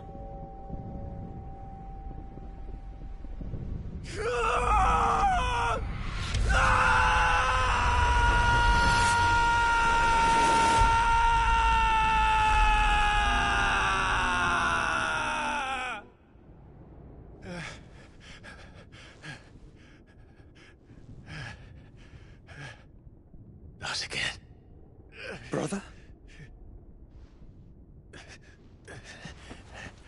It's a long story.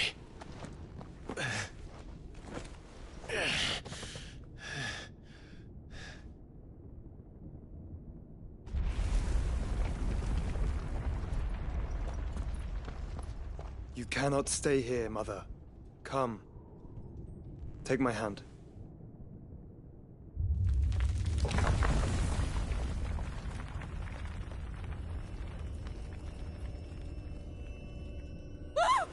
Get away from me! This is all just a dream, just a bad dream! You will not take me, Shadow! You will not take me!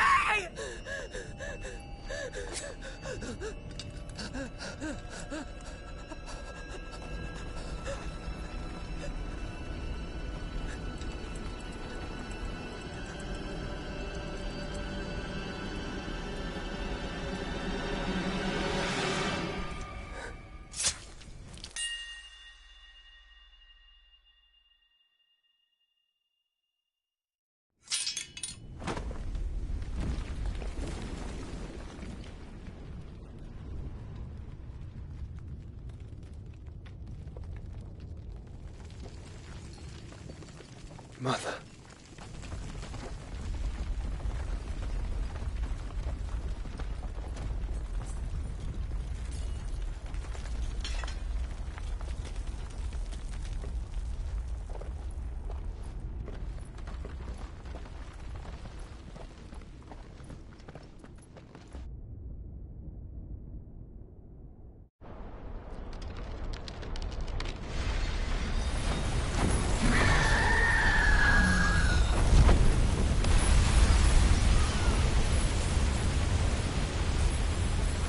If it is consciousness that weaves your wills together,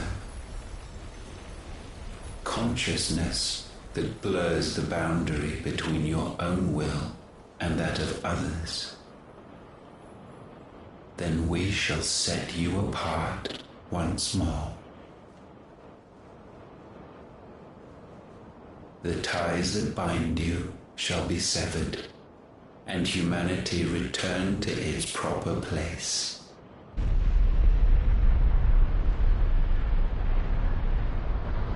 By primogenesis shall a new age of reason begin.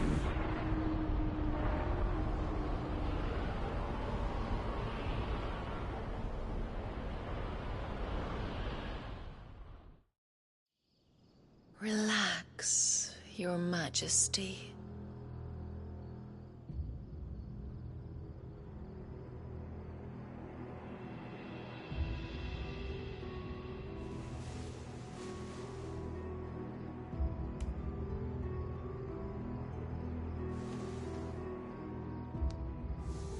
Don't you want to play?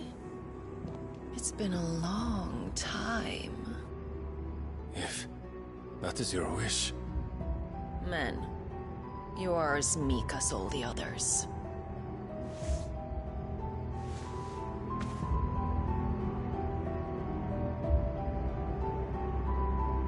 Such feeble creatures.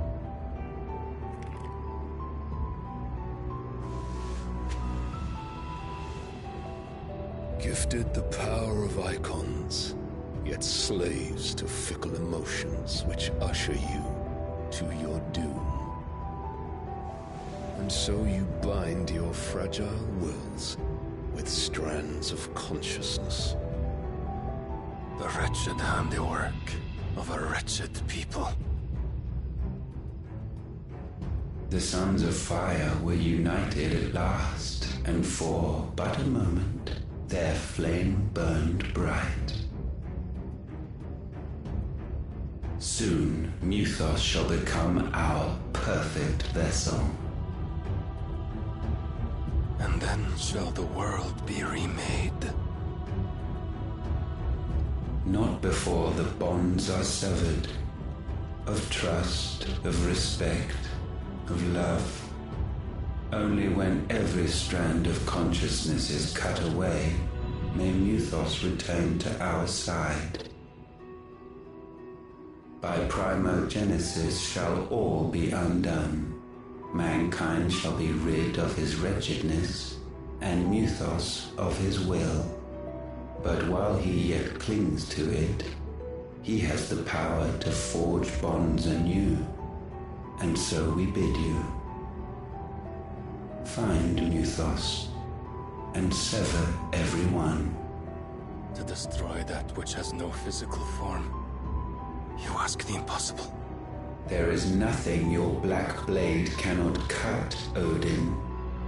We shall unite with Muthos, and bring forth a new world. So long as our vessel remains unclaimed by humanity. It shall be done, Master. My will is yours.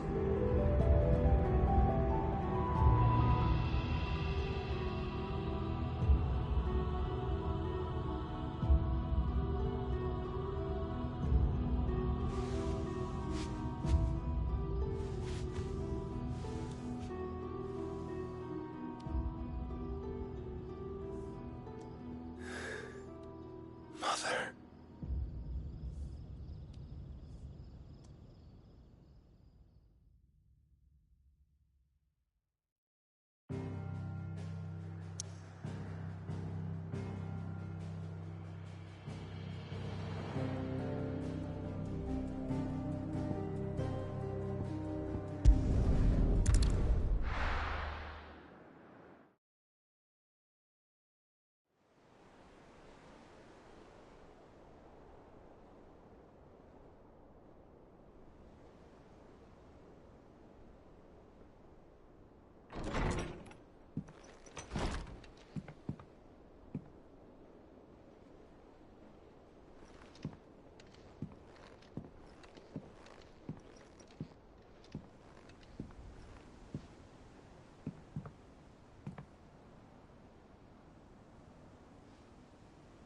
How is your brother?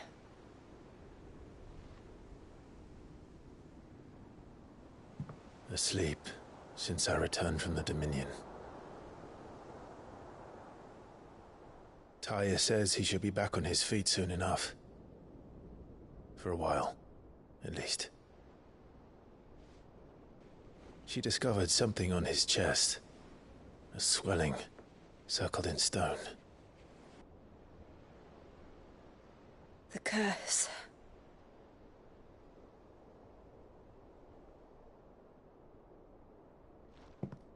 For every mountain we climb, another rises up to greet us, doesn't it? It's never ending.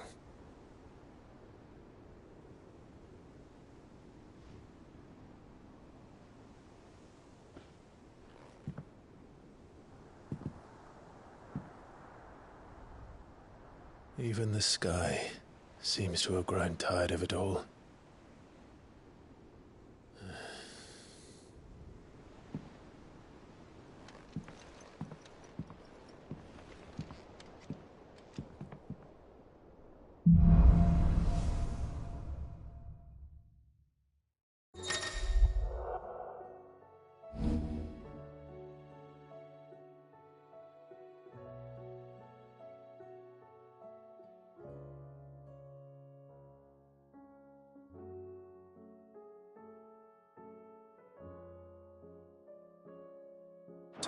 happy if I disturb Joshua. While he rests, I might as well see what Otto has to say.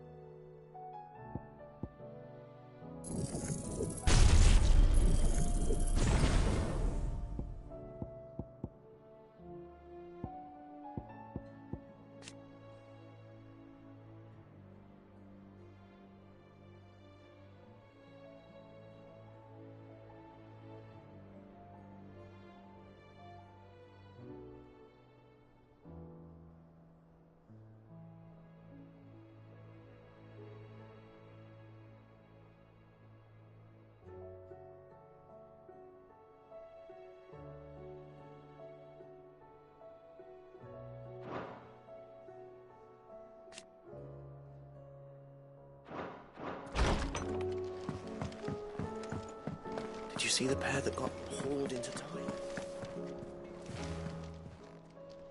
Still alive, are you? They'll rebel. Go on, then.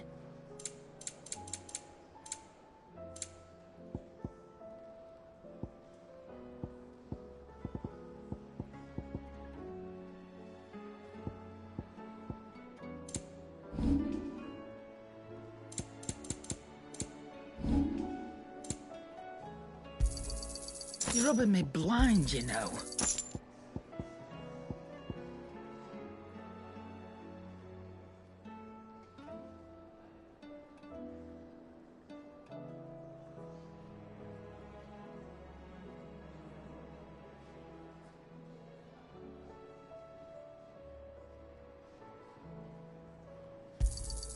It'd better all be here.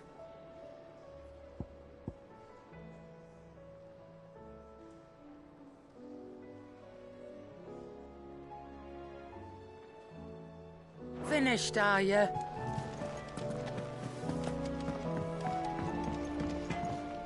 To what do I owe the honor? Fran about... Unless that is... So, will it be? Not bad, if I do say so myself.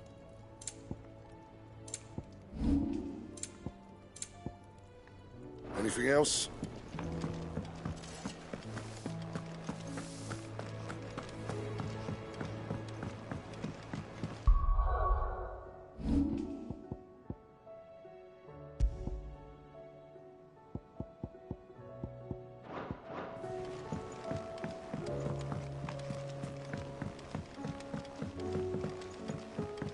Did you see that? Tell me.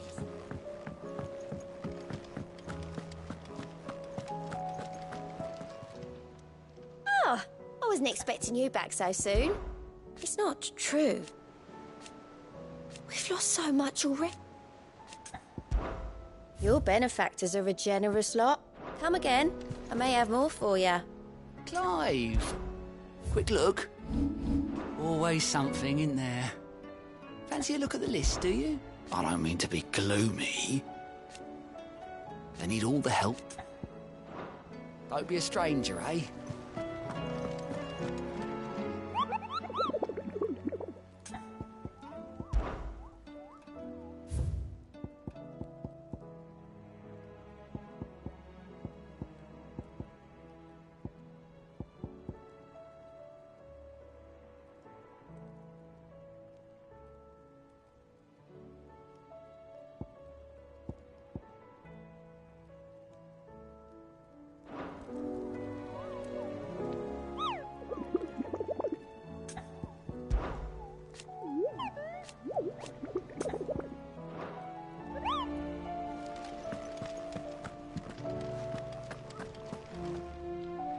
Otto, how fares the realm?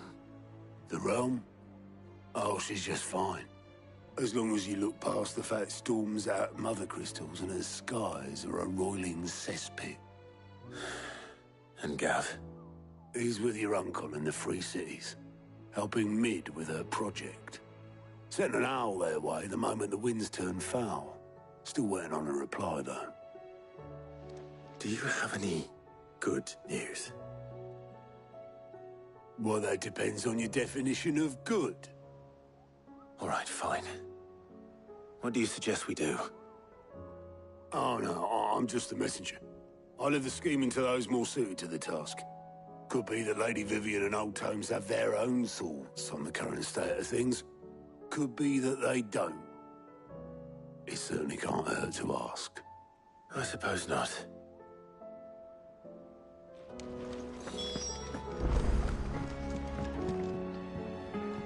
How is it that every one of your little excursions presages some inexplicable catastrophe? Not that you are to blame for the Dominion's fate. No one could have predicted the actions of the Crown Prince. I'm sorry I couldn't save your home. My countrymen are stronger than you think. A few toppled clock towers won't break their spirits. They'll be back on their feet in no time. I hope so. Look at us. Bluer than a pair of bog crabs. Tempting though it may be, sulking will not help us find a solution to this mess. You believe there's one to be found? I don't know.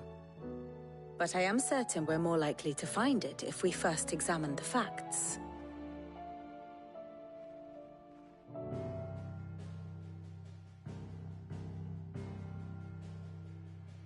Beneath these darkened skies, fear and confusion reign over Valisthea. Oh, the lands around the fallen Mother Crystals had already begun to wilt for want of ether. But not like this. Crystals that filled wells and fueled furnaces, now nothing but pretty shards of rock. And those that hang from the people's necks cast nary a glimmer of light to keep the dark at bay. It is only a matter of time before the common folk convince themselves that the end of days is upon us. Yet I fear a swift end is more than we can hope for. While most of the world thirsts for ether, the remainder drowns in it, spawning Akashic in droves.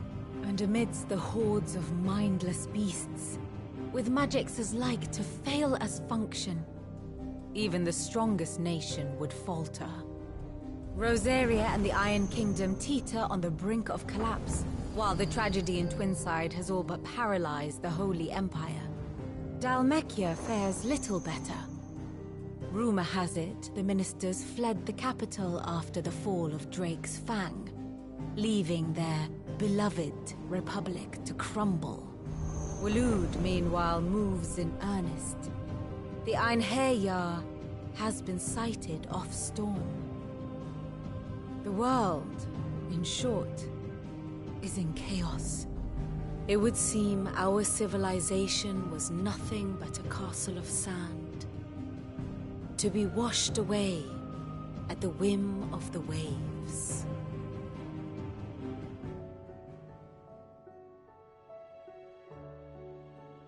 A castle of sand. Not my best flourish, but it seemed fitting. The reports I've received are considerably more blunt in their appraisal. Without the protection of their nations, it will fall to the people to defend themselves against those who would take what is theirs. Which is only ever going to end one way. Defending a farmhouse against a band of chocobo thieves is one thing, but pitchforks and palisades will do little to stall an army's advance. Should the King of Waloed deign to invade, there would be none to stop him. None but us.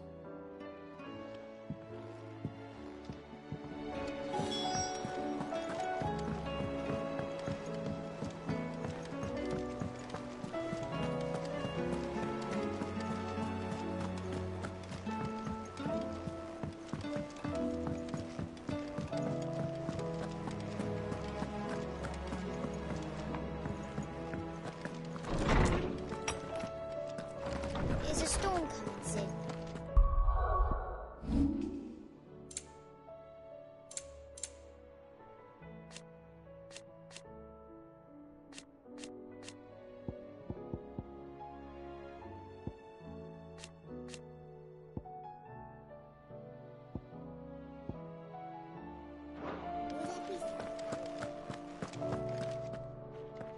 Let me guess.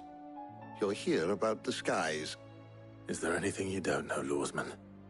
It doesn't take a court astrologer to augur the obvious. As for what has disturbed the heavens, that, I believe, is a question the Fallen might be better placed to answer than I.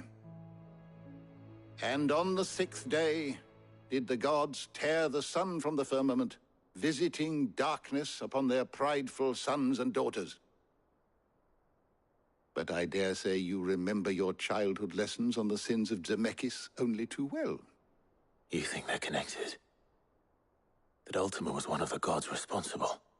Well, he has certainly exhibited powers that we mortals would associate with the divine. There is nothing divine about him.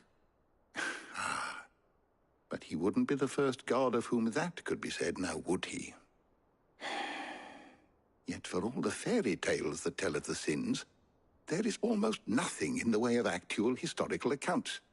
Had I the Journal of Moss the Chronicler, I may have been able to tell you more, but alas, I fear all remaining copies have been lost to time.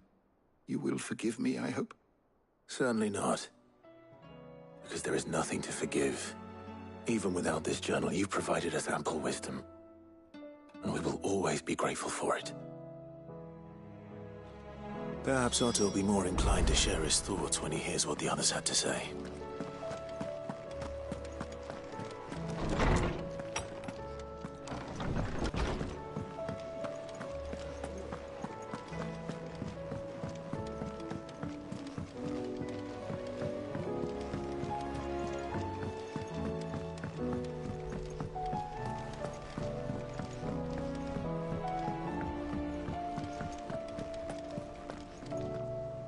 Clive, we have a problem. Only one? That would be a first. It would. Actually, there are 3. We had as many owls arrive while you were at the shelves. Martha's got a Akashic at her gates, and talk of monsters roaming the hills outside of Northreach has put the wind up Isabel and her lot. And don't forget Dalimil. Lubor says the village was raided by bandits. When it rains... It fucking pours. The curse breakers are spread thin, taking stock of the damage in the Dominion. And even if I could get word to all of them, I doubt they'd get here in time to make any real difference. Which means... there's only 2 people who can. Jill and I. Let them know we're on our way.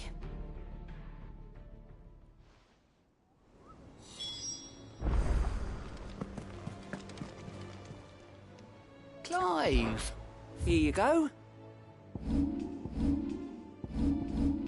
Always something in there.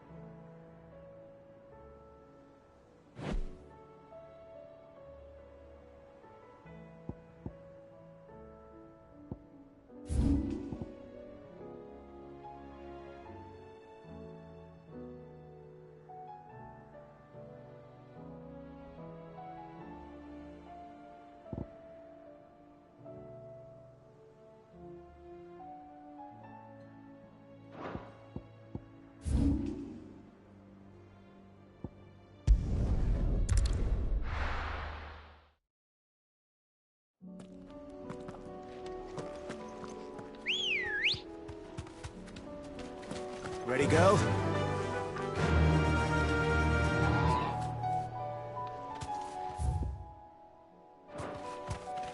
Run like the wind.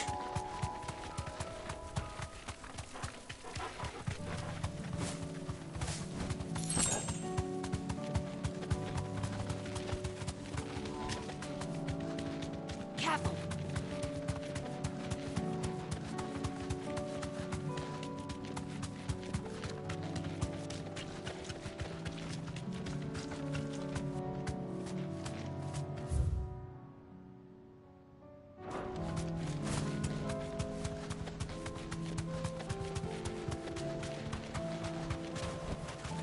Straight home now.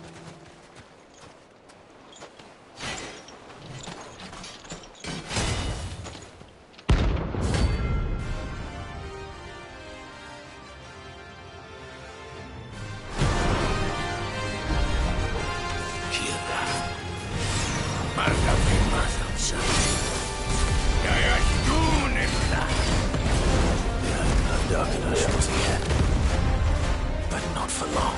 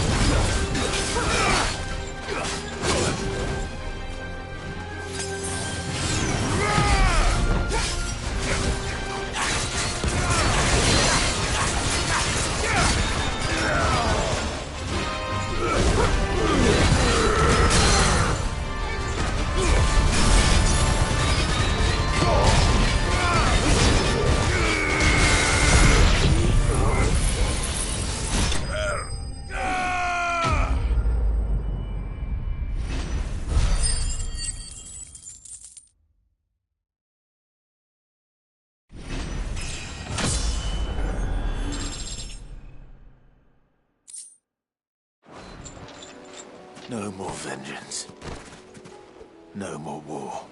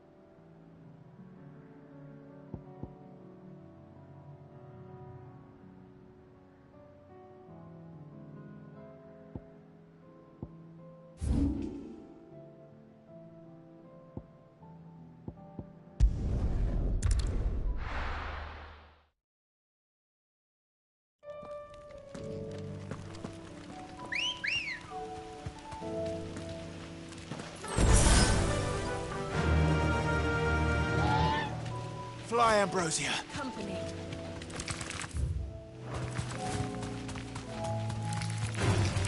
Time to fight.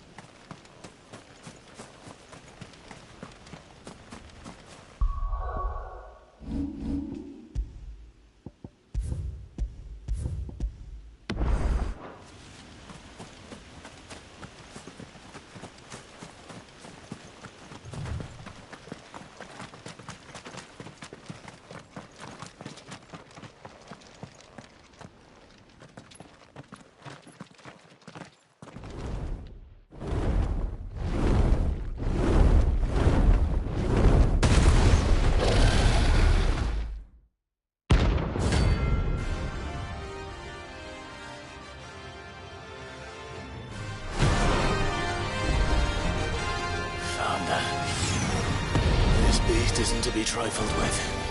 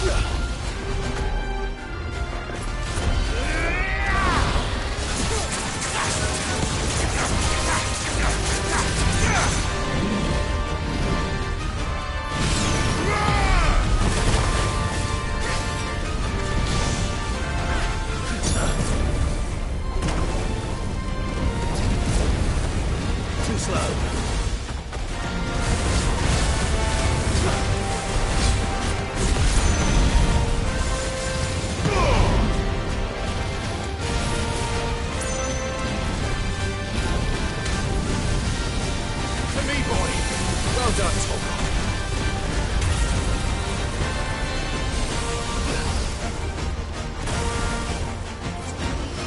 You're a fine hound.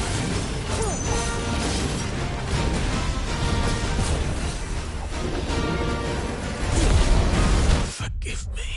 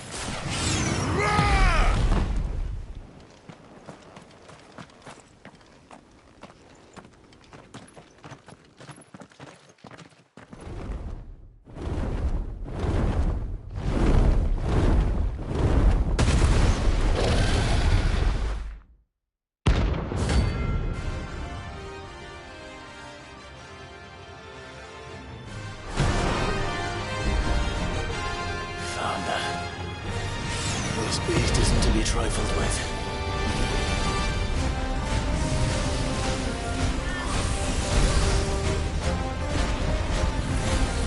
Yeah.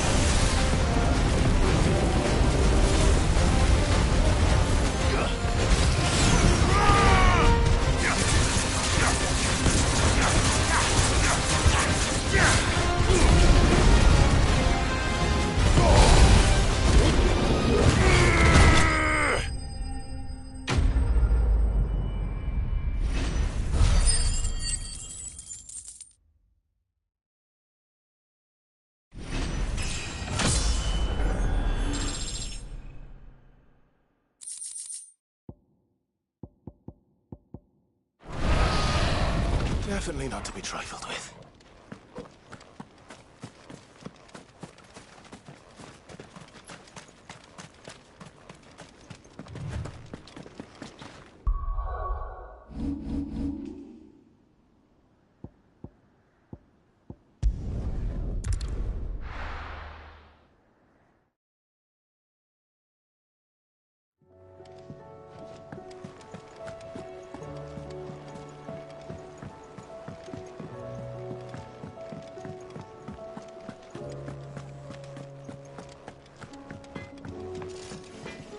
Trouble with your gear, or what do you want?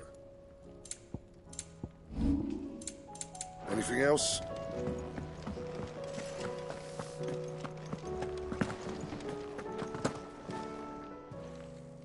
Aye, it's a dangerous world out there. It'd better all be here. You're rubbing me blind, you know.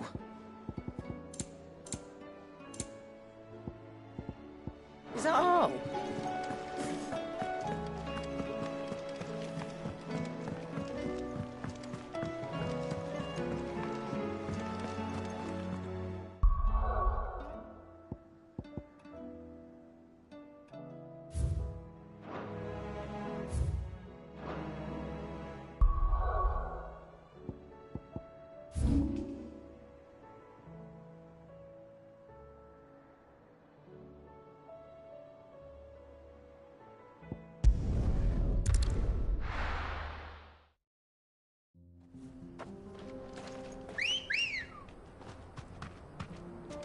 Come on.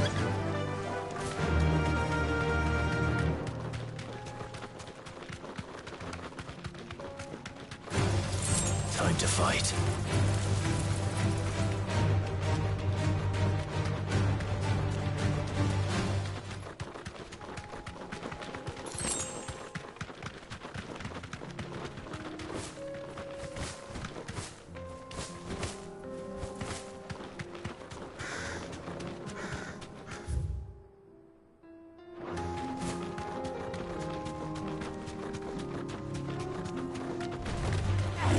Don't need coin.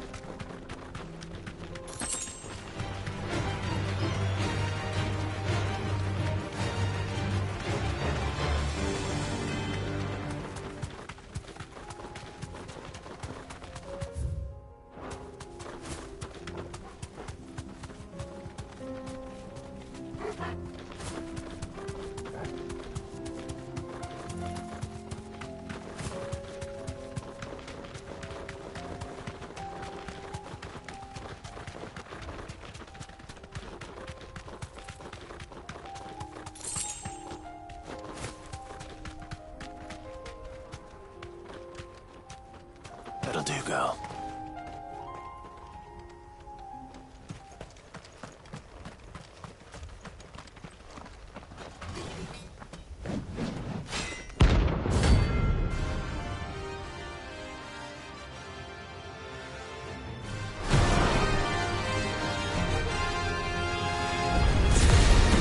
Not the gods' forsaken soul, eh? Only those who have nothing. So empty your pockets.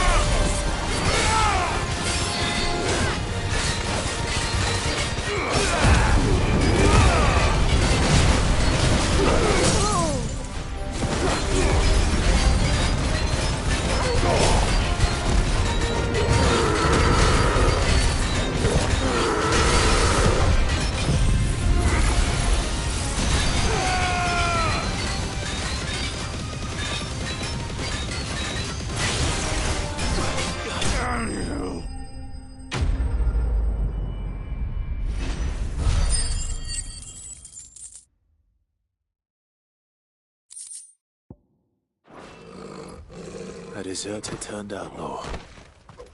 We were more similar than he knew.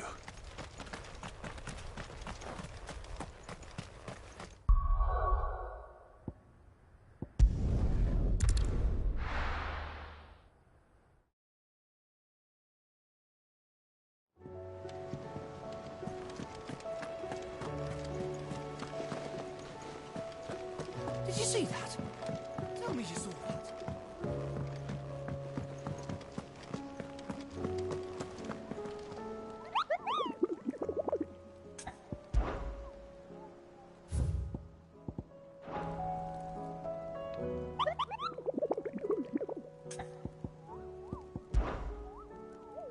What did you find?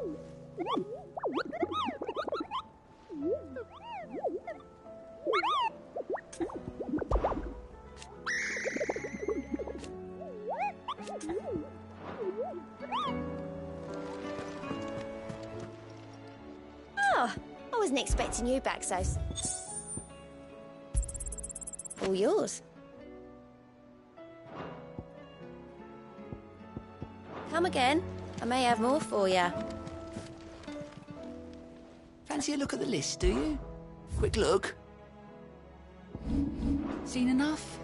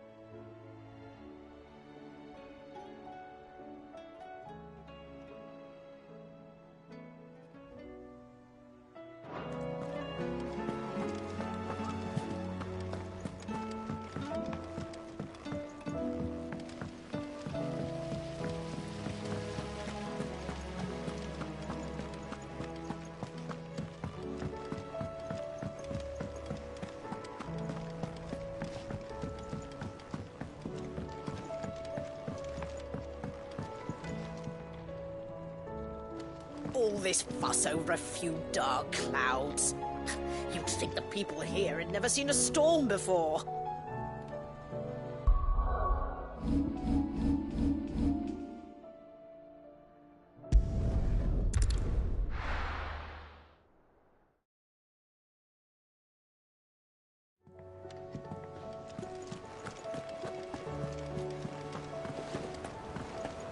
Did you see that? Tell me you saw that.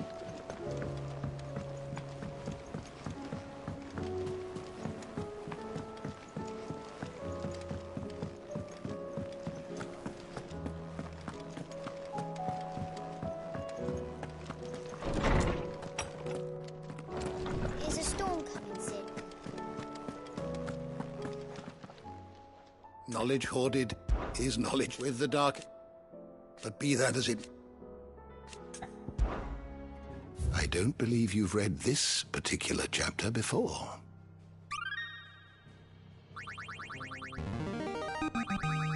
I have quite the find for you today.